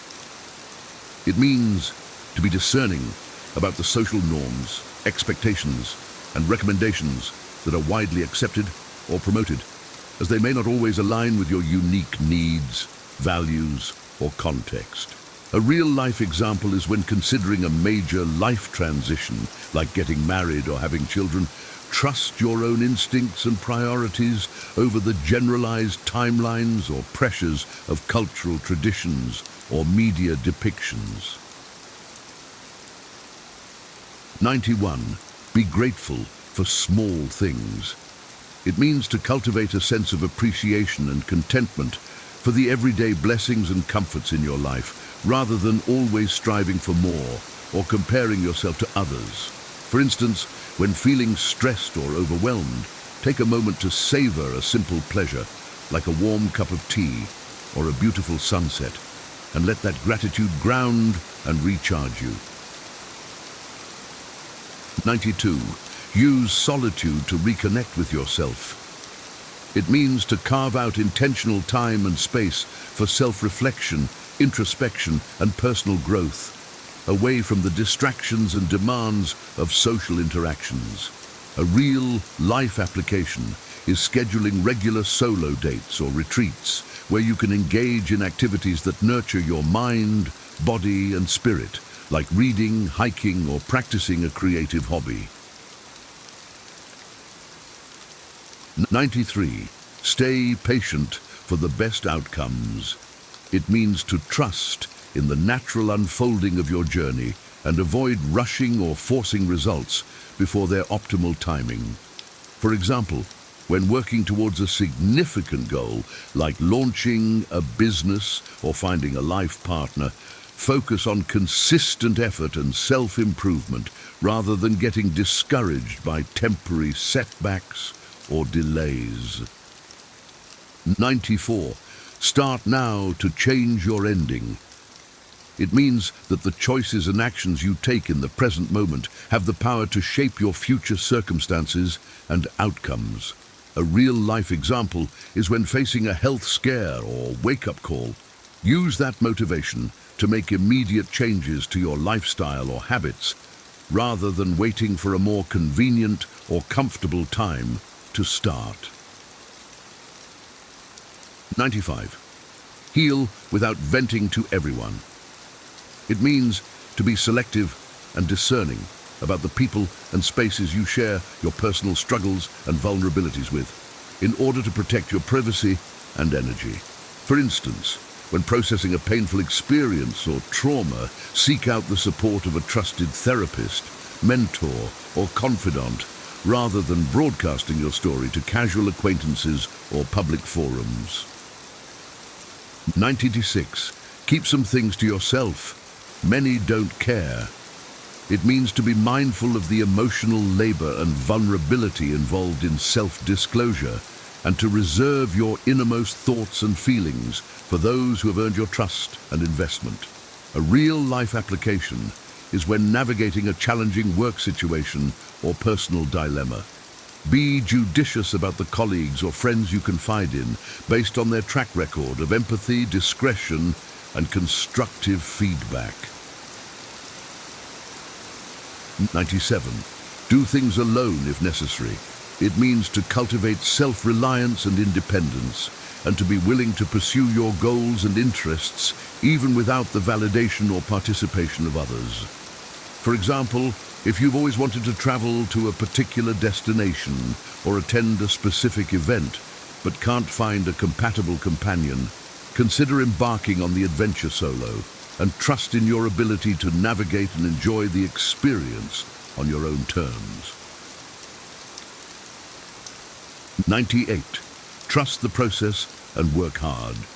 It means to have faith in the value and necessity of consistent effort and dedication, even when the path or outcomes are uncertain or challenging. A real-life example is when learning a new skill or working towards a promotion. Commit to showing up and giving your best each day, and trust that your cumulative growth and contributions will be recognized and rewarded in due time. 99. Never take anything personally. It means to maintain a healthy sense of detachment and perspective when faced with criticism, rejection, or conflict, and to recognize that others' actions and opinions are often more reflective of their own issues and projections than of your inherent worth or abilities. For instance, if a customer or client is rude or dismissive towards you, choose to respond with professionalism and empathy, rather than taking the interaction as a personal affront or failure. 100. Survive your thoughts to survive anything.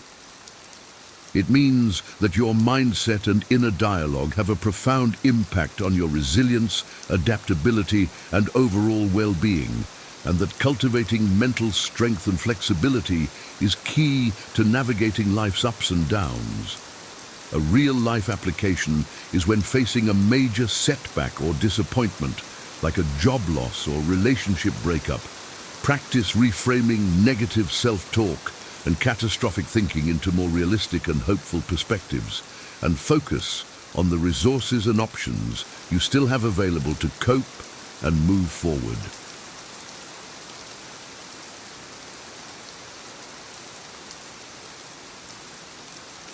Ever wonder why some people naturally earn respect while others struggle?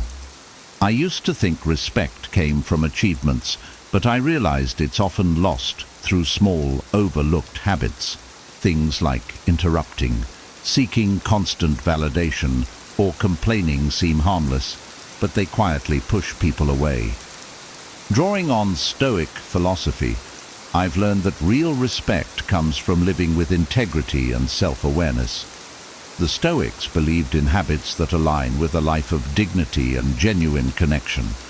If you've noticed people distancing themselves or respect slipping, it may be time to reflect on these small habits and replace them with actions that truly build trust and respect. 1. Neglecting to express appreciation. I never thought failing to say thank you could be so damaging. I used to think people understood how much I appreciated them without needing constant reminders. My friends and family, I assumed, would always just know that I valued their support and sacrifices. But I was wrong. A few years back, a close friend pulled me aside and said, "You know, sometimes it feels like you take me for granted." That hit me hard. I realized I'd grown so used to people being there for me that I'd stopped actively showing my gratitude. Little things like a quick thank you or a thoughtful note had slipped out of my routine. This lack of appreciation had created a rift I wasn't even aware of. Stoicism teaches us to be grateful, yet I'd neglected such a simple but powerful practice. Since then, I've tried to make a conscious effort to express my gratitude. Now I make sure to call my parents after they help with something, thank my colleagues when they go the extra mile, and let my friends know how much their presence means to me. The response has been incredible. People appreciate the small acknowledgements. I've noticed that expressing gratitude openly not only strengthens my connections, but also reminds me how fortunate I am to have these people in my life. It's amazing how something as simple as a thank you can bridge gaps and deepen bonds. 2. Gossiping. Gossiping was a habit I didn't even realize I had. In college, my friends and I would get together and dissect every little detail of our classmates' lives. At first, it seemed harmless, like a fun way to bond over shared secrets. But I quickly learned just how damaging gossip can be. One incident stands out. I shared something personal about a friend who wasn't in our circle, thinking it would be an interesting story. Unfortunately, that story made its way back to her. The disappointment in her eyes was something I'll never forget. She didn't get angry or make a scene. She simply withdrew from me. That's when it hit me. I'd violated her trust in a really careless way. Stoic philosophy emphasizes focusing on our own character and steering clear of judging others. Gossiping pulls us away from that principle and poisons the trust people have in us. Since that experience, I've tried to avoid gossip altogether. When I'm tempted, I remember how it felt to lose a friend over thoughtless words. Instead, I focus on building people up or staying silent if I have nothing positive to say. Gossip may seem harmless, but it erodes relationships and diminishes respect over time. I'm still not perfect, but I'm far more mindful now, and it's made my connections feel deeper and more authentic. 3. Refusing to take responsibility. Taking responsibility was something I struggled with for years. I used to think that admitting mistakes showed weakness, so I'd often find ways to dodge blame or make excuses. This habit really affected my work life. My boss once pointed out that while my work was good, I had a tendency to deflect accountability whenever things went wrong. This wasn't easy to hear, but it made me realize that my actions were costing me respect. Stoicism teaches that we should focus on what's within our control, including our responses to mistakes. I began to see that taking responsibility doesn't make you weak. It shows integrity. It took some time, but I started owning up to my errors, no matter how uncomfortable it felt. Now, if I mess up, I make it a point to acknowledge it and think about how I can improve. Not only has this earned me more respect, but I also feel a deeper sense of self-respect. People value honesty and accountability, and embracing those qualities has actually strengthened my relationships. Taking responsibility is empowering. It gives me control over my growth and my reputation. 4. Being unreliable. Being unreliable was a label I had to face, and it wasn't easy. In my early 20s, I had a terrible habit of making plans and then cancelling at the last minute. I'd tell people I'd be somewhere, only to change my mind when something more interesting came up. I didn't see the harm at first. Life's busy, right? But one night, I missed my best friend's birthday party because I'd decided to catch up on work instead. She had put so much effort into planning the event, and my last-minute cancellation really hurt her. I could tell from the look on her face when I finally saw her again. That was a wake-up call. I realized that being unreliable doesn't just inconvenience people, it shows them you don't respect their time. Since then, I've made a conscious effort to be someone others can count on. When I say I'll be somewhere, I show up. If I commit to something, I follow through. My relationships have improved because people know I take their time seriously. Stoicism teaches that our word should be something others can trust. By practicing reliability, I'm not just honoring others, I'm strengthening my own character. 5. Seeking constant validation. For a long time, I craved validation. Every achievement, big or small, had to be acknowledged by others for it to feel real to me. I'd find myself constantly checking for likes on social media, asking people if they thought I was doing well, and fishing for compliments. It became exhausting, not only for me, but also for those around me. One day, a friend told me, "You don't need our approval, you're doing great." It was a kind reminder, but it made me realize how dependent I'd become on others' opinions. Stoicism teaches us to build self-worth from within, not from the approval of others. Seeking constant validation only weakens our sense of self. Since then, I've tried to focus on internal validation. Instead of needing others to recognize my achievements, I ask myself if I feel proud of what I've done. It's a slow process, but I've noticed a difference in my confidence. I'm learning to trust my own judgment, and I've found that people respect me more when I'm not constantly looking to them for approval. Now, I strive to live in alignment with my values, regardless of what others think. 6. Interrupting others. I used to think that jumping into conversation showed enthusiasm. I'd often interrupt people mid-sentence, eager to share my thoughts or add my perspective. But I realized how disrespectful it was when a coworker pulled me aside after a meeting and said, "It feels like you're not really listening to us." That hit hard. I thought I was being engaged, but I was actually cutting people off and making them feel unheard. Stoicism emphasizes patience and respect in interactions. I began practicing active listening, giving people the space to finish their thoughts before responding. It was challenging at first because I had to resist the urge to jump in, but over time, I've seen how much more people appreciate conversations when they feel fully heard. Listening actively not only deepens my connections, but also helps me learn more from others. Now, I remind myself that conversations are about understanding, not just speaking. By focusing on truly listening, I show respect and build stronger, more meaningful connections. 7.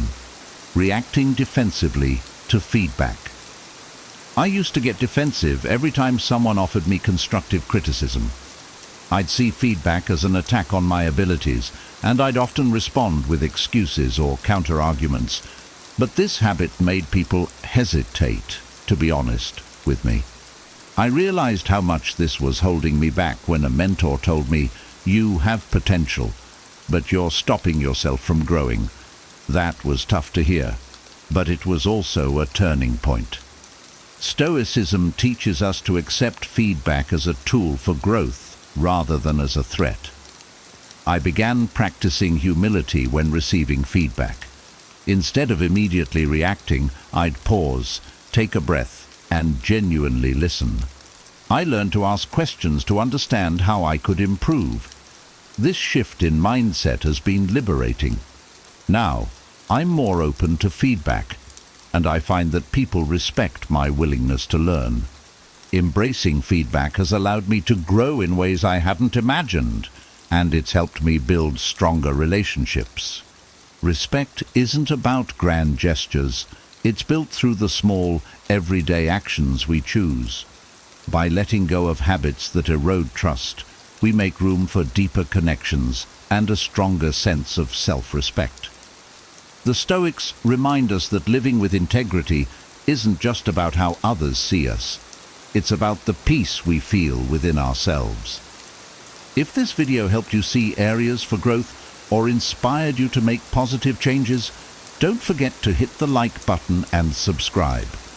Join us on this journey of self-improvement and wisdom, and let's keep building a life full of respect, resilience, and meaningful relationships. Thank you for watching, and stay strong, stay stoic. Have you ever felt like an afterthought in someone's life, despite your best efforts to be a priority? It's a frustrating experience to pour your heart into relationships, only to find that your presence is undervalued.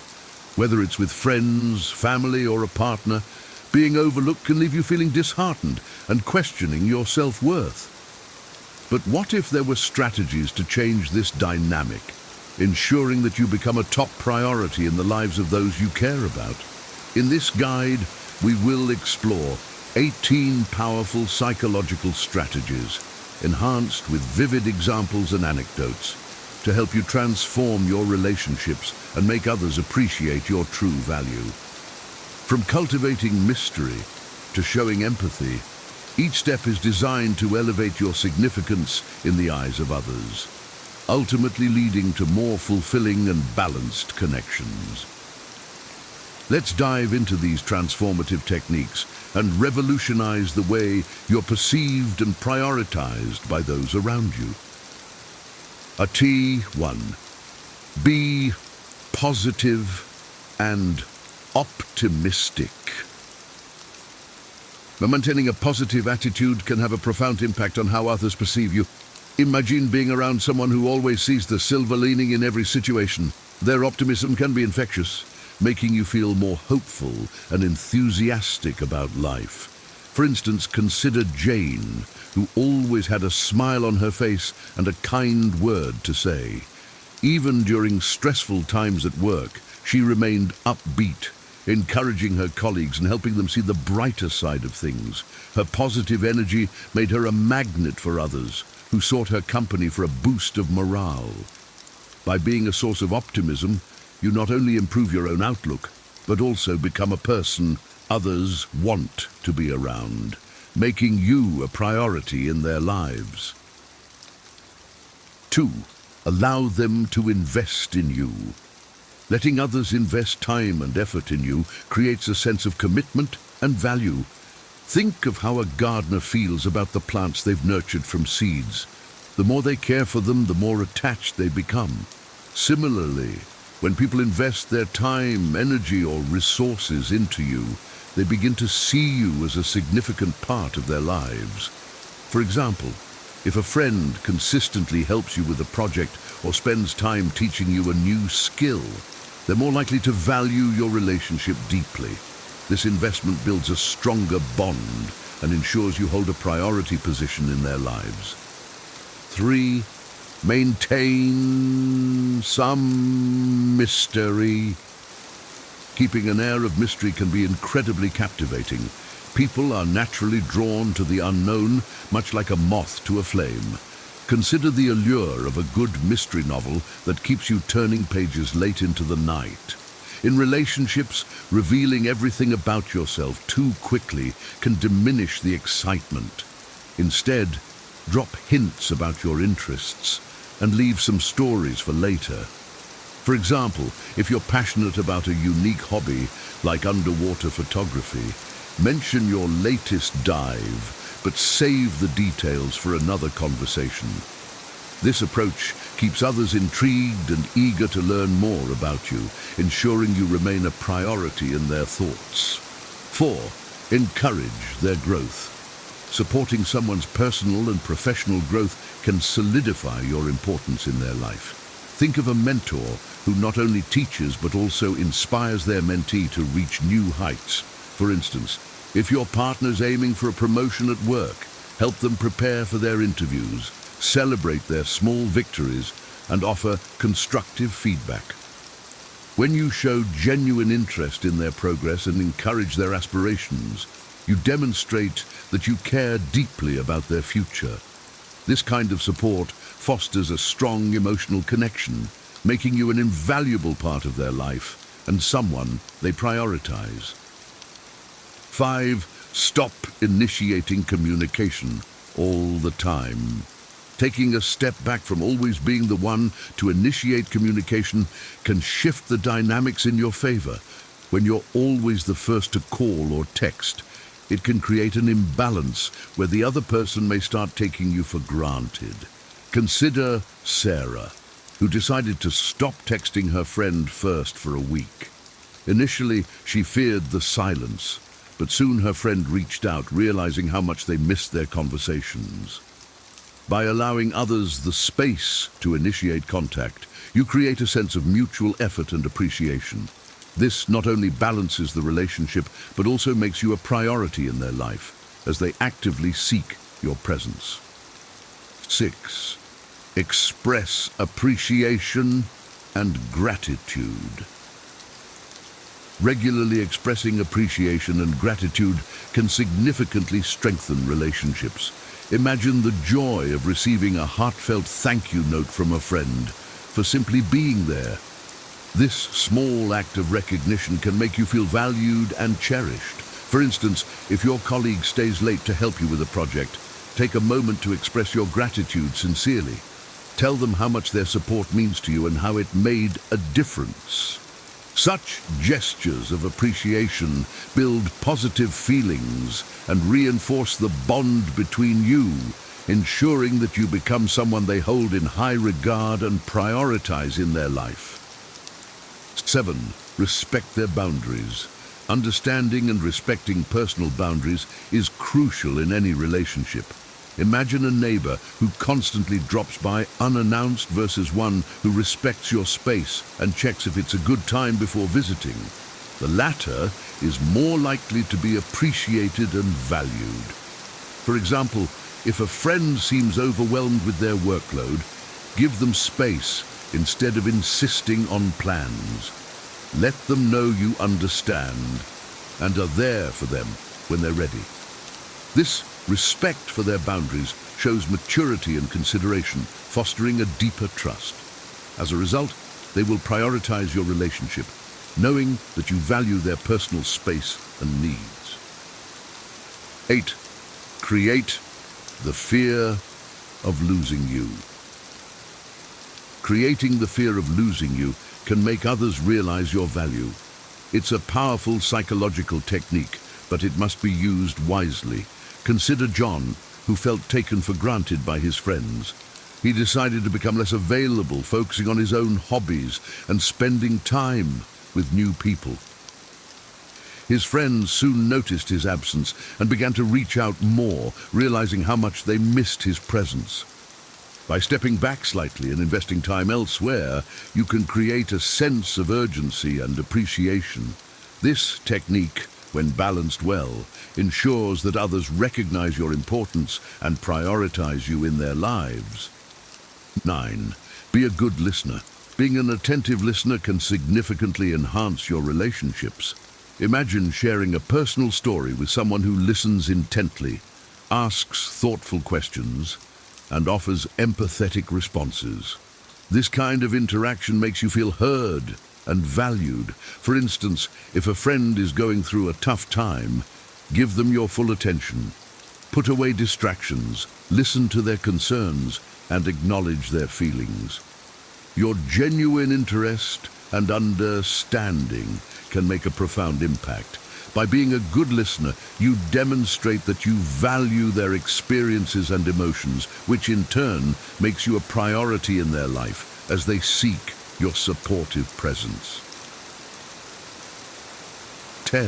Avoid being always available.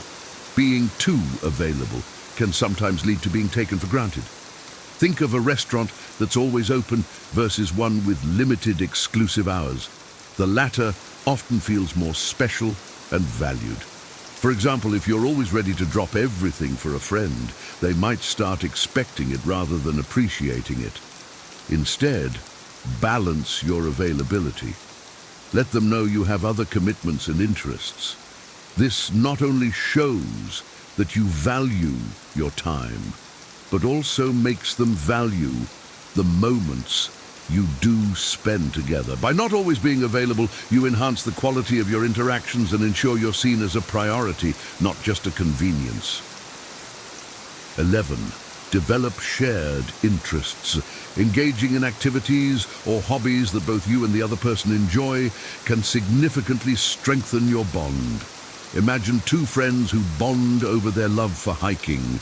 They plan trips together, share experiences, and create lasting memories on the trails. These shared interests deepen their connection and ensure they prioritize spending time together. For example, if your partner loves cooking, take a cooking class together. This shared activity not only brings you closer, but also creates opportunities for quality time. Developing shared interests fosters a sense of camaraderie and mutual enjoyment, making you an integral part of their life. 12. Show consistency. Being dependable and consistent in your actions builds trust and reinforces your importance in someone's life. Think of a colleague who is always on time, meets deadlines, and follows through on commitments. Their reliability makes them invaluable to the team. For example, if you promise to help a friend move, ensure you show up as agreed. Consistency in your behavior shows that you are trustworthy and dependable. This reliability strengthens your relationships, making others more likely to prioritize you because they know they can count on you in both good times and bad. 13. Prioritize your needs. Focusing on your own needs ensures that you don't settle for less than you deserve. Think of someone who always puts others first, often feeling drained and unappreciated. By prioritizing your own needs, you set a standard for how you expect to be treated. For example, if you know someone won't respect your time, limit your interactions with them. Surround yourself with people who see you as a priority. This self-respect not only enhances your well-being, but also signals to others that you value yourself. In turn, they are more likely to treat you with the respect and importance you deserve. 14. Create your own happiness. Being self-sufficient and not depending on others for happiness can make you more attractive and balanced. Consider someone who pursues their passions, enjoys their own company, and finds joy in their achievements. Their independence and contentment make them appealing to others. For instance, if you love painting, dedicate time to your art and let it be a source of happiness. When you create your own happiness, you appear more balanced and self-assured. This not only enhances your overall well-being, but also makes you more attractive to others who see you as someone who doesn't rely on them, for fulfillment. 15. Show empathy and compassion. Being empathetic and compassionate towards others' struggles and emotions fosters deep connections.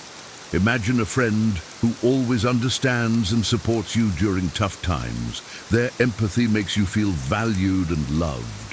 For example, if a colleague is going through a rough patch, offer a listening ear and comforting words. Show that you understand their feelings and are there for them. This kind of emotional support builds strong, lasting bonds.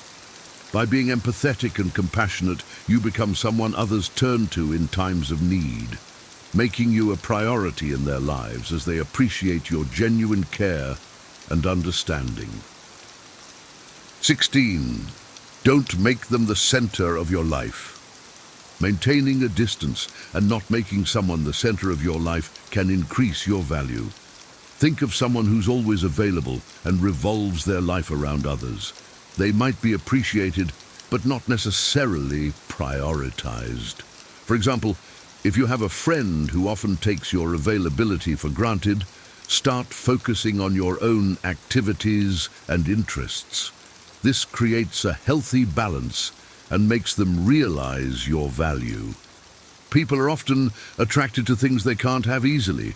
By not making them the center of your life, you increase your allure and importance in their eyes. 17. Be willing to walk away. Being willing to walk away from someone who doesn't treat you well demonstrates self-respect and determination. Imagine a scenario where you're in a relationship that doesn't fulfill you, but you stay out of fear of being alone. By showing that you're not afraid to walk away, you send a powerful message that you value yourself and won't settle for less. For example, if a friend constantly disrespects your boundaries, let them know you're willing to end the friendship if things don't change. This stance often makes people reconsider their behavior. Knowing you're willing to walk away ensures that others treat you with the respect and importance you deserve. 18. Be supportive and understanding. Showing genuine interest in others' concerns and offering support during difficult times can make you indispensable. Think of a friend who always listens without judgment and offers helpful advice. Their support is invaluable. For example, if your partner is stressed about work, take the time to listen and provide comfort without immediately jumping to solutions. This understanding approach shows that you care deeply about their well-being. Being supportive and understanding strengthens your relationships and makes others prioritize you, as they see you as a reliable source of comfort and support during challenging times. In conclusion, becoming a priority in someone's life is not about manipulation or changing who you are, but about understanding the dynamics of relationships and enhancing your interactions. By implementing these 18 powerful psychological strategies, you can shift the balance and ensure that you are valued and appreciated. Whether it's maintaining a positive outlook, allowing others to invest in you, or showing empathy and understanding, each technique contributes to building stronger, more meaningful connections. Remember, the key is to prioritize yourself first. When you respect and value your own needs, others will naturally follow suit. By fostering mutual respect, appreciation, and understanding, you create a foundation for healthier and more fulfilling relationships. These strategies are not just about being seen as a priority, but about cultivating genuine connections where both parties feel valued and important. As you incorporate these steps into your daily life, you will notice a transformation in how others perceive and prioritize you. Embrace these changes with confidence and watch as your relationships flourish, bringing you the recognition and respect you truly deserve. Thank you for watching, and don't forget to like, subscribe, and explore more of our content to continue your journey towards stronger, more rewarding relationships. Here are 20 powerful moments when silence is your greatest weapon. In a noisy world, knowing when to hold your tongue can save relationships, protect your peace, and showcase your wisdom. Imagine avoiding unnecessary arguments, diffusing conflicts, and commanding respect without uttering a single word. The Stoics believed that silence is a form of strength, not weakness, and mastering it can elevate your life. In this video, we'll explore 20 specific scenarios where staying silent is not only the wiser choice, but also the most empowering. Stay until the end, and you'll learn how to use the power of silence to navigate life's most challenging moments with grace and clarity. 1. When you're angry. Silence during anger is a powerful tool. Speaking while angry often leads to words you'll regret, damaging relationships and your reputation. The Stoics believed in pausing to regain control before reacting. Instead of lashing out, take a deep breath and reflect on the source of your anger. Is it something you can control? Remaining silent allows you to process your emotions and respond thoughtfully later. For example, if an argument escalates, stepping away rather than retaliating diffuses the situation.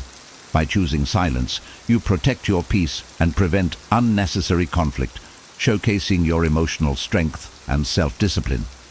2. When you don't know enough. Admitting ignorance is a mark of wisdom. Speaking on topics you don't understand can make you appear uninformed and close the door to learning opportunities.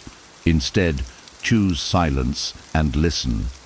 The Stoics valued humility and the pursuit of knowledge, knowing that understanding comes from observation, not empty words.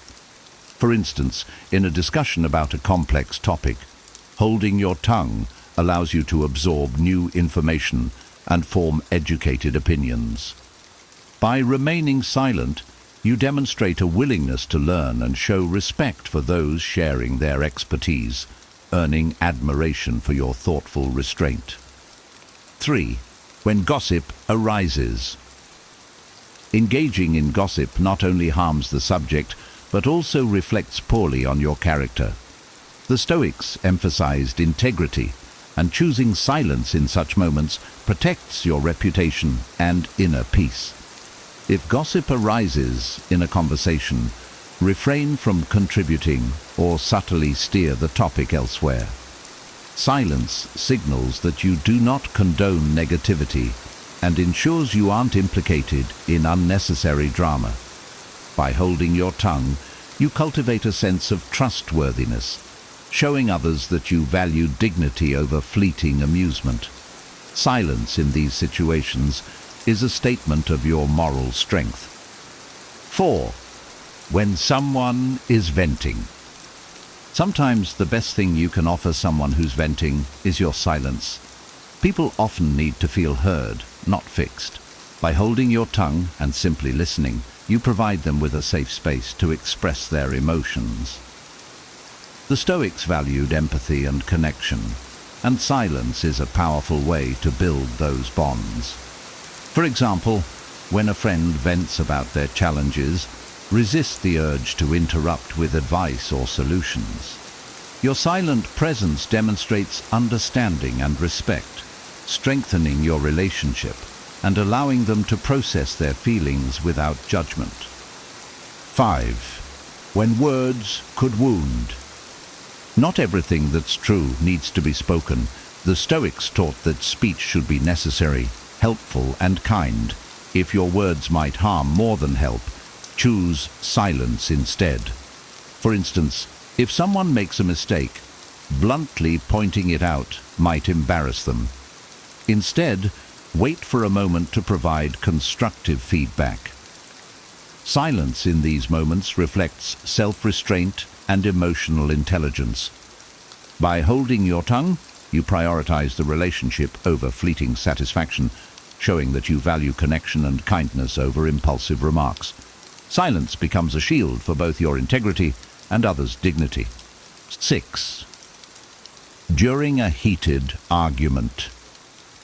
Silence in heated arguments can be a powerful de-escalation tool. Reacting impulsively often intensifies conflict and makes resolution harder.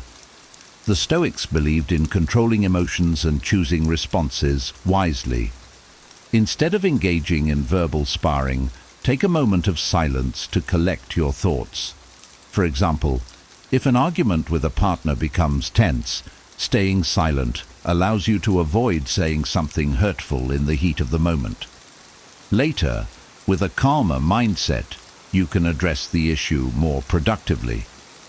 Silence here is not weakness, but a sign of strength and emotional maturity. 7. When listening is more valuable.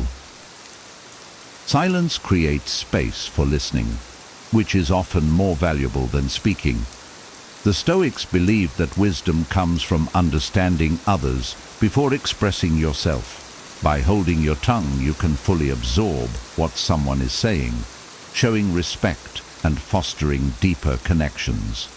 For instance, in a meeting, rather than interrupting with your own ideas, allow others to finish.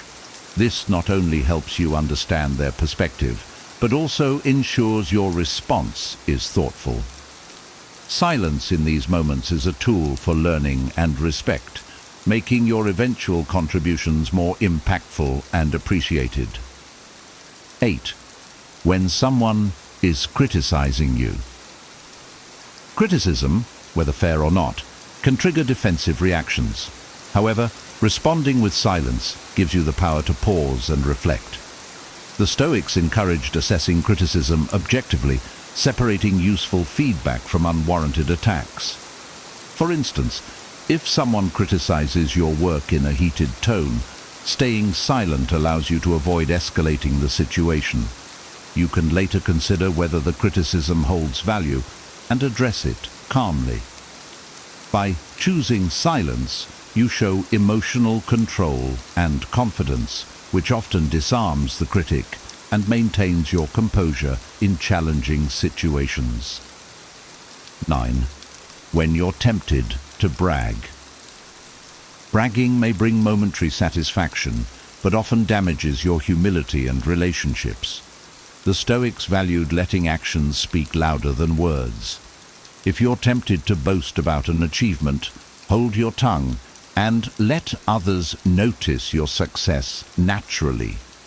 For example, instead of announcing a promotion, quietly excel in your new role and let your work shine.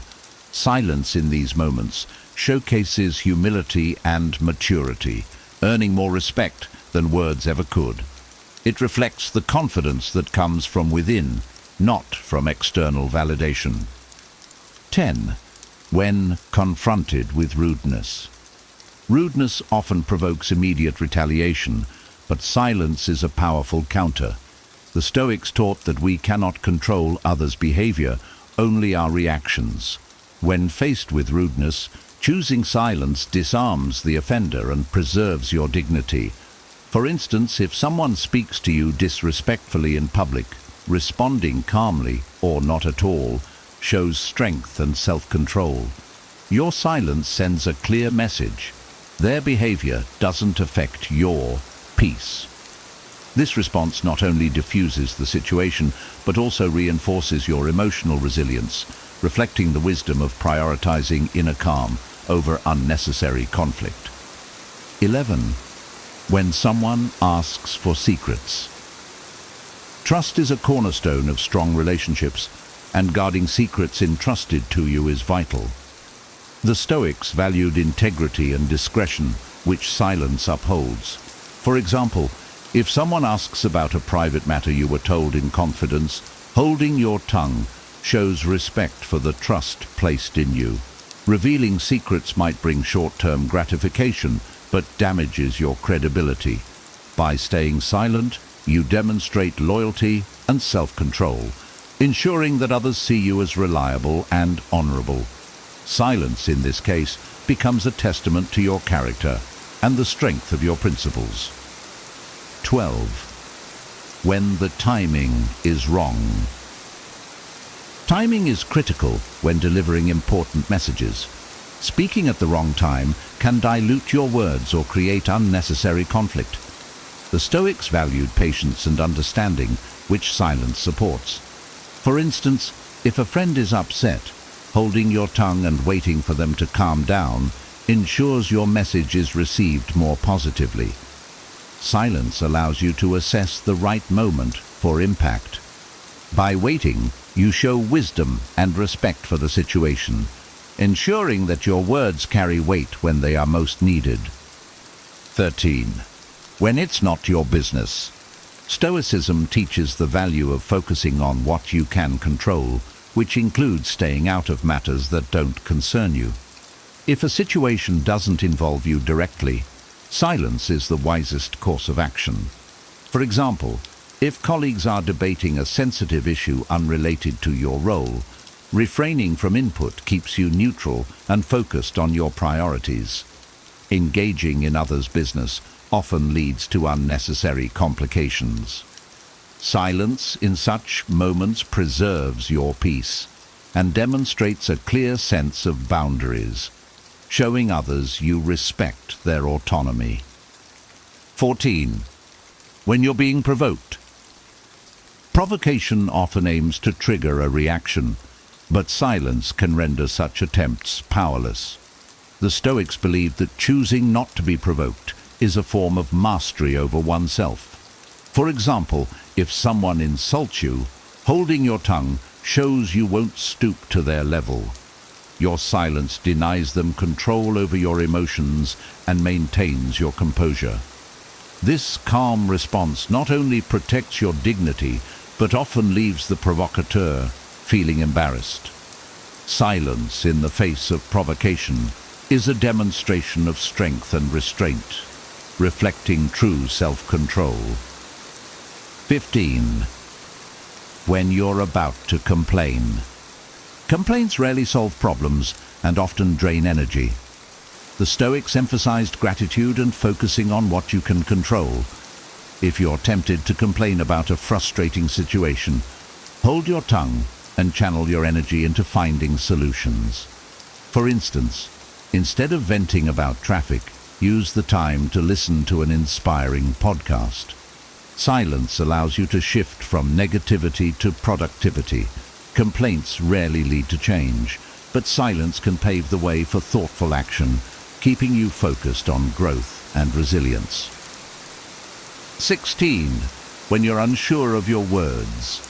Uncertainty about what to say is a clear sign to stay silent. The Stoics valued speaking only when necessary and meaningful. If you're unsure whether your words will add value, it's better to pause and reflect. For example, in a discussion where emotions run high, silence gives you time to organize your thoughts and choose your words wisely. By holding your tongue, you avoid speaking rashly and ensure your eventual contribution is measured and impactful. Silence in these moments showcases thoughtfulness and discipline, qualities that inspire trust and respect. 17. When you need to reflect. Reflection requires stillness, and silence is the foundation of deep thinking. Before making important decisions, the Stoics advise taking time to contemplate your values and desired outcomes. For instance, when faced with a career decision, refraining from discussing it prematurely allows you to process your thoughts privately. Silence creates a space where clarity can emerge, free from outside noise or pressure. By choosing reflection over immediate action, you align your choices with your principles, demonstrating wisdom and foresight in all areas of life. 18. When others are grieving. In moments of grief, silence often speaks louder than words. People mourning a loss don't always need advice or explanations. They need presence and understanding. The Stoics valued empathy and recognized the importance of simply being there for others. For example, when a friend is grieving, offering silent support, like sitting beside them or holding their hand, can be more comforting than any words. Silence shows respect for their emotions and provides a safe space for them to process their pain. By holding your tongue, you demonstrate compassion and allow healing to take its natural course. 19. When you're observing someone. Observation requires quiet focus, and silence is essential for understanding others. The Stoics believed in learning from those around us, but this is only possible when we truly pay attention. For instance, in a team meeting, staying silent and observing colleagues' interactions can reveal valuable insights into dynamics and motivations. Silence sharpens your perception, allowing you to pick up on subtle cues that words might otherwise drown out. By observing without speaking, you gain a deeper understanding of situations and people, enhancing your wisdom and decision-making abilities. 20. When words could destroy trust. Trust is fragile, and careless words can shatter it in an instant. The Stoics emphasized integrity and self-control, urging caution in speech. If you're tempted to reveal a secret or speak out of anger, silence is the better choice. For instance, in a disagreement, refraining from saying something hurtful protects the relationship. Similarly, keeping a confidence strengthens your reputation for reliability. Silence in these moments preserves trust and ensures your actions align with your values. By choosing not to speak, you safeguard relationships and demonstrate true respect for others. Silence is a powerful tool that allows you to protect your peace, build trust, and navigate life with wisdom and grace. Mastering when to hold your tongue, as these 20 Stoic-inspired moments show, can transform your relationships and personal growth. Which of these situations resonated with you the most? Share your thoughts in the comments below. Don't forget to like this video, subscribe for more Stoic wisdom and self-improvement tips, and share this with someone who could benefit from the power of silence. Thank you for watching, and we'll see you in the next one.